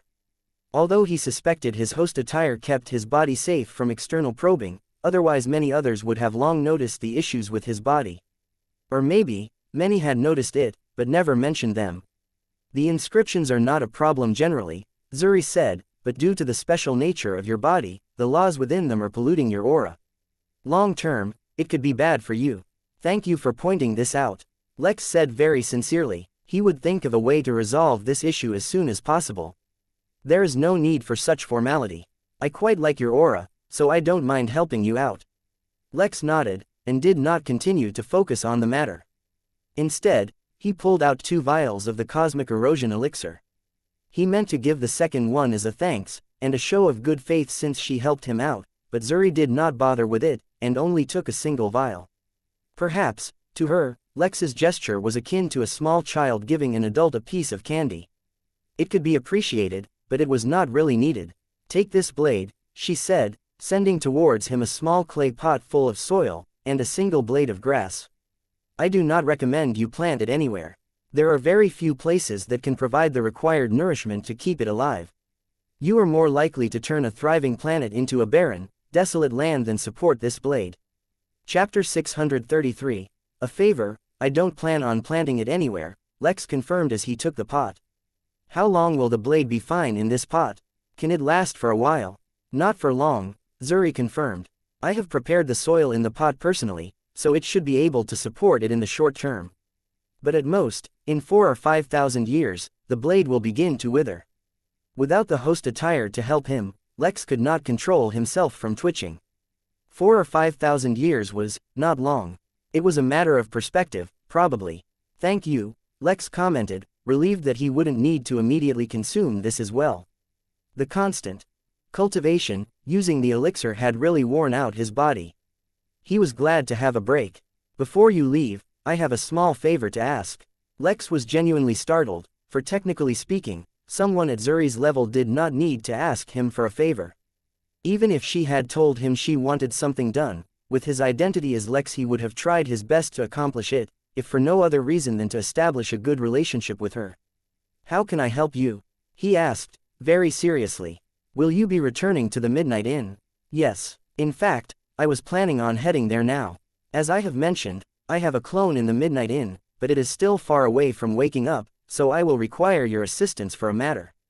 You see, although my clone is asleep, I can still sense its surroundings. The clone is being taken care of by a galactic sovereign turtle. I would like to invite that fellow to come and live on my planet. If you could communicate this request on my behalf, I would be very grateful." Lex was now genuinely startled. She wanted to poach his worker. As annoying as he found the fact that the turtle could somehow manipulate his system, he was also extremely impressed by its work. There was no way in hell that he would give him up. You may not know this, but that turtle is a worker for the Midnight Inn. The innkeeper might not appreciate your attempts to take him. I don't know the details, but I've heard rumors that the innkeeper is a dullard." He was attempting to dissuade Zuri by telling her that she couldn't mess with the innkeeper, but she did not seem dissuaded at all. If the turtle truly wants to leave, the innkeeper will not hold him back, nor will he have any hard feelings about it. Why would she say such a thing? I can sense your hesitation. I understand you don't want to cross the Midnight Inn for something like this, but let me share a little something with you. Have you heard of sovereigns before? Lex had, in fact, searched up the relevance of such a title even at the Emporium when he was buying information, but did not get any significant details. All he was able to get was that the Emporium gave ultimate favor to any race with the term sovereign in their name, and that preference was even above his own VIP level. Not really, no, Lex answered. There are a lot of misunderstandings about the term. Many even believe it is the name of a cultivation realm even beyond the dullard realm. But that is not true. This is one of the secrets you can only come in touch with at a very high level, but it's not a big deal if I tell you. The universe is extremely vast, and full of numerous incomprehensible things. Many people like to believe that the universe, on the whole, is a fair place, but that is not the truth. Some races are born as lifeforms of a higher level of existence. The higher the level, the more favor they receive from the universe. Well, that's not really true, but at your level you may as well understand it as such. Almost everything in the universe has more or less been categorized, from valuables, to races, to cultivation realms, to realms themselves and more. Each one follows a systematic and logical progression system, except for the ones that don't. In the universe there exist some things that are completely and inherently unfair. Nothing about them makes sense, and they can seemingly bend the rules of the universe to their whims. Races with the term sovereign in them are races who have such an advantage. So, regardless of cultivation level, everyone sane respects the will of the sovereigns and stays out of their way, dullards included. I once heard a rumor about a galactic sovereign turtle. It was tending to many planets, as they usually do. They have a great fondness for gardening. But the star system that one of the planets it was tending was eventually destroyed, due to the fact that it was pulled into a black hole. Out of sheer anger, the turtle ate the black hole. Perhaps the absurdity of such an event will go over your head. You only need to understand that a black hole is the personification of extremes in this realm, and even dullards cannot easily interfere with it, let alone eat one. So you see, in this universe, cultivation is not everything. There are some things that cannot be achieved even with high cultivation realms. So, if the turtle really does decide to leave, the innkeeper will not interfere. He may even be happy about it. After all, sovereigns are unpredictable. I will convey your message, Lex said weakly, as he thought of ways to avoid having the turtle leave. If it really was as Zuri had said, the turtle was extremely awesome and Lex did not want to lose him. If it were a normal employee, Lex would not worry, as once someone became an official employee of the inn, their loyalty would increase. But the turtle was clearly different. Zuri chuckled, as if she could see the difficulty Lex was facing, but said nothing. She was confident Lex would not get in any trouble, so there was nothing to worry about to begin with. You may leave at your leisure. If you want to spend some time cultivating here, it will be extremely beneficial. Thank you for the offer, but I have to depart, Lex said. Zuri did not stop him, and only watched from her wooden throne as he departed, one leg softly nestled over another. Lex, however, did not worry too long about the matter with the turtle. Sure, Zuri was more powerful than him and had a planet akin to heaven, but the turtle had been at the inn long enough to know what benefits it could bring, and what level it had the potential to rise to. Moreover, convincing people was his specialty. If he had known this before, he would have entered a career in marketing instead of computer science, but none of that mattered now. He teleported back to the Emporium, and then began the second task on his agenda. He had several liters of elixir left, and its potency was quickly dropping. Originally, Lex planned on simply selling it off. Though the massive amount of liquid entering the market would reduce its price, it was better than getting nothing in exchange. Moreover, Lex had picked up the elixir for free to begin with. But he had changed his mind after teleporting to the planet Zuri was on. Instead, when he returned to the Emporium, he asked for something else instead. You want to look up methods to build affinity for space. You know, that is one of the rarest affinities to exist. Methods to artificially create it, or even rarer, said Powell with a troubled look. As rare as the elixir? Lex asked, with a smirk. In truth, he was not asking for this for himself. His affinity was already being taken care of by his cultivation technique. But if there were a way to do the same for his workers, that would only boost their chances of survival in the upcoming war. Point taken, Powell replied. In fact, as it happens, there really does exist a way to do so that actually uses the elixir. But, for humans, it can only be used on cultivators with relatively low cultivation. Not a problem, Lex said, and conducted the exchange. In the end, he still decided to sell some of the elixir to the Emporium. Even with the reduced potency, he managed to procure the teacup containing the law of femininity as well as get 100 million credits with the Emporium. Lex had no intention of using the teacup for himself, but who knew when an item containing laws could end up being useful. Maybe he could even sell it later. In Lex's eyes, it was like acquiring an asset he intended on liquidating later. He also managed to get his hand on the method to induce space affinity, and then quickly departed for the inn. He had work to do. Chapter 634. Locked in his heart the moment Lex returned to the inn, he teleported away to his room. He placed the teacup aside, somewhere where he wouldn't accidentally use it to drink something from, and began perusing the method to induce the affinity. It was complicated, to say the least. Firstly, the method would work best on someone who was building the foundation. That made sense, since if the foundation could be influenced, then when the golden core is formed the affinity would become more evident.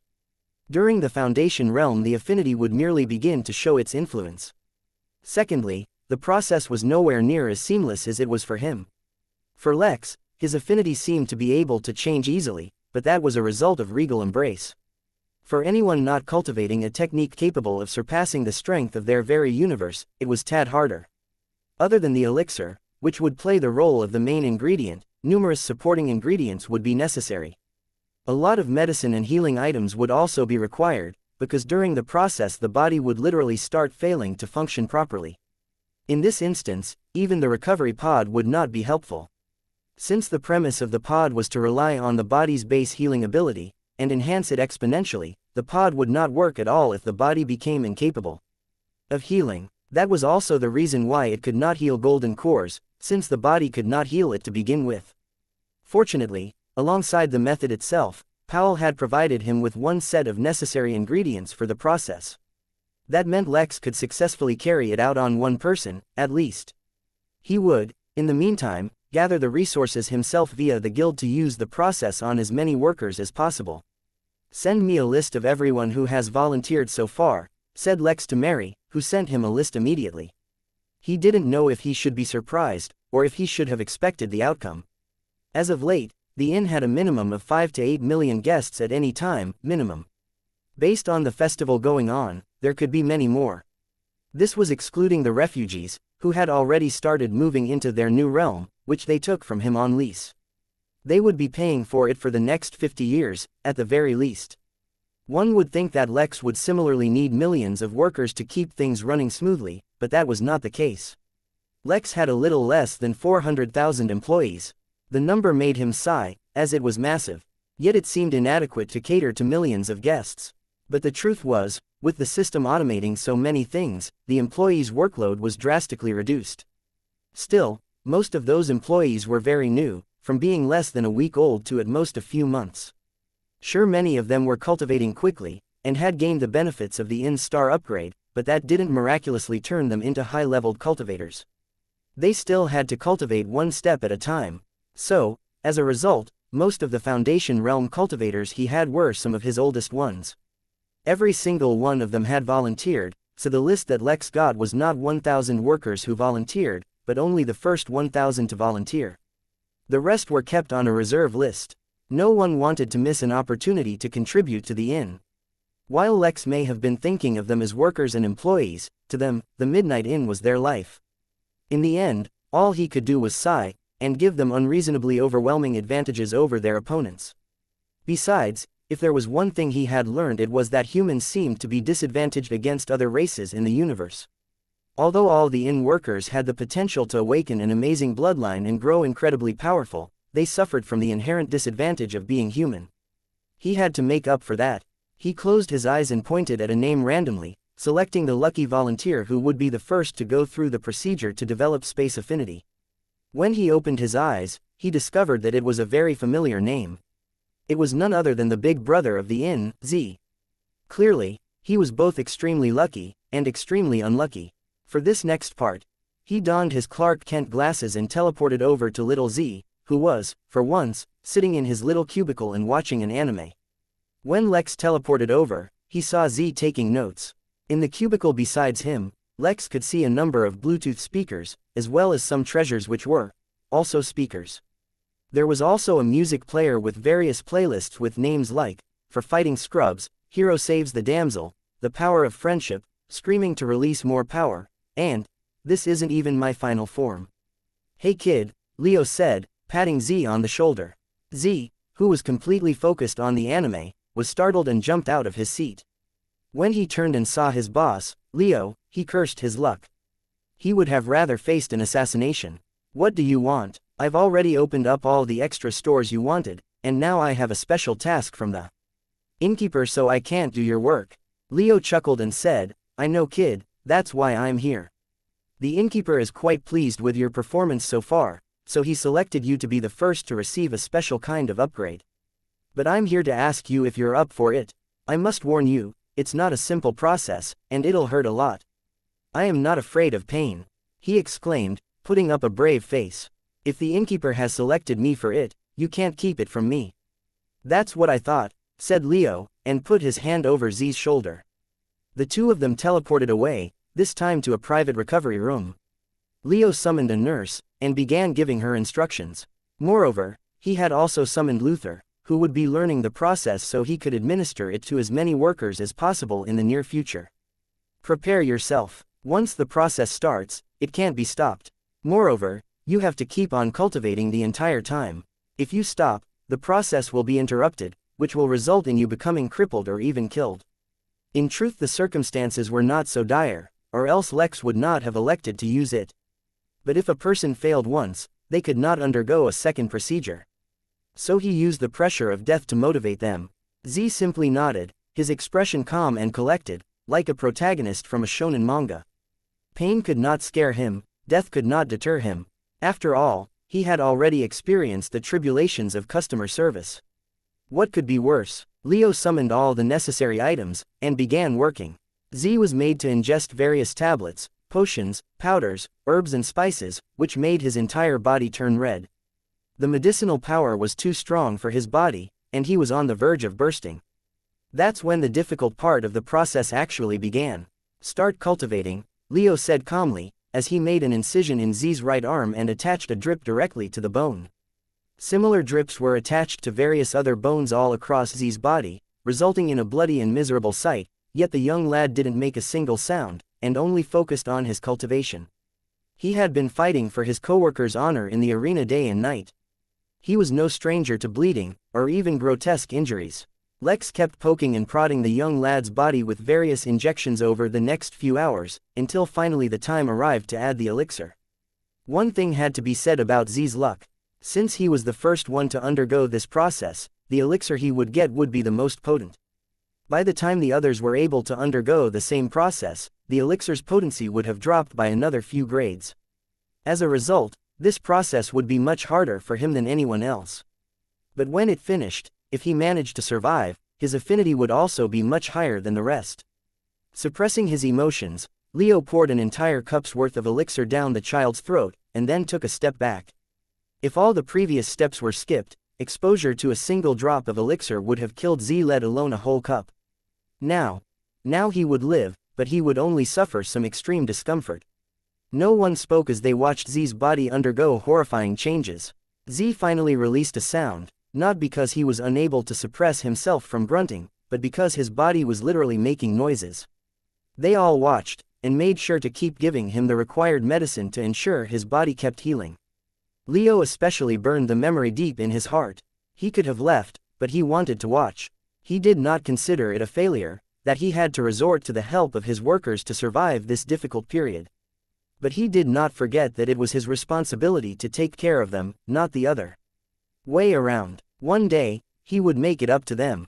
Until then, he would lock everything in his heart. Chapter 635. Finishing his chores. It was a few agonizing hours, but eventually it was completed without incident. To look at, Z appeared an average 15-year-old boy who had just had the workout of his life. His body was covered in copious amounts of sweat, but other than that he seemed completely normal. The incredibly powerful healing agents had made it so that not only were there no remaining signs of his various drips and injections, but any cuts or deformities he suffered during the process. He was breathing heavily and his eyes were closed. It all seemed perfectly normal. That was if you did not look at the rest of the room. The floor was red with blood and guts. There were unusual impurities which had been removed from his body, mostly in the shape of black grains, but some had come out in the shape and size of pebbles. Although that was far from what Z had suffered through, it was as much of the process that Lex was willing to recall. He walked up to the table with Z lay, and bent down. "The process is complete," he said softly. "You can get some sleep." Z tried to speak a few times, but he was breathing too heavily to be able to do so. In the end, he just nodded, his eyes still closed, and finally allowed himself to relax. Despite his out-of-breath state, he fell asleep in just a few seconds. "Keep an eye on him," Lex said to the nurse, while handing her a book. "When he wakes up, ask him to see if he can learn this technique. It's a very simple one, and its only real purpose is to check if his spirit energy has space affinity." Lex then turned to Luther. "If he succeeded, you can begin allowing anyone who volunteers to undergo the same process. Space affinity is an incredibly powerful tool that can help greatly during the upcoming battles." Without waiting for Luther to reply, Leo disappeared. Although he had read that the process was going to be difficult, it was only after watching it that he realized just how difficult it was. Yet he didn't let that deter him or change his mind.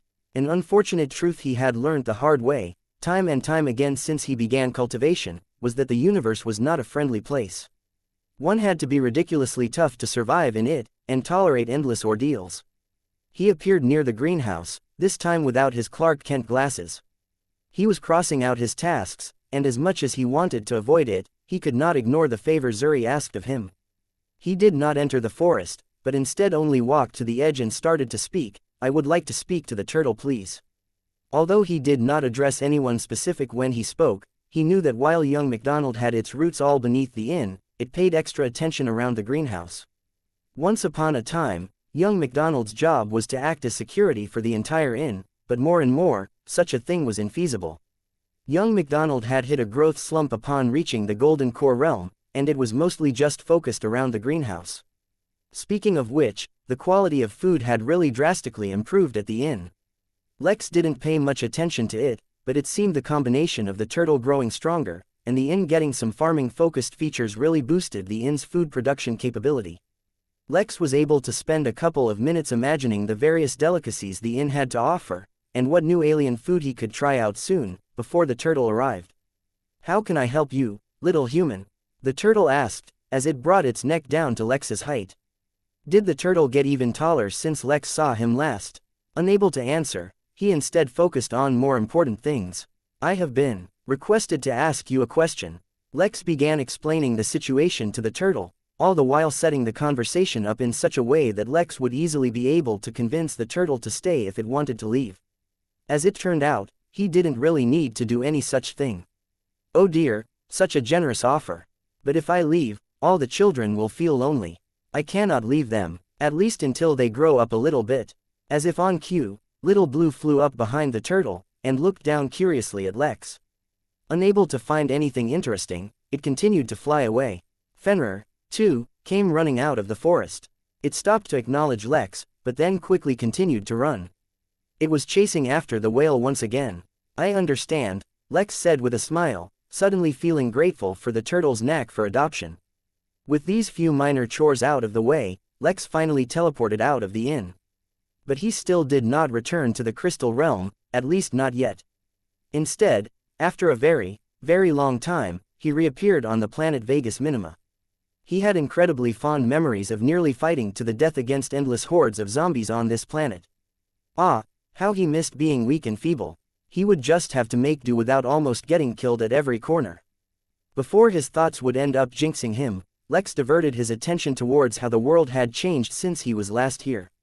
It did not look like it was the site of a centuries-long war at all. Tall buildings filled the skyline, with familiar-looking ships flying across the sky. In the ground, there were fewer vehicles because most of the ground level was left to accommodate a lot of flora. Trees filled the streets, with grass instead of sidewalks upon which the locals were walking. Some kind of air train seemed to be transporting people through the city, for those who did not want to travel by ship, or unusual-looking walkways built on the sides of the buildings up a few stories high.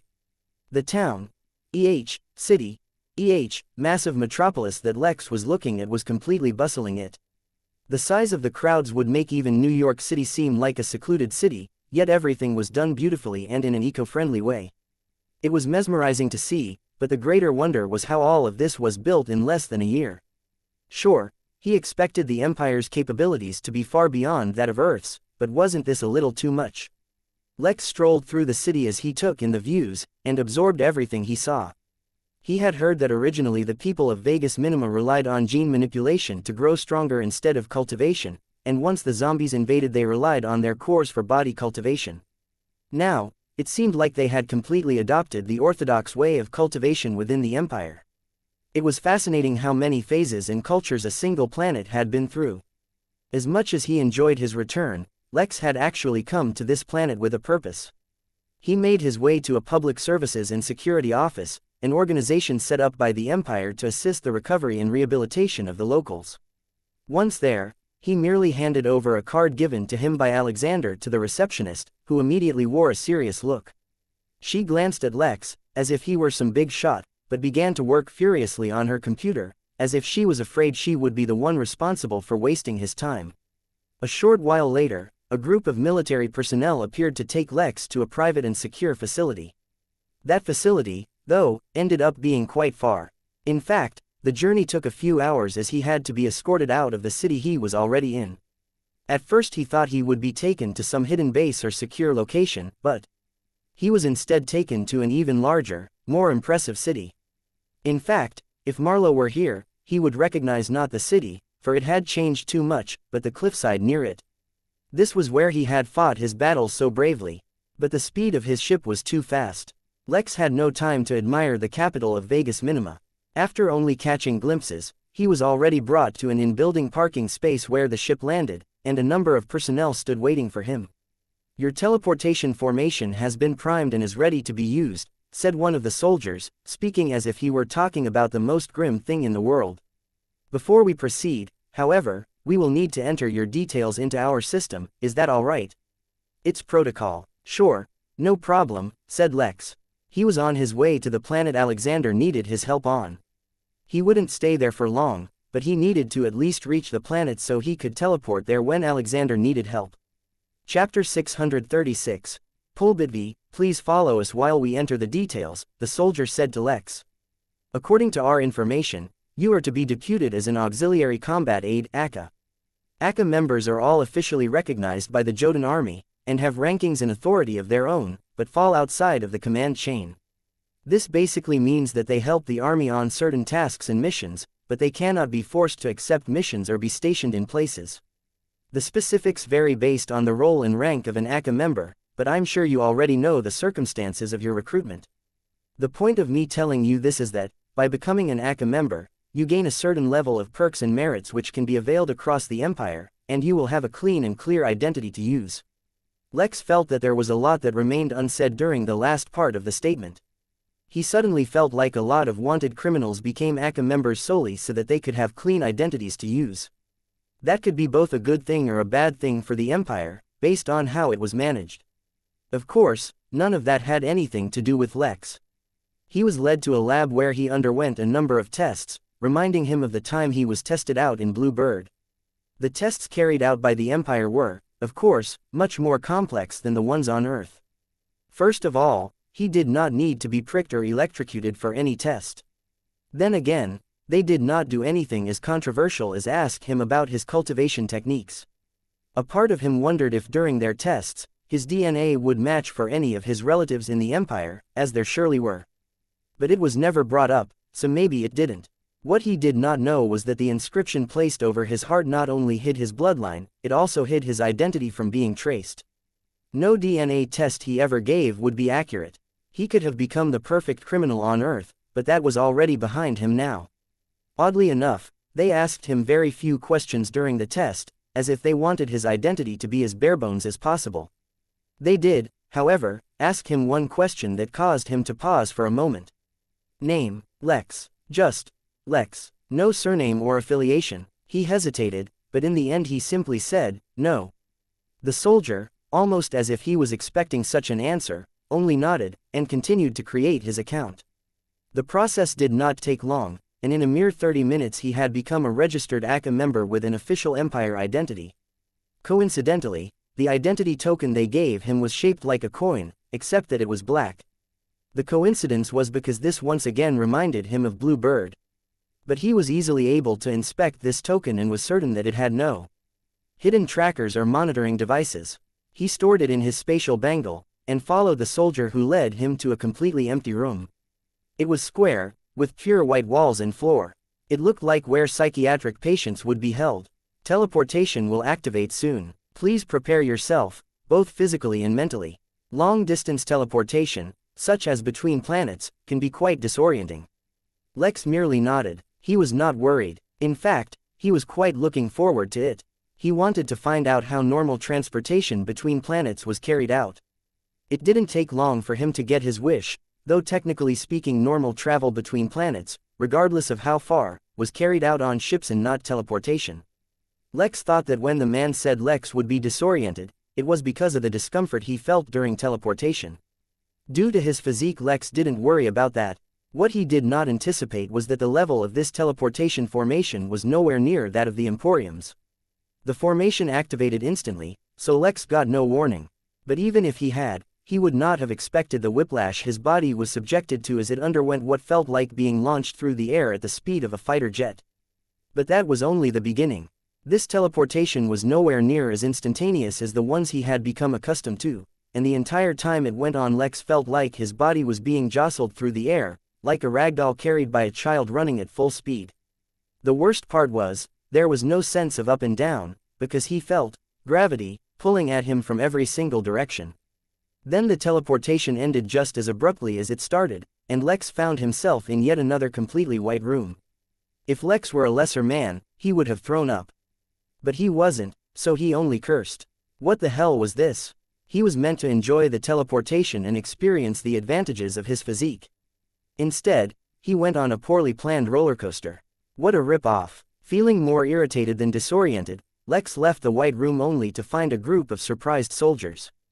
But they were trained well, and so recovered quickly. "Are you Aka Lex from Vegas Minima?" the soldier asked, reading something off of a screen. "Yes, that's me. Welcome to Polbitvi, sir," the soldier said while saluting him. Apparently Lex's rank was above his. It made sense, kind of. After all, Lex was in the Golden Core while the soldier was in the Foundation realm. "Accommodation has been arranged for you, sir. The room will be reserved for you for up to 1 year. After that, you will have to pay for yourself if you wish to continue renting the same room. There's also an introductory packet, to get you acquainted with the planet and its culture. Currently, there are no orders waiting for you, nor any mail." "Thanks," said Lex, grabbing the folder the soldier handed him. He then asked for directions and exited the building. It wasn't that he didn't want to spend some time on Polbitvi, or that he wasn't curious about what his new post or position held. He was just a little impatient these days owing to the ever closer deadline of his workers going away. Not to mention, Being jostled around didn't really help his mood. He took in the city, but there was not much to see because it was night and it was raining. Mary, if I teleport away to the inn from here, can I also return here in the future despite the fact that it's not linked to the inn? Everyone who comes to the inn leaves an anchor behind, which is how the inn traces where to send them back once they return. Everyone can have only one anchor, including you. So yes, technically you can teleport back here if you go to the inn. But, your situation is a little complicated, since you can also travel to any planet or area linked to the inn. So, you can return here anytime. But once you choose to go to a different planet connected to the inn, or maybe even a different realm, your anchor moves as well. So basically, I cannot go to the crystal realm without my anchor from here disappearing. Nope. Lex released an irritated sigh. How long till this planet is connected to the inn? Well, it will take at least one day. It could take more, but you have the advantage that you can come back whenever you want and then return to this planet whenever you want as long as you don't travel anywhere else. This is one advantage of discovering new places on your own, instead of just using golden tickets to travel to new planets. I guess I might as well just get on with it, he said, and started walking in the direction of his room. He reached the building without incident, and somehow even entered the room without being targeted somehow. It felt strange because something unusual would always happen to him whenever he tried to connect a planet to the inn. He had long suspected that, whenever he used a ticket to choose a planet, he would only be given options for planets where something bad was destined to happen to him. Yes, it totally had to be on purpose. But, with nothing happening, he decided to simply meditate in his room, until the planet was connected or he had to return to the inn. Unbeknownst to him, in his neighboring room were two human kids who had also visited the inn. They had been brought there by the pro bono room, and they had experienced the star rank change which had evolved their bodies, helping them shed their birth defects. They had been brought to this room to stay in by the angelic saint woman who had been helping them. Life had been so good for them, they almost forgot that they had lived extremely miserable lives up until quite recently, on this planet engulfed in a decade-long civil war. Almost. Chapter 637, Machinations. An uneventful day and night passed for Lex, who spent the day cultivating. He was only waiting for time to pass so that either the inn would connect to this planet, or that he would have to leave to attend the upcoming banquet. In the room beside him, the two siblings spent their time feeling extremely worried. The beautiful elder sister who brought them here hadn't shown up in a long time, and was already late by a couple of days. Such an occurrence was not normal at all whatsoever, since this was not the kind of planet where one could travel around safely. For over a decade, the planet had been the stage for a bloody civil war, much to the dismay of the common people, such as them. The star system they were in had 5 inhabited planets, all of which used to be governed by one family under the authority of the Empire. But different branches of the same family had a falling out, and eventually led to a bloody conflict. The Empire had tried to broker peace, but legally speaking the star system was leased out to that family for several more centuries, so without the ability to completely replace those in power, there was little that could be done. In the end, Polbitvi, which was the inhabited planet closest to the star, was designated the battlefield to finalize the war and establish the victor. The point of this was so that the other planets would at least be spared from war. The proposal was accepted and implemented. But the war just kept dragging on, and many secret third parties began to get involved. Silent partners and secret supporters in the background kept bringing their forces onto the ground and kept extending the war. A resolution did not appear to be in sight. Of course none of that mattered to the kids. What they cared about was that the beautiful elder sister had not returned. It was not even a matter of self-survival, as they could more or less exist in the wilderness. They just couldn't imagine a life where the elder sister was no longer around. "What shall we do?" asked the girl, finally unable to hold it in any longer. The elder sister said she was a soldier. "Maybe we should ask the other soldiers from the Empire. They won't listen to us." "No one will." The brother started to pace around, much as he had been before they began talking. In the end, he made a seemingly difficult decision and reached into his pocket. Back in his room, Lex was enjoying the feeling of cultivating without having to use the lavatory, when there was a knock on his door. A part of him had been waiting for this. Of course it had to happen. How could he possibly link a planet to the inn without facing incredulous peril? But strangely, his instincts gave him no warning. Mentally prepared to face the worst, he opened the door to find someone dressed like a housekeeper, standing right in front with a trolley full of cleaning supplies. "Would you like your room cleaned?" the man asked in a very droll voice. No thanks," Lex answered. The man only nodded, and continued forward. A little disappointed by the anticlimactic result, he looked around once more in the corridor but saw no impending threat. He only saw a couple of kids walking away, probably to play. He returned to his room and closed the door. 6 hours later, with no other issue arising, the planet was successfully linked to the inn. Had circumstances been a little different, Lex might have felt like the process was incomplete, but for now he was just happy to return to the inn. The moment he teleported back, he got to work. At the inn the various festivities were still ongoing. The theme for this week was Spaceship Spa, and so all the festivities were being held inside the ship. That was quite convenient for Lex, as he announced that the village would temporarily be vacated of all guests for 24 hours starting tomorrow. Moreover, he also spent a ton of MP in the event panel to hire temporary staff to ensure everything continued to operate smoothly. Since it was meant to be an employee banquet tomorrow, he obviously could not have the employees working. He planned out the day, which was pretty easy for him at this point due to all his experience gained from planning festivals, and checked up on any impending tasks. The tailor, believe it or not, was ahead of schedule and had almost completed his order. With thousands of helpers, it only made sense. He had completely optimized the process, and all he had to do was the actual stitching.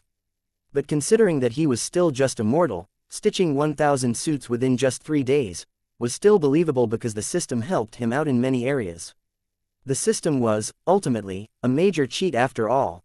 The day passed relatively quickly for Lex, bringing forth a pretty unusual sight for the guests at the inn the following morning. Many of the inn's guests had been there before, or had spent some time there at least, and so had become somewhat familiar with just a few faces at least. Yet this morning, while the inn was not bereft of workers, all of them were new faces. Some of the popular shops, such as the barber shop and battle axe, were closed. Members of various fan clubs, such as the Gerard fan club, noticed that the dashing gentleman could not be seen doing his usual golf cart rounds, and no one could reach out to him using their personal holographic assistants. While the inn continued to operate as usual, there was something just a little different about it today.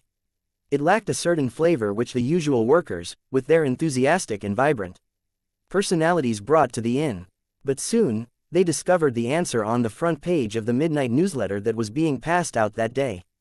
The innkeeper was holding a banquet only for his workers over at the party village. Excitement spread among some of the guests as they arrived outside the village, unable to proceed any further. Using their best vision techniques they tried to spy in on what was happening inside, but to no avail. But the more the matter was kept from them, the more excited they became. Especially because it was a banquet being held by the innkeeper himself. A majority of the guests had never actually seen the innkeeper up close and personal, so he was veiled in an air of mystery and charm. They wanted to see him as well, but unfortunately, there seemed no way to get into the banquet. No way yet, at least. Karen the succubus was casually reading a comic in the lounge. The comic was, of course, based on the innkeeper. This specific spread was delving into the backstory for the real reason the inn was targeted by the evil deity Ra. She had yet to read all of it, but all signs were hinting towards the fact that Ra's daughter was secretly enamored with the innkeeper, and ran away from her home in hopes of being able to pursue her love.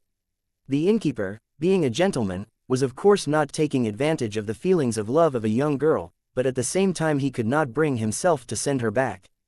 Their adventures spanned amidst scenic valleys, beautiful rivers, enchanting star fields and more.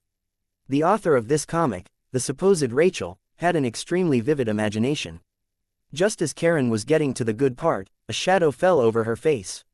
She looked up to see Rocketfellow standing there. "What is it?" she asked, feeling sour. Just because he was incredibly good-looking, and rich, and came from a good background, this fellow felt like he could do anything he wanted.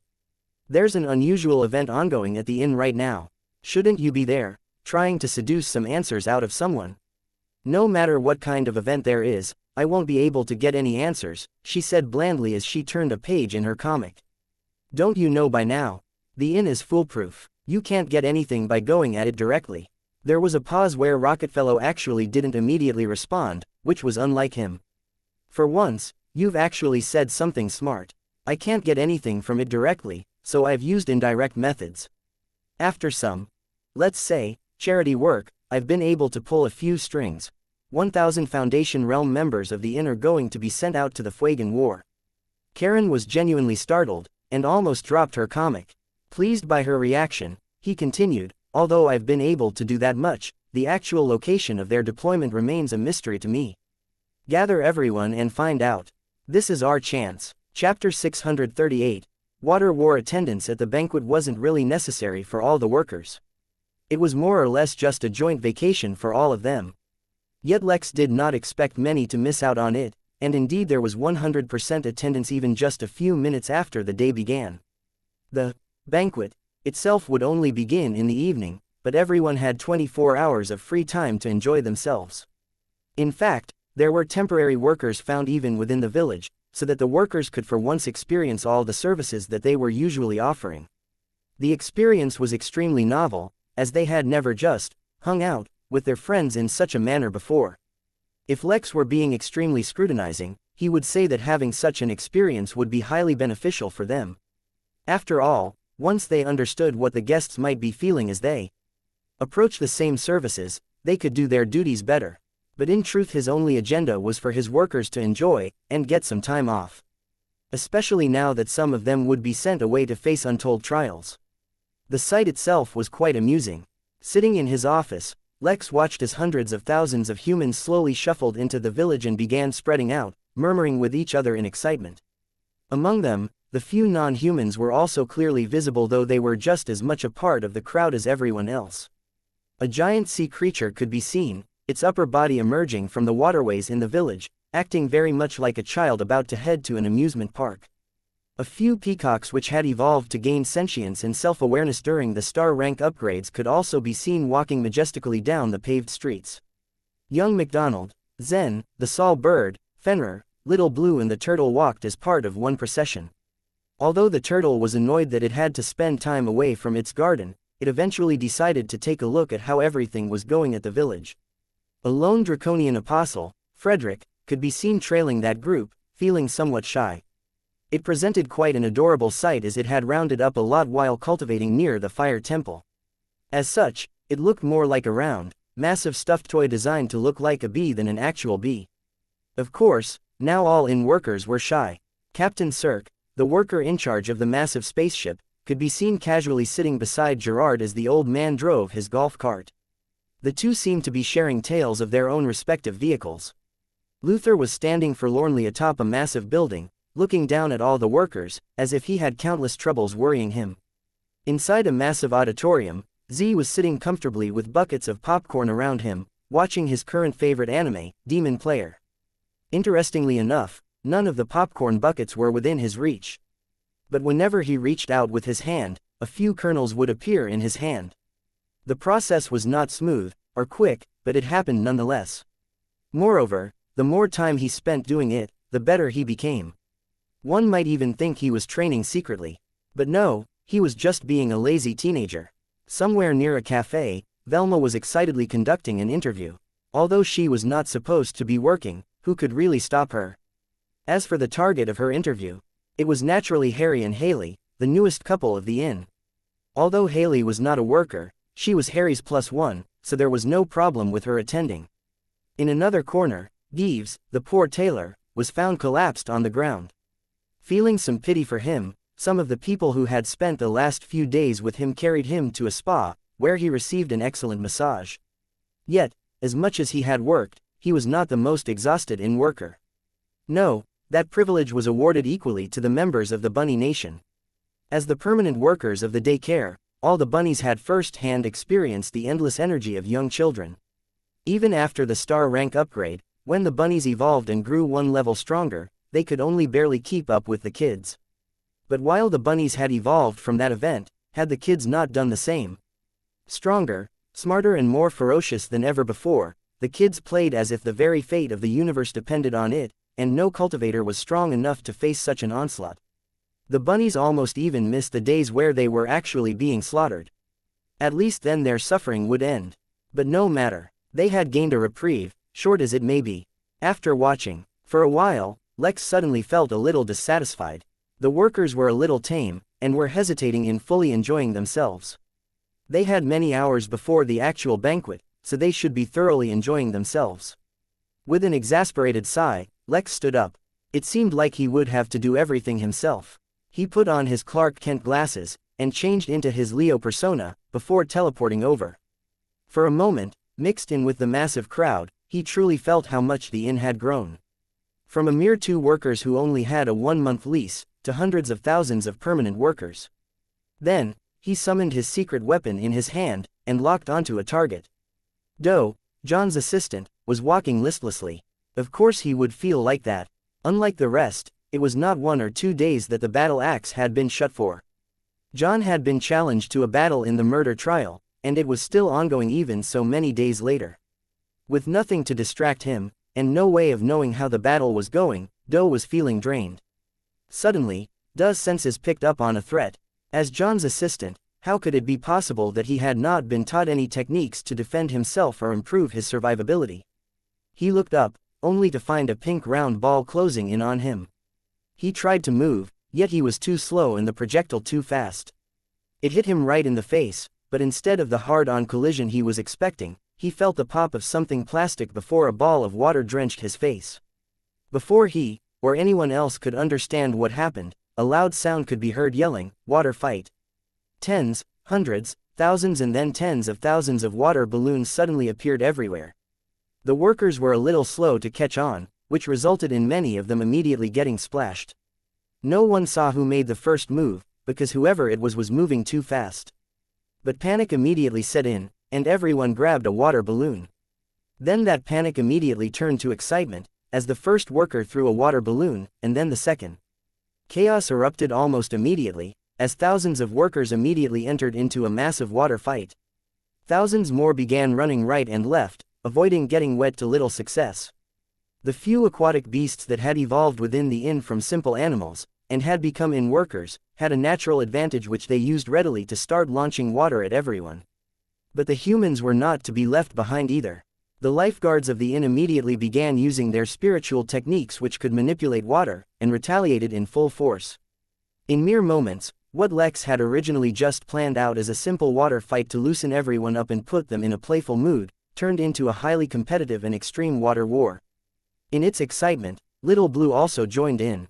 It had also been cultivating, and had constantly been guided by the turtle, and corrupted by Fenrir, who had been corrupted by Lex. It used its newly gained innate ability to summon some water. Truly, it was only a small amount of water. It was not worth mentioning, really. It only accumulated into a tsunami that was over 40 feet high, and appeared out of thin air. When the shadow of the wave covered the ground, the water fight temporarily paused as everyone looked up to see what had happened. All they saw before the wave came crashing down was the little whale, clicking and whistling in excitement. Then, like divine judgment, the wave came crashing down. But the workers of the inn were not intimidated. Various techniques filled the air as they hastened to protect themselves, and prepare for retaliation. In the first ever water war, the weak would not survive. They would win, or they would get drenched trying. The wave crashed onto the ground with a furious roar, and shook the inn as it did. But suddenly, there was a flash of light, and the water parted, split right down the middle. Chapter 639. His people like the Red Sea. The tsunami wave was parted along the center, and a couple completely untouched by a drop of water was revealed. Kawain and Anita stood side by side, Anita holding her husband's arm lovingly. Behind them was their baby, being pushed by dozens of her undead abominations. The baby was sleeping silently, as the sounds of fighting and chaos had finally lulled it into a peaceful sleep. One could not really blame it for not being able to distinguish between the sounds of a water fight that constituted hundreds or thousands of people, and a nice Sunday genocidal massacre. "Please continue, we are just passing by," said Kawain as he continued to walk. One could not really blame him for not participating, as any casual throw of a water balloon by him could decimate all the inn's workers. The fight resumed as soon as the couple passed, with Little Blue becoming one of the main targets. While a lot of the workers participated in the war, more still moved away from it, unwilling to get wet. Yet Lex's purpose was completed nonetheless, as even those who were not participating relaxed visibly. They spread out across the village, and began to truly enjoy all that the inn had to offer. Lines were formed in front of photo booths, many took boat rides in the canals alongside the roads, others still enjoyed the various transports. They ate and they played, and though most of them really weren't tense, the ones that were visibly relaxed. Well, all except Luther. Aren't you going to join in the fun? Leo asked, as he walked up to Luther, who was standing on the roof of one of the buildings. It's hard to enjoy myself when I know what's about to happen, said Luther, his face extremely grim. Although there isn't too much detail, I've read the files Velma has on the Fuegan. It will not be an easy fight. Realistically speaking, I should not even expect those who go to come back. The Fuegan are strong, but the inn workers aren't weak either. They just have to stick together and take care of one another, and they'll be fine. Luther didn't speak, and instead turned to look at Leo. He had spent a lot of time at the inn getting to know the other workers. He had a busy schedule between taking care of the innkeeper's orders, cultivating and thinking of ways to improve the inn, but he still managed to take out the time to do so. The one thing he noticed was the unusual patterns with which Leo appeared and disappeared at the inn. No one else spent as much time away from the inn as he did, at least among the workers.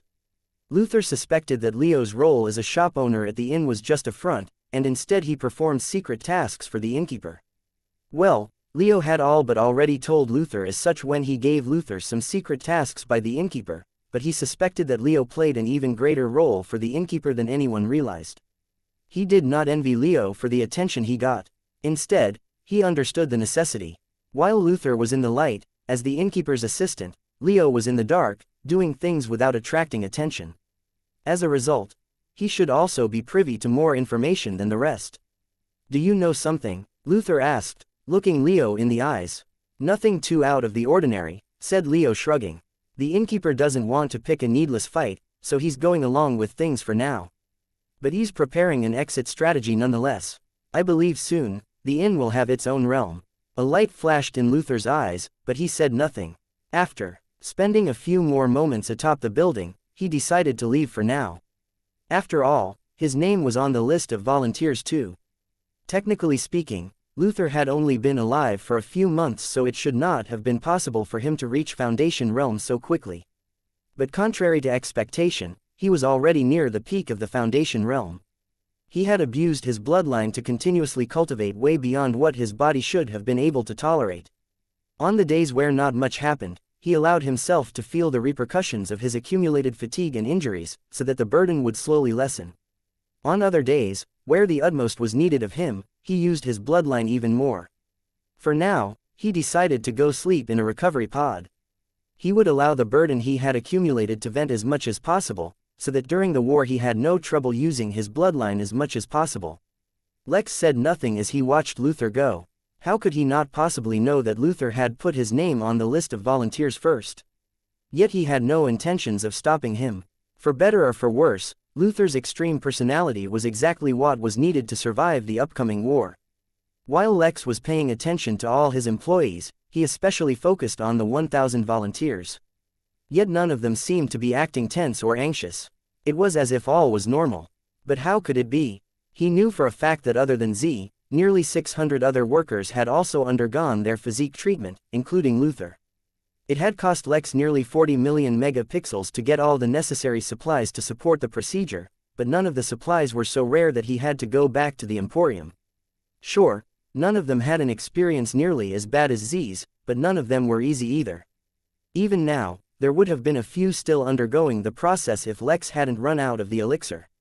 Yet not a single one of them had complained. Lex disappeared from the rooftop as he continued to overview the day's festivities, and make personal adjustments where he thought necessary. Something interesting, or at least something Velma would have found interesting, was that in this new environment where they were encouraged to relax and mingle, many began showing initial signs of kindling relationships. For now, they were too young and inexperienced in life to take that step, but Lex could already see signs. The fact that most of the ones showing such signs were about to head off to war made Lex feel just a little melancholic. Slow, but peacefully, the day passed and evening came.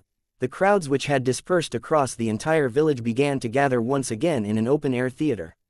Perhaps an auditorium would have been better for this, but it was not so easy to fit a few 100,000 beings inside one building, and still leave them room to move about. Though it was no crystal ballroom, the floating sky lanterns illuminated the night in a soft yet warm, yellow glow which brought about a relaxed environment. Well, it was hard to go for different lighting with a baby Saul bird around. Though it had been a full day for most, they were not tired. Instead, everyone was feeling refreshed and excited, for they were looking forward to what would come next. The innkeeper was about to make an appearance. Once everyone had arrived, Luther included, the lighting dimmed, despite the baby Saul bird, and a small podium appeared. A hush fell over the crowd as they all waited for the innkeeper. As of late, he had been making fewer and fewer public appearances, and when he did, he usually only met the same few workers. It was something even Lex himself had not noticed, nor was he alerted by his instincts, for it had no consequential repercussions. It revealed a blind spot in his instincts, and always relying on them. Before the innkeeper appeared, the sound of footsteps could be heard echoing through the night. The footsteps continued to echo, when suddenly everyone saw someone climbing to the podium. Instantly they realized that the innkeeper would not suddenly appear on the podium. The innkeeper had been among them the entire time, but he had kept himself hidden so that he would not attract attention. Excitement suddenly filled the hearts of all the workers as they thought about the fact that they could have been rubbing shoulders with the innkeeper. "Welcome, everyone," the innkeeper's smooth voice washed over the crowd. "I'm glad to see that everyone has been enjoying themselves. Usually, we work around the clock to serve the inn's guests, but it's also important to remember that we too deserve some rest and relaxation." The innkeeper paused, a warm and content smile on his face as he looked out over the crowd. He could hear them shuffling, he could hear their elevated heartbeats, he could hear their sped-up breathing. These were his people, he would lead them well. Chapter 640. New suits. Many months ago, when Lex had the idea for a banquet for his guests, he had envisioned what it would be like. In fact, he even did a bit of research on his own instead of just delegating the tasks to the planning division. The banquet would be broken down into two segments. The lead up to the banquet, where everyone enjoyed and relaxed, didn't count. Once the banquet actually began, the first phase would follow some earthly customs. As the innkeeper, he would give a small speech to cheer everyone up, and then he thought about sharing the limelight and having some others come up and speak as well. There would be jokes and laughter, and once everyone was done speaking there would be a dance, which would then be followed by dinner. That was the first segment. The second segment included activities Lex looked up on the Henley portal, which were common occurrences in alien cultures. There would be feats of courage. There would be merrymaking. There would be duels. There would be cake similar to Saturn cake, except that it would be much stronger, and could affect those at a higher cultivation realm. Lex had even imported a special batch of fruit, which could temporarily turn anyone who ate it into a variation of their race. So, in the instance of humans, they could turn into cat people, or a xianxia, or something else. The night would end with a few awards and prizes. That was the original plan, and Lex expected it would be a lot of fun. But the plan had changed since then. Now, while he still planned for the banquet to be a fun-filled event, the focus would be different. The inn started not too long ago, and you all joined me only shortly thereafter, but much has happened during this short time. As the innkeeper's gentle voice washed over all the workers, they began to imagine all that had happened. The older ones began to recall the midnight games, while the newer ones thought back to the invasion they suffered during the innkeeper's absence. The Midnight Inn has maintained its pride during all this time, not only because of me, but because of all of you. The innkeeper paused for a moment, looking out at each and every face in the crowd. Whether it's keeping the guests happy, adapting to new events, or facing off miscreants who mean to cause trouble, each and every one of you has upheld the honor of the inn. There is no task too big or too small, for when the inn has a need, you all have stepped forward proudly to take care of the task. Every single one of the workers felt their pride swell up as they heard the innkeeper's words. They held their heads just a little higher, and pumped out their chests. "Today we are here, at this banquet, to honor all your efforts so far in service of the inn. But I think, it is not just in service of the inn that you all strive so hard. There is something else that drives your actions. It is pride. The pride of being a part of something as grand as the inn. But how can that be all? I think it is the feeling of home. It is the feeling of family." The innkeeper paused again, though this time even he didn't notice the slight hesitation. "It is the feeling of having something you want to protect." The innkeeper's words and emotions were infectious, and everyone, from the newest to the oldest employees, started to have deep emotions welling up inside of them. So today, here, we find ourselves honoring not just our actions, but each other, for it is us, each and every one of us, who make up the Midnight Inn. But it is not just our past actions that need honoring. The innkeeper's tempo suddenly changed. His voice, full of vibrant energy, suddenly turned solemn and somber. It is also the actions that some of us are about to take that we honor. I'm sure you all know of what I speak. The Midnight Inn finds itself facing an extraordinary and unexpected challenge. Though we are a humble establishment focused on serving our guests, we have always been steadfast in adhering to our dogmas, even in the face of extreme adversity. Yet even so, in this universe, we cannot stand completely alone. The inn has been conscripted into a war that has nothing to do with us, thrusting us into an unfamiliar battlefield. But when faced with this challenge, when I asked for volunteers, I received an overwhelming response. Heroes of the inn volunteered without hesitation or fear of adversity. 1,000 different spotlights suddenly appeared, shining on each and every selected volunteer. Moreover, a massive screen appeared behind the innkeeper, showing the humble yet happy faces under the spotlights. Each and every one of you carry the honor of the inn with you, and that is not just limited to the grounds of the inn. Since you are going to a battlefield, away from the inn and into the vast universe, then you have to take that honor with you. The innkeeper snapped his fingers, and suddenly the attire of all 1,000 workers changed. Although they all wore suits before, and still wore suits now, the difference between the two sets was night and day. While their previous suits were smart and quite formal, the new suits were not only perfectly suited to their exact physiques, it elevated their auras to make them seem incredibly dashing yet lethal at the same time. Each suit was three-piece, with a white shirt and black tie. Gold buttons adorned not only the front, but the cuffs as well. The left side of the coat had a gold "MI" written on it, and the lapel had a key-shaped pin attached. Along with the suit were also a pair of black gloves, perfectly sized so that not an inch of skin was visible between the shirt cuff and glove. They wore Oxfords, in black of course, as their choice of footwear. Above the collar, there was a black, silk scarf perfectly covering the neck, and a suave black mask covered their faces right up until the edge of their noses. Covering their eyes was a simple mask, similar to what one would wear at a masquerade ball. Up until then, the suits seemed to look identical, but this is where a small distinction was made in the suits to favor preference. Above the mask, each person wore a hat, but each person seemed to have had some say in the exact kind. Some wore cobbler hats, others wore fedoras, while some wore flat caps. The innkeeper paused, to allow everyone to take in the sight. It truly was quite magnificent, for Lex could tell how incredibly durable and powerful the suits were. Suffice to say, Lex felt like even if he delivered a punch with his maximum power to one of those volunteers while they did not defend, they still would not be absolutely fine. He noticed that, despite the severe time constraints, the tailor had managed to personalize the suits just a bit. For example, through Z's mask, Lex could identify the distinct outline of earphone wire traveling to his ears, or Gerard, whose suit was slightly more open than the rest, adding emphasis to his vest underneath. He also noticed that, unlike the rest, Luther also carried a black and gold cane with him.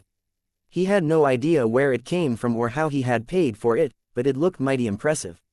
Know that even as you step out on the battlefield, the Midnight Inn is always with you. The innkeeper began speaking once again, this time only to the 1,000 volunteers who had by now gathered to the center of the crowd. The battlefield is foreign, but that cannot waver your spirit. Together, you have faced and conquered countless obstacles, and you will conquer this one too. Because while others fight to kill, or to survive, you fight to protect. Remember, now or ever, you are not alone. You have each other, your bonds, and your indomitable will to stand tall in the face of adversity. While war is not our business, that is only because we do not choose it to be. The Midnight Inn does not shy from trials and tribulations, and nor do we cower from the wars of those who cannot deal with it themselves. The innkeeper's voice, which had once lowered in both volume and tone, had risen once again to a mighty crescendo, shaking not just the hearts of all who listened, but the very earth and the sky. The sheer lethal visage of 1,000 geared warriors alongside the innkeeper's inspirational voice charged the crowds until they could no longer contain themselves, and erupted into a roaring cheer that carried across the entire village, and could be heard even outside the barrier keeping out all the guests. The Midnight Inn had not asked for this war, but they would make the ones who forced them into it regret deeply. Chapter 641. Departure. After delivering his speech, Lex left the podium and let the banquet progress normally. He no longer felt like the mood of the banquet needed to be fun or jovial. Considering that the 1,000 workers would be heading off to the battlefield, he felt that the rest of the time should be spent with the focus on them. After all, no matter how much Lex helped them prepare, there was a very real possibility that they might not make it back. Still, the mood the rest of the time was very relaxed. If the workers felt nervous or anxious, they did not show it. Instead, they kept gushing over how much they liked their new suits. If one overheard their conversations, one would assume they would be heading to a field trip rather than to war. Soon, a live orchestra standing on a cloud nearby began to play live music, and the banquet transitioned to the dance. This was quite entertaining to watch actually, since most people didn't really know any real dances, but as cultivators of various levels, they were quite adept in movement techniques. As a result, the inn workers were making up dances on the go, which resulted in quite an interesting show. The most interesting was the dance between Little Blue and the Saul bird. They were flying around, swinging like crazy in the air. Wherever Little Blue flew, drops of water fell like rain, since it was still learning to control its ability, and whenever the bird passed by, the drops evaporated instantly. Since the inn protected everyone from the bird's heat, to the viewers it all seemed just like an interesting smoke show. Moreover, due to the constant rain and light, rainbows were formed wherever the two went. With no one truly leading and showing them how it was done, the workers truly did end up doing whatever they wanted. Some bunnies began mounting peacocks and strut around one another, as if challenging each other to a dance duel. The massive, evolved Magikarp had the turtle ride on its head and shook around, as if it was trying to dance as well. The humans were not to be left behind either. They grabbed hands and spun each other round and around till one of them had their feet lifted into the air and began flying, until the other one suddenly let go, sending them flying towards a specific target. The humans began playing darts using other humans. Left didn't know whether to laugh or cry as he watched what they did, but decided not to interfere. There was no designated way to enjoy oneself, and if they were enjoying themselves by behaving like idiots, well, one had to remember that most of them were just 1 year old. He teleported away, no longer overseeing the workers. The thing he had to do next was prepare to send his workers to the battlefield. It was really easy, since he had been provided a teleportation formation, he only needed to set it up. He had never sent one of his workers outside the inn before, although theoretically it shouldn't be an issue. In essence, in the way that he could choose to teleport to any place connected to the inn, he could send his workers too. After all, if there was no mechanism to send out his employees, then he wouldn't have received a quest to recruit Marlowe as a porter oh so long ago. Deploying the formation was disappointingly easy. The lead up to the workers' departure felt agonizingly slow to Lex, but eventually the banquet ended, and the next day came. But all the workers did not return to their posts just yet, and instead stood in silence as they watched the 1,000 gathered workers. It was time for them to go, but no one had any words left to say. They could only watch and pray. When the innkeeper appeared, he summoned Luther to have a private word with him first. "I don't expect it to be a problem, but make sure that you all stay together. You all have to make sure to protect one another. While there will be others there with you, and they will be your allies, that is only theoretical. The only ones you can trust are each other. Everyone has a couple of keys with them, in case they ever need it, but I want you to take this as well." Lex held out one of his Innkeeper business cards, drenched in the aura of the Innkeeper. "If you run into any problems, or if they try to split you all up, don't hesitate to call me through the card. Though the Midnight Inn is sending a force to contribute in an inane war, that does not mean we can be pushed around." Luther took the card and tucked it safely in the inner pocket of his coat. Although the Innkeeper told him not to hesitate in summoning him, Luther decided not to summon the Innkeeper unless it was the last resort. As for the rest, treat this as a learning experience. The comrades you make during war are special, and cannot be discovered in simple times. Go, expand your contacts, as well as your horizons. Luther nodded in confirmation, but did not say anything. The Innkeeper was clearly trusting him to lead the others, which was a monumental task. Perhaps one would expect such a task to go to Gerard, based on his position as the head of security, but Lex felt he did not have the right temperament.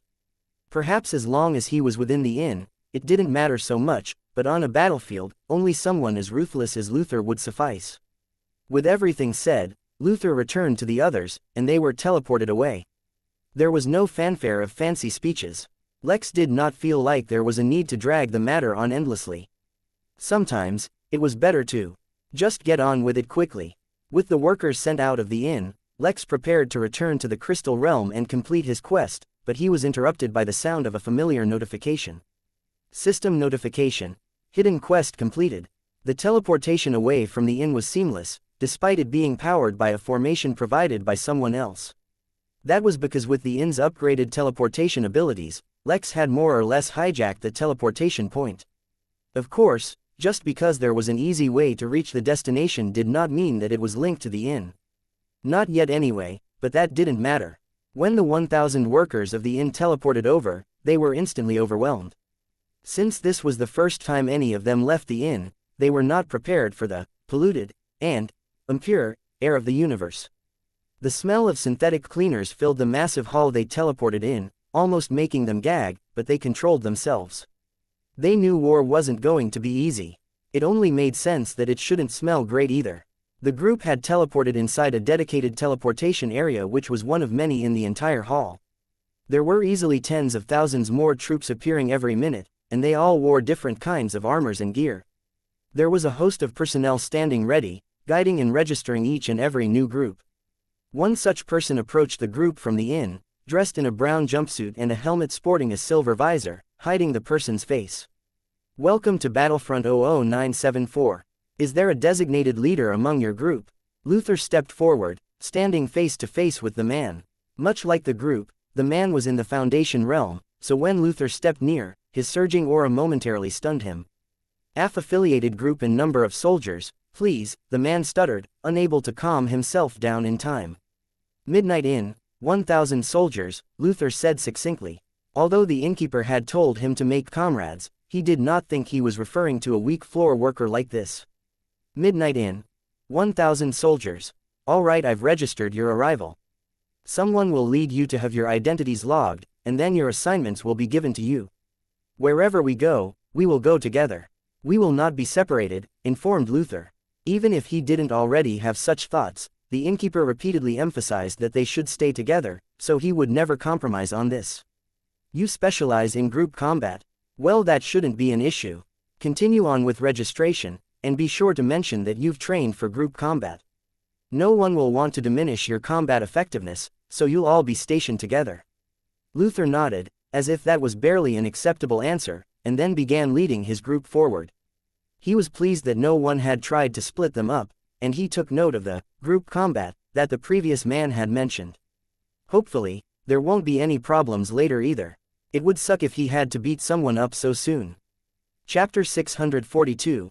Let Z take the lead. System notification. Hidden quest complete. Hidden quest.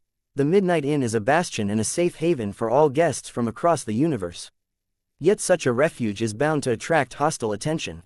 Sometimes, dealing with miscreants when they arrive at the inn is already too late. Take proactive measures to eliminate forces hostile to the inn before they arrive at the inn. Quest reward. Midnight Battalion panel unlocked. Remarks. Even a broken clock is right twice a day, but it took you over a year to do something right once. Lex was stunned. Midnight Battalion, alright, he could openly and clearly admit that the Midnight Inn was a little different from what one would expect from an inn, maybe. But what kind of inn had its own battalion? Although, he could somewhat understand the system's motives. While he was sure that a lot of the beings that visit the inn could be convinced to holster their hostile nature if they had one, there were bound to be many that just would not do so. If that were the case, it made sense to go out and face them directly. But, that way, wouldn't he end up fighting beings across the universe? No, that surely wasn't what this was for. It was most likely that the purpose of the battalion was to go out and face specific targets who were enemies of the inn. Yes, that made sense. In fact, why should he limit himself just to a battalion? Didn't he have a secret news agency? Couldn't he spread spies across the universe to gather secret intel? Or be on the lookout for more inheritances which he could add to his inheritance haul? Once Lex started thinking like this, he realized that the possibilities were endless. Why did he have to personally go to the Emporium every time he needed a trade?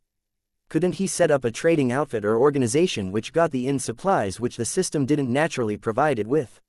Lex reined in his excitement and first took a look at the Midnight Battalion panel. If it was anywhere near as multifunctional and overarching as the event panel, Lex could not even begin to imagine the power. Yet, much to Lex's chagrin, almost all the functions in the panel were grayed out and couldn't even be seen, let alone used. Mary, Why is this new panel inoperable? Lex asked, slightly annoyed. Since the battalion is supposed to operate outside the inn, it is difficult for the system to perform optimally considering its damaged state. I cannot say for certain, but I expect you will need to repair 20 or 25% functionality before the panel starts showing more features. Lex controlled his disappointment and looked at the one single feature for the battalion which was available. It was called Battle Formations.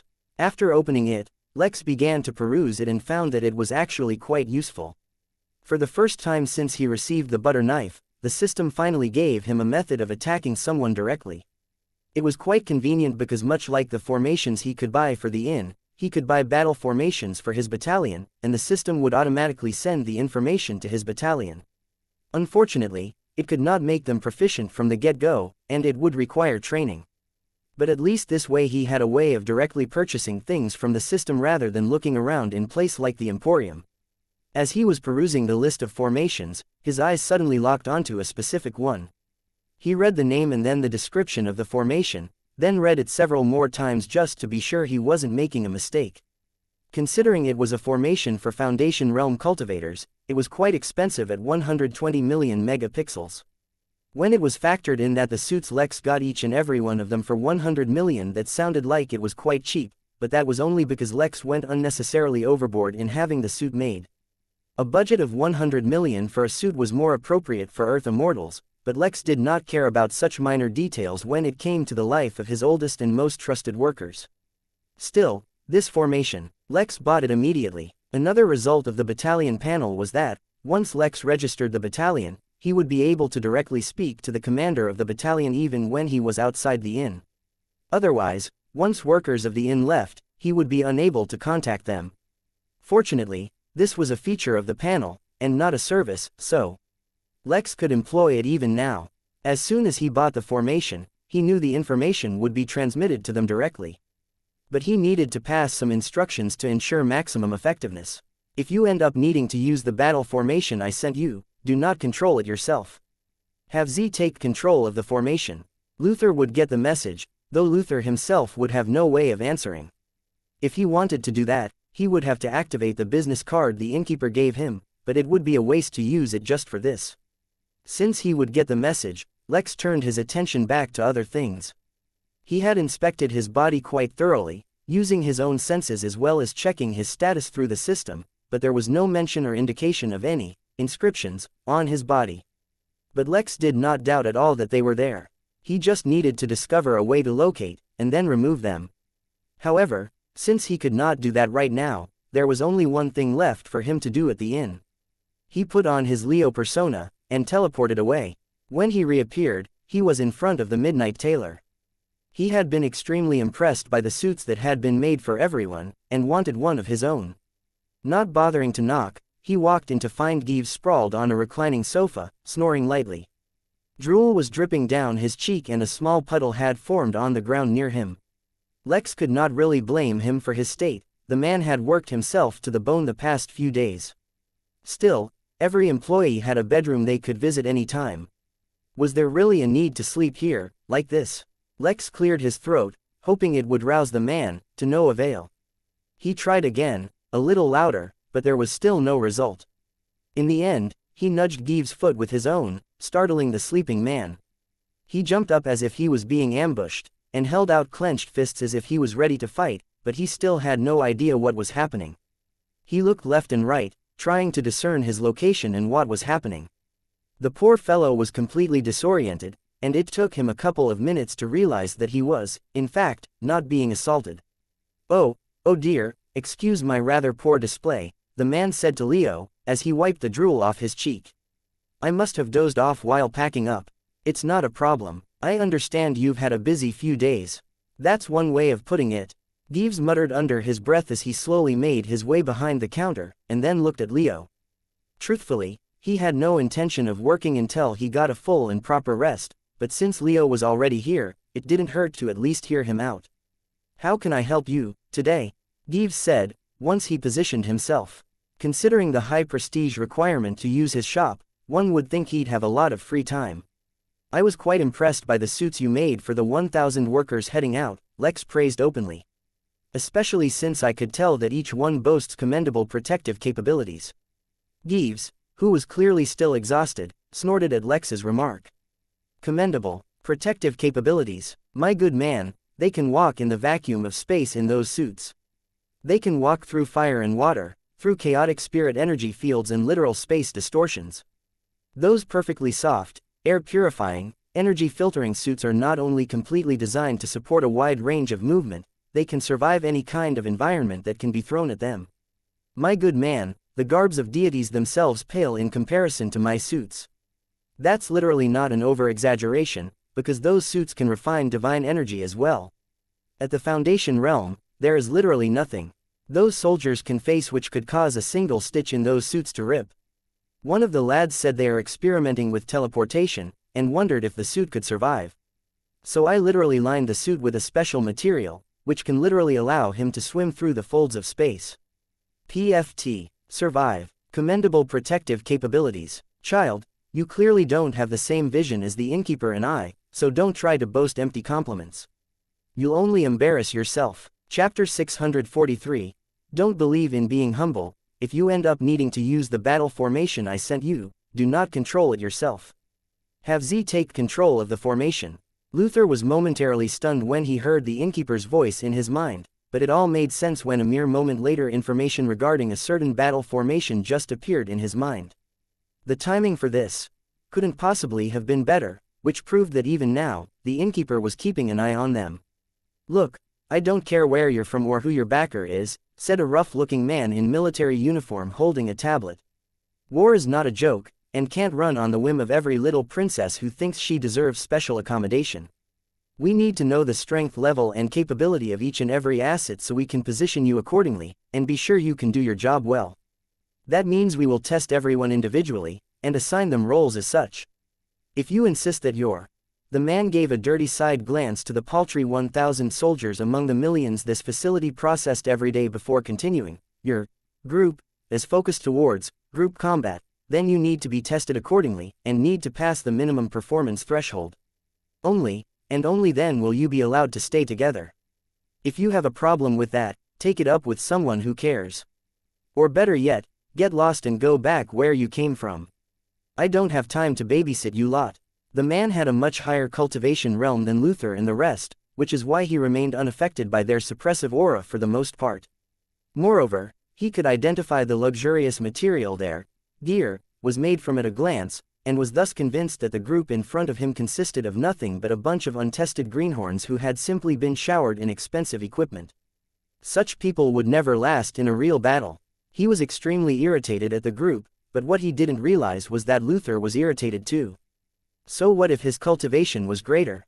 Luther was not intimidated. So what if he saw larger armies every day? They could not compete with those from the inn. So what if they had countless others coming to fight in their war? They were the ones who had asked the inn to come, not the other way around. Take me to your testing facility, and be quick about it, said Luther as if he were talking to someone beneath him. I'm here to fight a war, not stroke the ego of some office worker. Sure, he was normally extremely courteous towards guests at the inn, but that didn't mean everyone deserved such an attitude. Besides, he was not a believer in being humble or down-to-earth when he had the qualifications to back himself up. Behind his black mask his expressions were hidden, but the extreme derisive tone of his voice could not be hidden. The soldier talking to Luther turned red, and his anger surged, but he controlled himself. Regardless of what he felt, the discipline of the army had to be maintained, and that was the only thing that kept him from lashing out at Luther. Little did he know, even if he lashed out it would make no difference. Unwilling to speak further, the soldier led Luther and the rest to a testing chamber, completely skipping the queue in which they normally would have had to wait. He sent them in, while he himself went into the control room. Survive for a minimum of 1 hour, he spoke into a mic, not really bothering to let Luther and the rest get into formation, and began the test at the hardest difficulty. He was breaking more than a few standard operating procedures, and everyone in the room was slightly concerned, but the man was radiating a murderous aura that stopped them from interfering. As an army of Foundation realm soldiers, the battlefield they were sent to naturally managed their power level. Due to various restrictions and limitations, there were many zones and worlds where the interference of higher-level cultivators was extremely difficult if not downright impossible. That did not change the fact that those regions held crucial strategic value.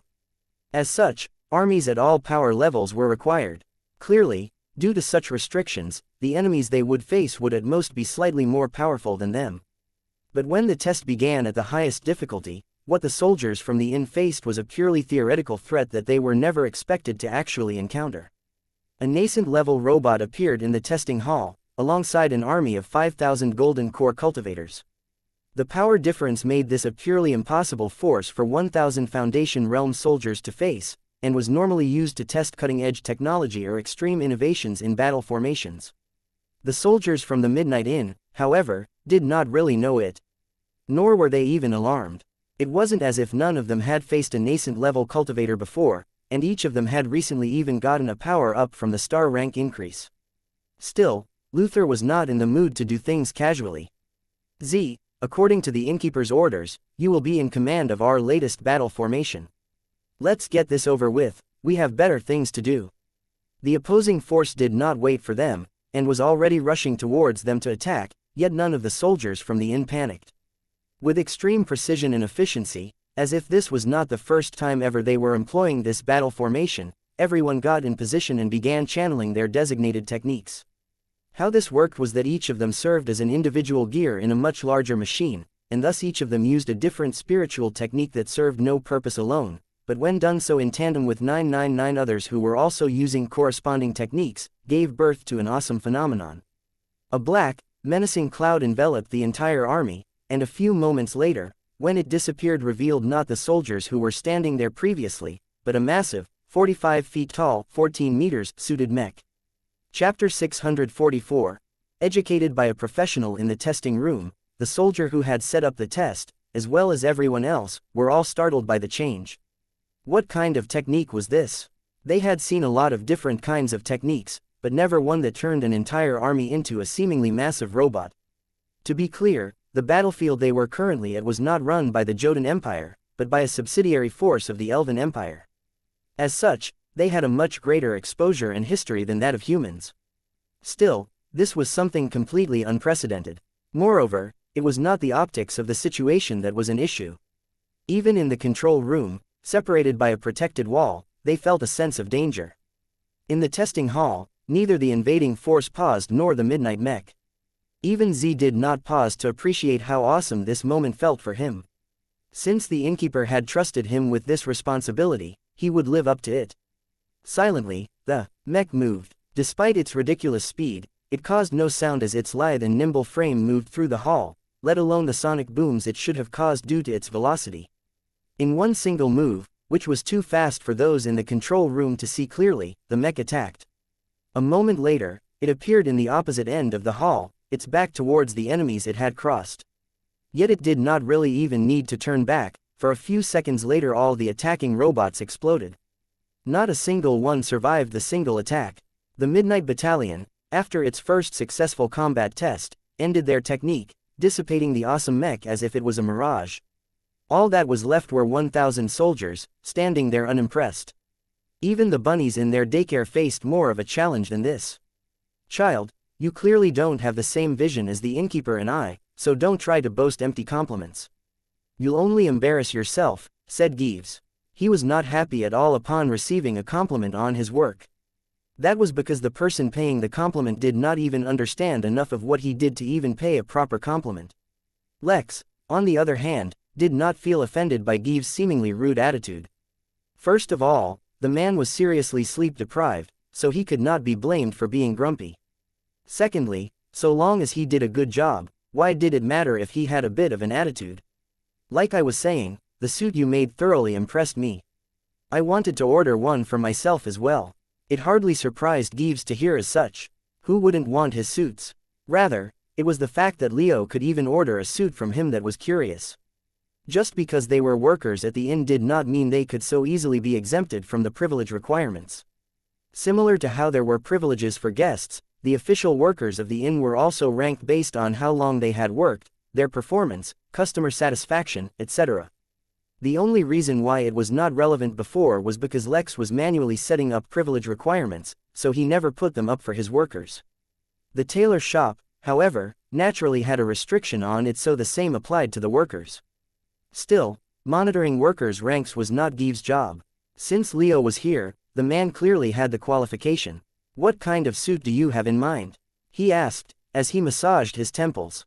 Even if he didn't plan on working immediately on the suit, he took his job very seriously. As such, he needed all his presence of mind for when he took orders. "I have a very unique problem," Leo confessed as he scratched his head. "I don't really care about defense or protection, as it's already very hard for anything to hurt me.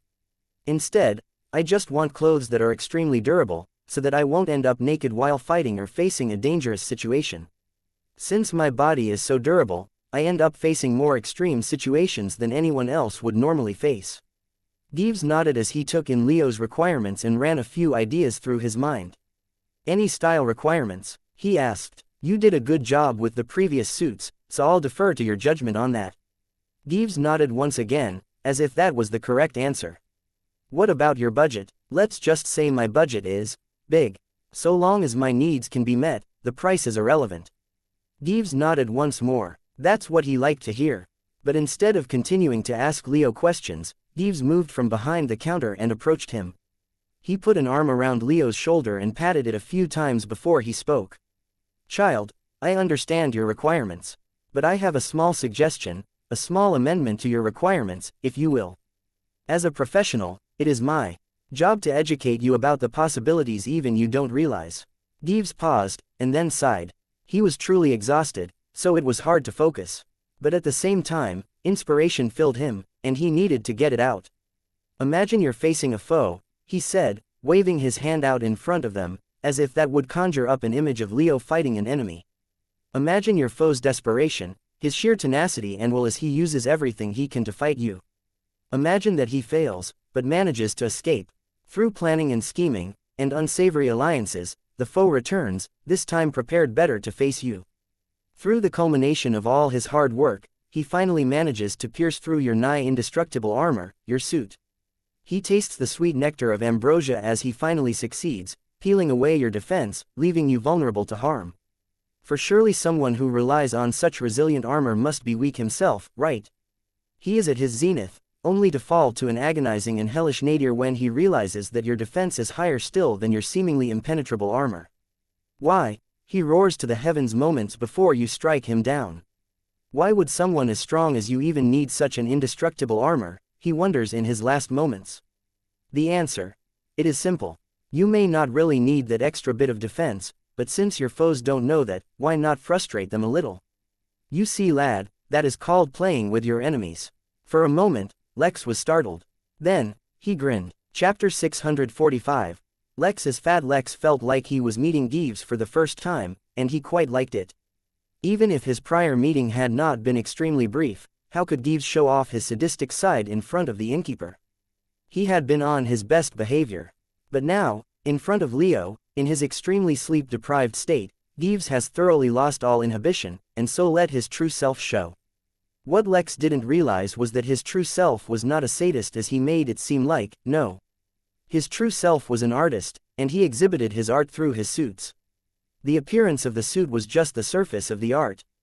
The functionality of the suit is what gave his art depth. I like the idea, confirmed Lex. What are the limits of what you can do with the suit? Currently, the shop has a limit on the kinds of materials I can access. The materials I can access are on the nascent realm level, at most. If you can bring me better materials from outside, I can improve the suit further, but until then you would have to make do. Having said that, even at the nascent realm, the kinds of materials I have access to are numerous. How many things you want to add to the suit play a great role in how I can use the materials. For example, with my previous suits, although they may seem impressive to you, I was actually severely limited in what I could do. It was not budgetary constraints that stopped me, nor was it the material. Instead, it was the physical strength and power level of those who were going to wear it. Just because it looks like a suit does not mean that it has to be light. The more leeway I have, the more I can be liberal with the kinds of materials I can use. You'll understand more in a moment. Come, let me take your measurements. Gives took off his coat and folded it over his arm as he led Lex deeper into the mansion. Each room and corridor had walls lined with various fabrics in a seemingly infinite number of colors. The truth was, the number of colors the tailor shop was catering to far exceeded the spectral range humans could see, which is why there was such a need for such a vast collection. The true, genuinely valuable materials weren't even stored here. They were in a basement, stored in isolated, temperature-controlled rooms. The materials were so volatile, they needed to undergo various kinds of treatments before they could be added into suits. You said I can bring materials from outside. What kind of materials do you mean? Should I be looking for some alien sheep producing celestial cotton or something? My young, ignorant lad, if you can get your hands on celestial cotton, or better yet an animal capable of producing celestial cotton, you'll become an instant multibillionaire.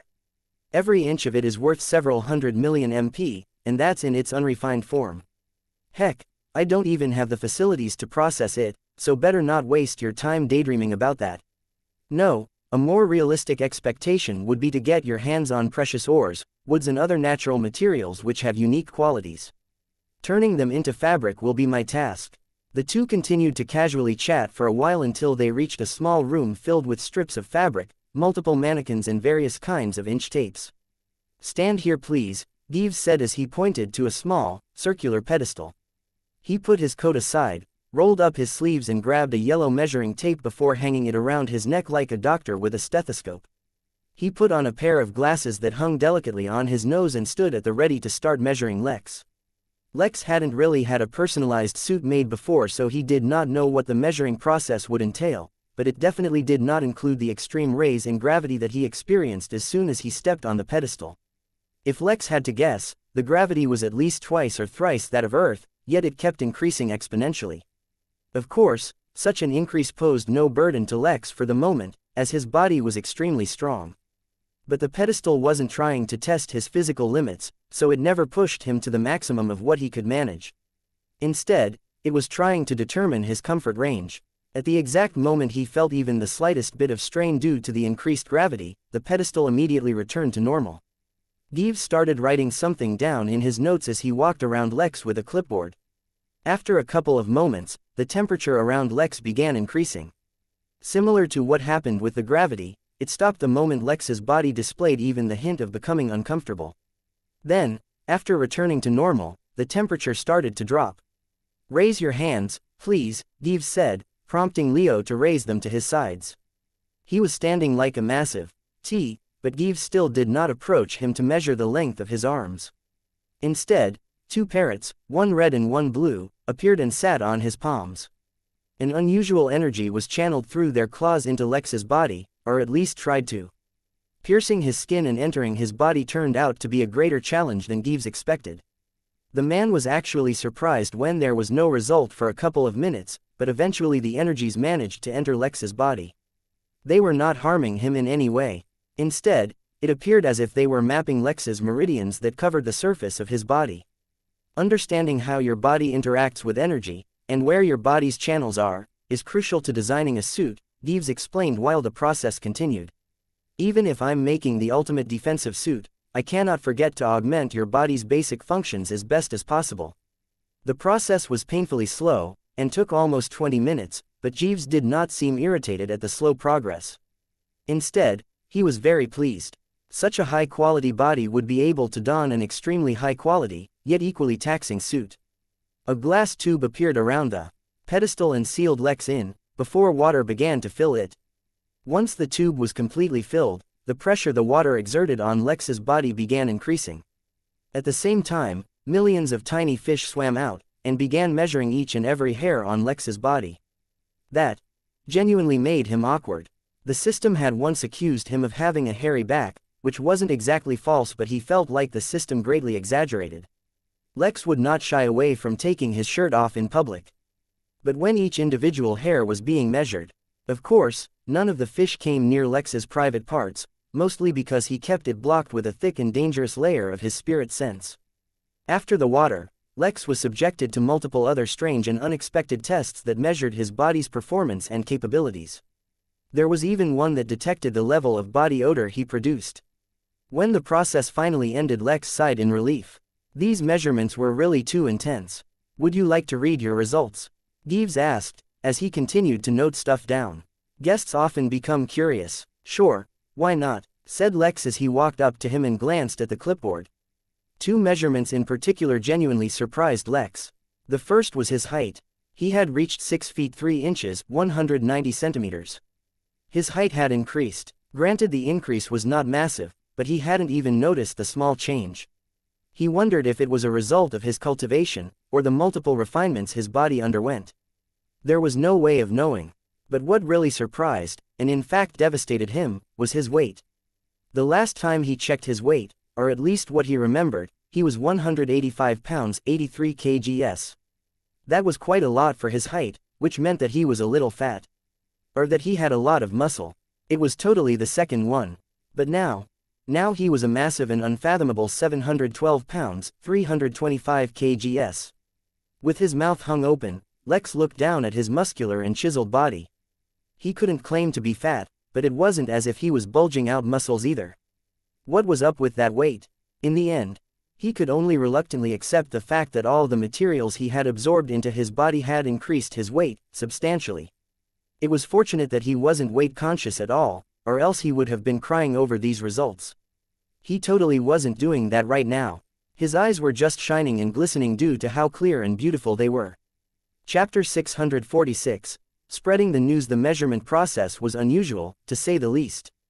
By the end of it, Gives drew up a few mock designs as well to show Lex and get his feedback. Through the process, where Lex learned more and more about the suits and what they could do, he eventually realized that they were going to be much more useful to him than he anticipated.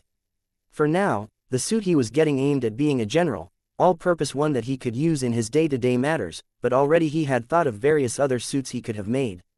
For example, the few times where he hunted with Fenrir, he realized the wolf's stealth capabilities were extremely useful. While Lex could not replicate them, he had the Orion scales which could be used for the same purpose. In fact, he already handed them over to Gives and asked him to make a second suit, for the express purpose of stealth. That would take a while, as Gives would have to make the first suit first, then process Orion's scales and then use the fabric made from it to make the suit, which would be completely different.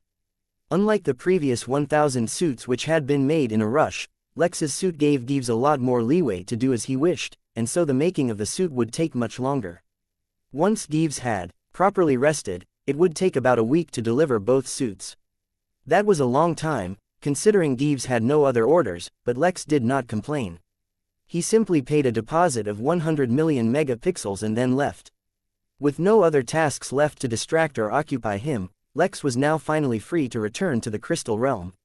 Fueled by a sense of urgency, if it were up to Lex, he would immediately depart on his journey to find Valisco, yet it was not meant to be. The last time he was here, Jolene, the mother of Pivardi's fiancé, had requested Lex facilitate her in the handover of some secret items over to someone else. Naturally, the handover had been successful, and now Jolene wanted to expand the scope of their cooperation. Lex had been dealing with the matter using his projection, but he felt he might benefit if he went and took a look at matters firsthand, as his instincts would play a better role then. But even that was a secondary matter. The first thing he had to deal with was the Trolop from whom Lex had taken the cosmic erosion elixir. Lex had scooped all the elixir away and teleported to the inn while he was still in the Trolop's territory, so naturally when he returned to the Crystal Realm, that's where he reappeared. The first thing he noticed once he returned was that the area already looked much better. The massive crowd that had gathered trying to reach the elixir had dispersed, and all the dead and decayed plants nearby had been removed.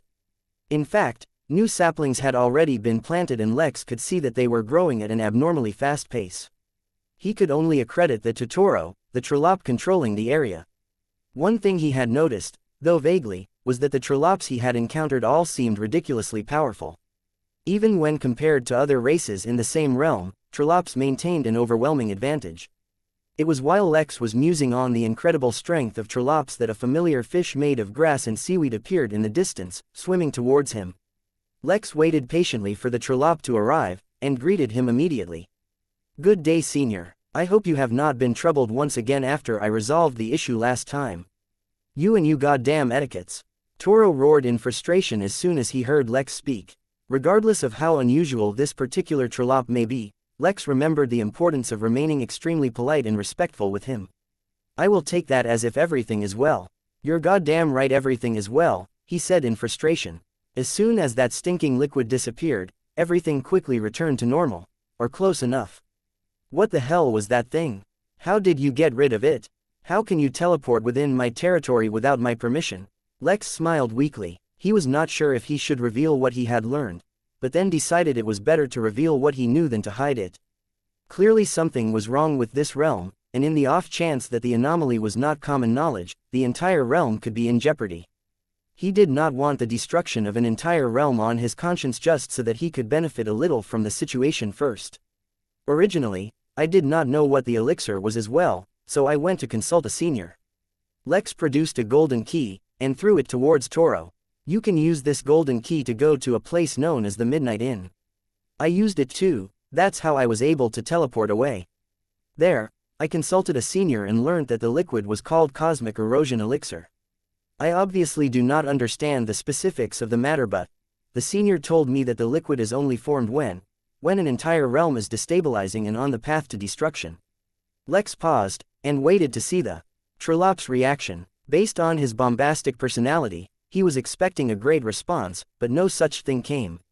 At first, Lex quickly assumed that knowledge of the realm's impending demise was common knowledge. But then, when he looked at the lost face of the Trilop, another theory popped up in his mind. Before he could verify his theory, the Trilop confirmed it for him by asking, "What the goddamn hell is a realm, and what does it have to do with my territory?" Chapter 647. Suddenly protective. Lex had a difficult time explaining to Toro what a realm was, though Lex had a sneaking suspicion that the Trilop understood the concept somewhere in the middle of the explanation, but was just venting its frustration on Lex. When it finally understood, Toro displayed a remarkable amount of, not screaming, at Lex randomly. Instead, it became silent as it contemplated the ramifications of what it had heard. The issue that it was facing was not the destruction of its entire world, that was a given based on the situation. The issue was that Lex did not have a solid grasp of the timeline. According to what Lex said, the appearance of the elixir meant that the realm was on the path to destruction, but the fact that it was on that path also meant that it could be veered off that path. The top minds of the realm would think of ways to work on the issue, but it all depended on how long they had. If one thought of the timeline in terms of the geographic time scale of planets in the origin realm, even millions of years were considered a short time. Theoretically, since the realm was even bigger than planets, the timeline should similarly be greater, right?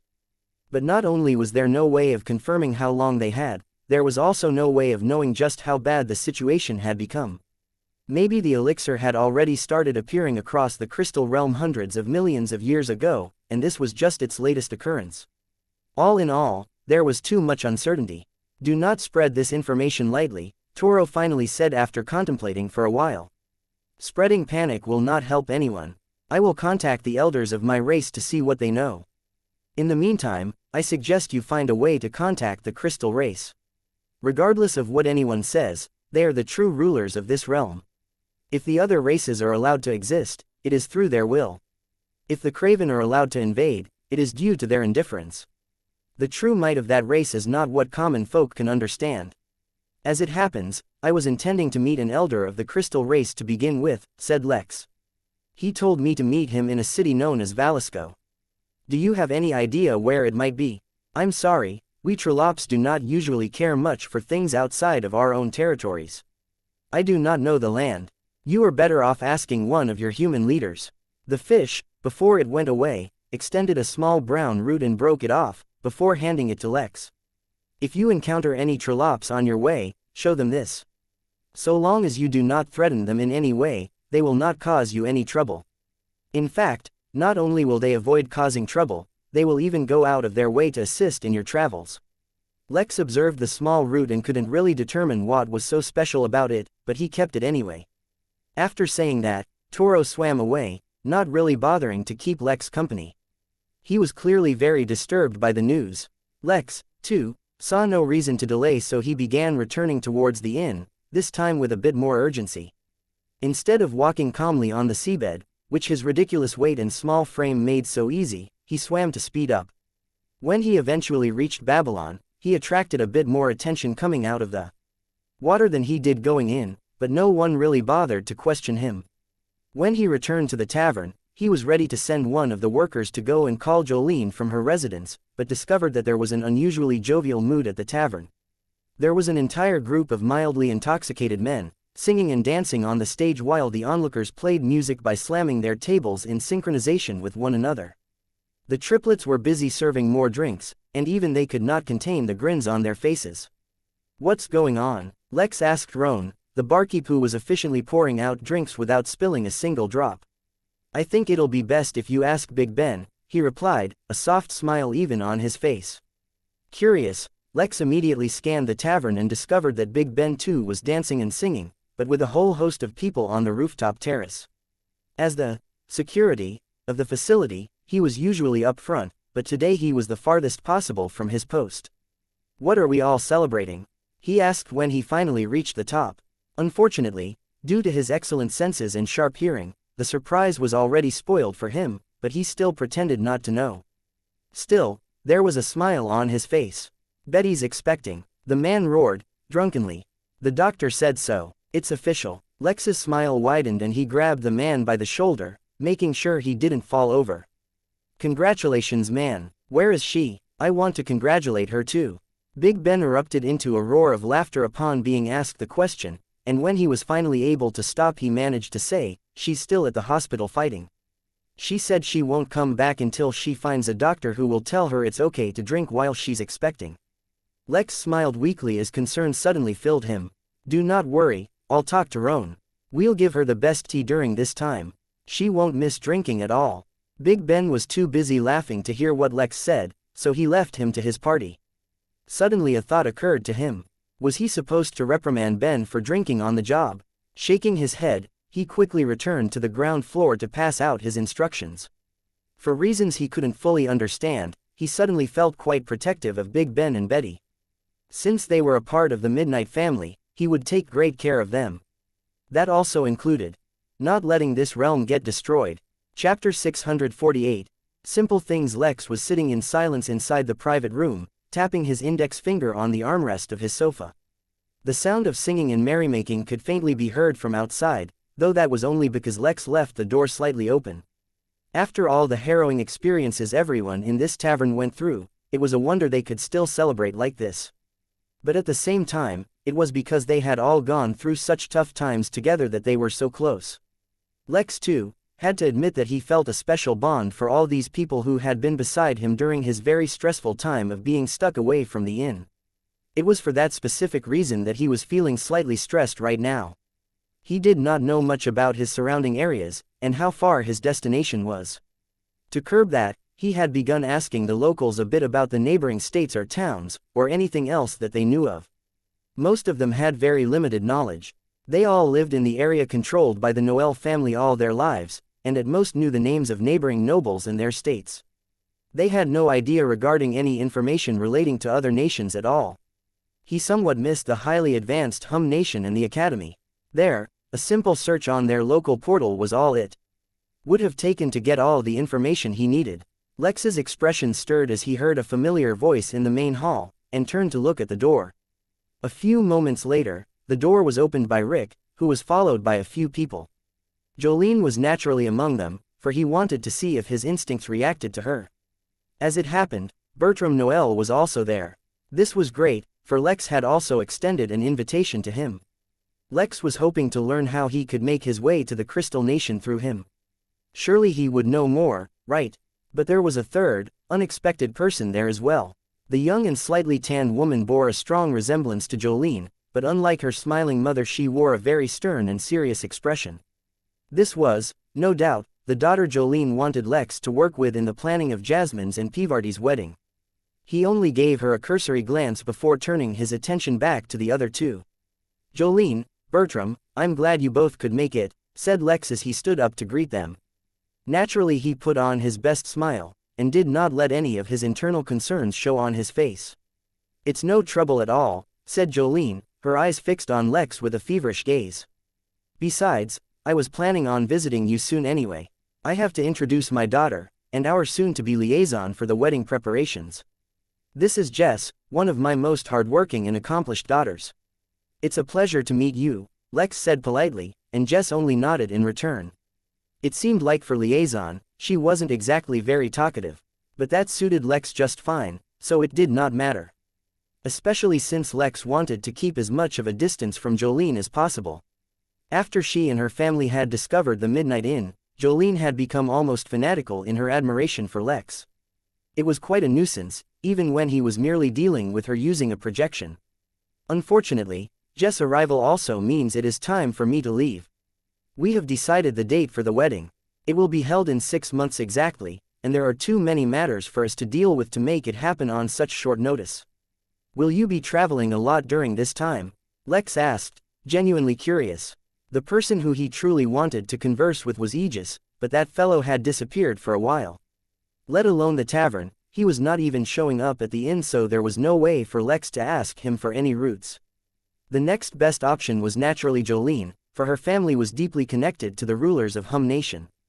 The best option after that was the Noel family, probably. Yes, unfortunately, familial affairs are the most complicated. A lot of our guests need to be invited personally, and certain matters and deals need to be taken care of during this time as well. We will even need to pay a visit to the Hum Nation and inform the royal family about the wedding. Being a parent is truly too complicated. Won't that take too long? How will you reach the Hum Nation from here? For ordinary people, it would indeed take quite a while, informed Bertram. But the influence of the nations extends even beyond their own borders. Even though these lands are far away from the empires, separated by vast oceans and extremely inhospitable lands, many nobles have short and long-range teleportation formations within their territories. Anyone bearing a token of one of the nation's royal families can use those formations at will. This was both good and bad news. The good news was that there were apparently many teleportation formations he could possibly access, but the bad news was that the distance between Babylon and the nations seemed to be great. What if I wanted to send someone on an errand? Do you think they could get access to those formations? Bertram paused, and an awkward look appeared on his face. It seemed like he was not anticipating such a question. As far as he knew, Lex was not as simple as he made it appear on the surface. Not only was he himself an incredible powerhouse, pretending to be a weakling, but he also had the backing of the mysterious Midnight Inn. He did not want to offend Lex by giving him an answer he might not like, but... "Oh yes, of course. Why not?" exclaimed Jolene as she suddenly saw an opportunity. From her spatial ring, she summoned a large bronze token which had a pickaxe engraved across its front. As far as emblems went, a pickaxe was not a prestigious symbol, but it was most befitting the Philip clan, which was allowed to mine Ethereum under the royal family's command. Although this is not the same as a token from the royal family of the Hum Nation, this is a token of my Philip's family. It may not get you the same kind of service, but it will definitely enable you to access the teleportation formations. Unfortunately, you will not be exempt from paying for the use. I would give you the royal family's token if I could, but I am not really allowed to give it out, you understand. No need, this is already a great help, said Lex, accepting the token. Although she harbored ulterior motives in helping him, Lex wouldn't deny help that he needed. You aren't the one who has to go on a trip, right? Jolene suddenly asked, as if it just occurred to her. If you are, I can send along an escort. No need, Lex said, doing his best to keep his lip from twitching. I will be here, making sure everything is in order for the upcoming wedding. But I have to send someone on a rather urgent task all the way to the Crystal Nation, to a city called Valisco. Would you happen to know where it is? Even before the duo had the opportunity to answer, he felt like he got an answer. Both Bertram and Jolene had a change in their expression, though they swiftly controlled themselves. Still, Lex felt like he could detect shock and fear from them. The path to the Crystal Nation from here is different from the one to the Hum Nation. The formations will not be enough to send you on your way, and you will have to cross certain areas yourself. It's not really an easy path. I will consult my father and have a map drawn for you to help your helper on his journey. But while I can help you find your way to the Crystal Nation, finding your way to Valisco, I think only someone from the Crystal race can help you with that. Why is that? Lex asked, curious. Well, technically I cannot even confirm if what I know is true. But there are rumors that the Crystal race has a massive prison where they punish members of their race who have committed unforgivable crimes. A prison so old that no one is sure when it was made, filled with immortal prisoners too dangerous to ever be allowed free again, yet kept alive because killing them is too light of a punishment. The name of that prison is Valisco. Despite his resilience, Lex sighed. Why were things never just simple? Chapter 649. Ash. The conversation with the duo about the distance to the Crystal Nation did not last too long. Unlike the other races, which had a clear positive or negative relationship with one another, the Crystal race equally shunned all the other races. They kept their territories closed, and did not usually bother much with the outside world. That did not mean that no one was allowed to enter their nation, just that they were extremely selective in who entered. In a way, one would have to prove themselves worthy of interacting with the Crystal race.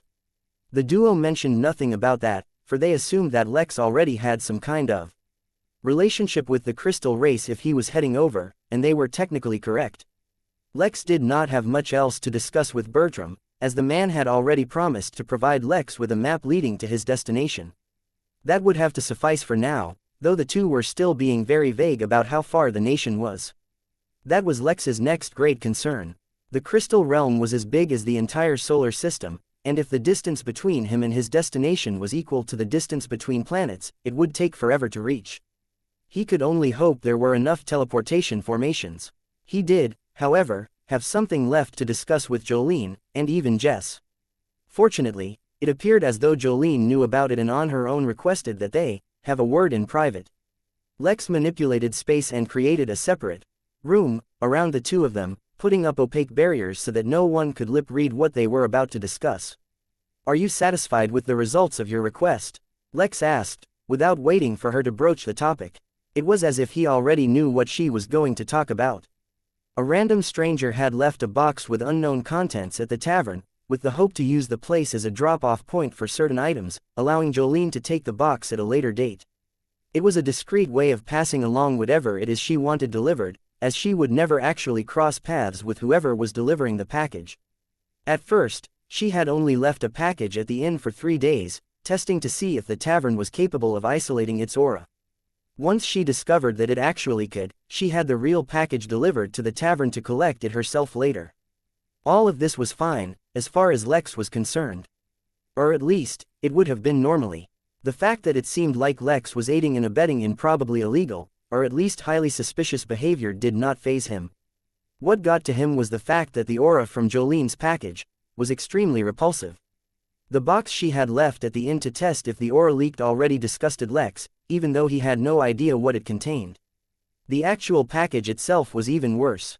Technically speaking, Lex's real body had not been here when the package was delivered and received, but even the aura it left behind was so strong that Lex was still disgusted by it when he felt it. Whatever the package was, illegal or not, he decided he no longer wanted to facilitate it. Although the purpose of the inn and tavern was to host all guests equally without discrimination, Lex was not a mindless slave of the system's directives. Since it was disgusting to him, he no longer wanted a part in it. Extremely, Jolene stated with a massive smile. You do not know how much you have helped me with this. I'm glad you are satisfied with our service, Lex said with a soft smile.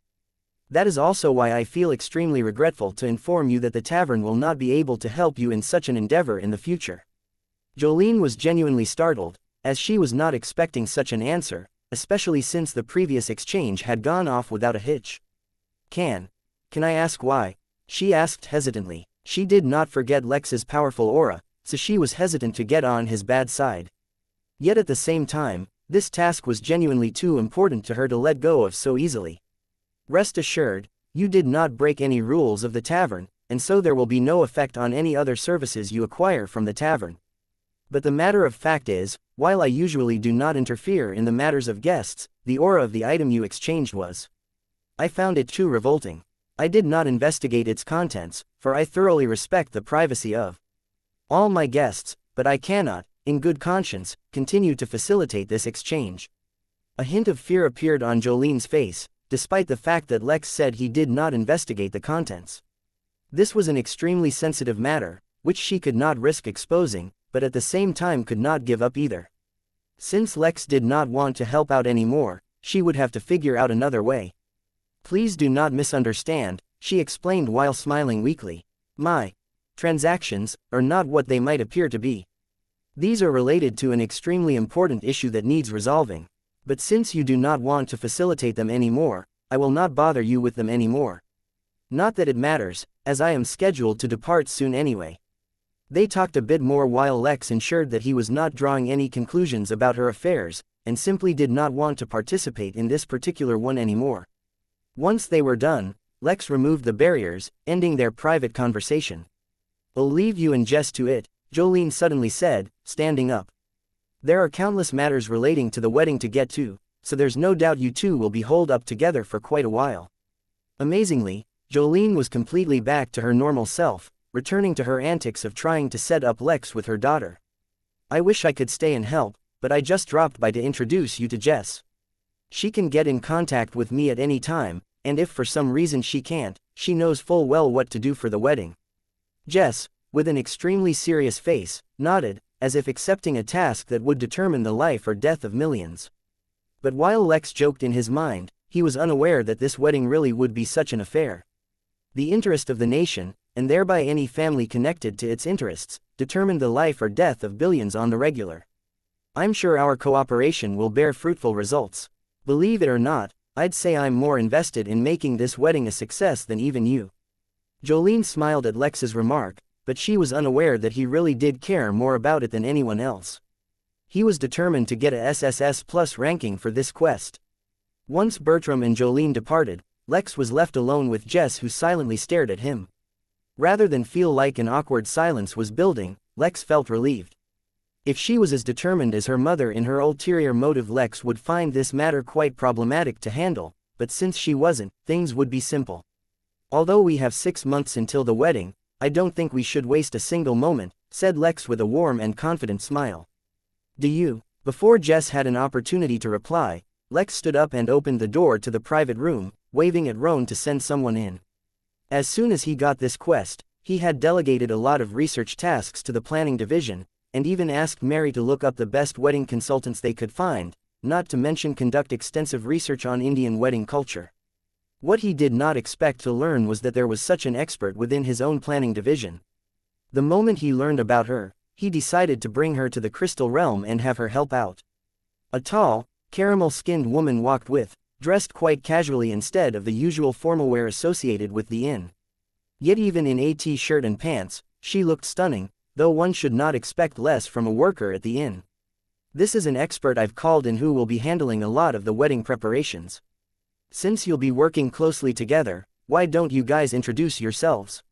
The woman from the planning division looked at Jess, and gave her a soft, welcoming smile as if she was looking forward to working together. Hi Jess, she said, her voice calm yet confident. My name is Aishwarya Rai, but my friends call me Ash. It's a pleasure to meet you. Chapter 650. Warm up. Jess was startled by everything that had happened, especially since she had been informed by her mother that she would be working closely with Lex. Jess was a perfectionist, so any task she did with the aim of achieving perfection. This was both a boon and a flaw. On one hand, everything she did achieved perfection, catapulting her reputation not only amongst her own family, but the general public as well. On the other hand, she barely ever ended up doing anything, because the more matters she picked up, the less time she would have to achieve perfection in each one.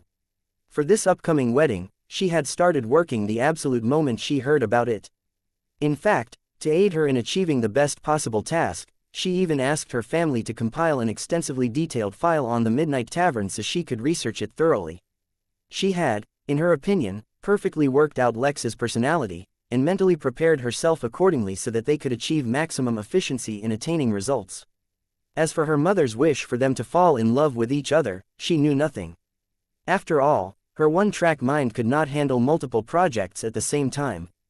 But from the very start, a wrench had been thrown into her plans. Who was this Ash? Where did she come from? She was not in the file Jess had studied.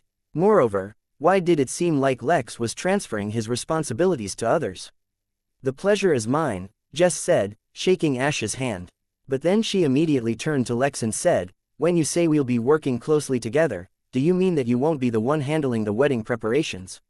Lex smiled. Since he knew Jolene was setting some kind of love trap for him, why would he be stupid enough to stay put? Of course the first thing he did was look for someone to take his place. But he was not just shirking his duties, he had grander plans for the wedding than anyone knew, and only he could fulfill them. Yes and no, he said. You and Ash will be handling the normal sequence of events and handle the bulk of the tasks. But that does not mean I won't be doing anything.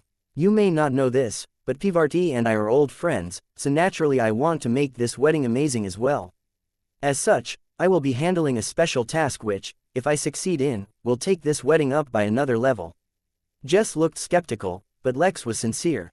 From the moment he had received this quest, he had been thinking about how he could make it worthy of an SSS Plus ranking. Having over-the-top theatrics was, of course, necessary, but that would not be enough. Lex had some experience in completing quests with extremely high rankings, but each time it was more to do with luck than his own performance. Whether it was the appearance of 2 demi-dollards, or an actual dollard, it was not something he could have anticipated or arranged. But the experience had taught him something. Although his quests may seem random, they all were ultimately linked to the Midnight Inn. As an inn, one of the most prideful things was that important or powerful guests made an appearance. There were probably more layers involved in determining his quest ranking, but it could not be denied that that was a major one. As such, Lex had been thinking along the lines of who he could invite to make this wedding the best or most prestigious. Originally he was thinking that Aegis would have to do, but now he had a better idea. The realm itself was being destroyed. If Lex could reach the crystal race in time, and convince them of what was happening, he could use his vast experience in manipulating. He meant his vast experience in persuading people to have the crystal race treat this wedding as a kind of conference. If a simple wedding between 2 human nobles ended up inviting the leaders of all the nations in this realm, he would consider that as an excellent wedding. He did not know if such a thing would be enough, or if he could even pull it off, but for now that was the best plan he had. Jess tried asking Lex what he had planned, and convincing him to once again take over planning, but he would not listen. Since he was planning on leaving anyway, he would only be here in the form of his projection anyway. As such, he was only planning on handling and resolving emergencies. His entire personal focus would be on reaching the Crystal Empire. He hoped he could reach it in enough time to set up the meeting with everyone, and make it back as well. The following day, or, well, 24 hours later, since the concept of day and night was screwed up here, Bertram returned to the inn and handed Lex a leather scroll. This was not at all what Lex was expecting when he had been told he was getting a map, but it would have to do. Instead of detailing the entire terrain and surrounding areas, the map just listed a path using prominent landmarks as markers. It would have to suffice. With everything in hand, Lex departed from Babylon, making sure not to be spotted as he did. After all, he was supposed to be inside the tavern this entire time. After a solid 6 hours of running at his top speed, Lex finally stopped and pulled out the map. Fortunately, other than visual markers, the map also recorded auras and spiritual markers which Lex could track using his spirit sense and intuition. Or better yet, he summoned Fenrir, who was sleeping, and woke up the pup. He climbed onto its back, and held out the map for it to sniff. Follow these auras, Lex told the excited little wolf. Think of this as, we're going on a long walk, through an endless park, filled with monsters and unknown dangers. Also, we're on a time limit, so you better run fast. Fenrir howled in excitement and began running. Every word Lex had said excited it more than the last. A single spaceship was moving through space, unbothered by the much larger ships nearby. Each battlefront with the Fuegan was different, in many ways. The battlefront in which Alexander had fought was artificially created, and seemed like an endless plain. This one, which the Midnight Battalion was being brought through, consisted of an unusual region of space enveloped by a cosmic cloud. Normal cosmic clouds were vast regions of space containing gas, dust and other small particles which brought about the appearance of a cloud.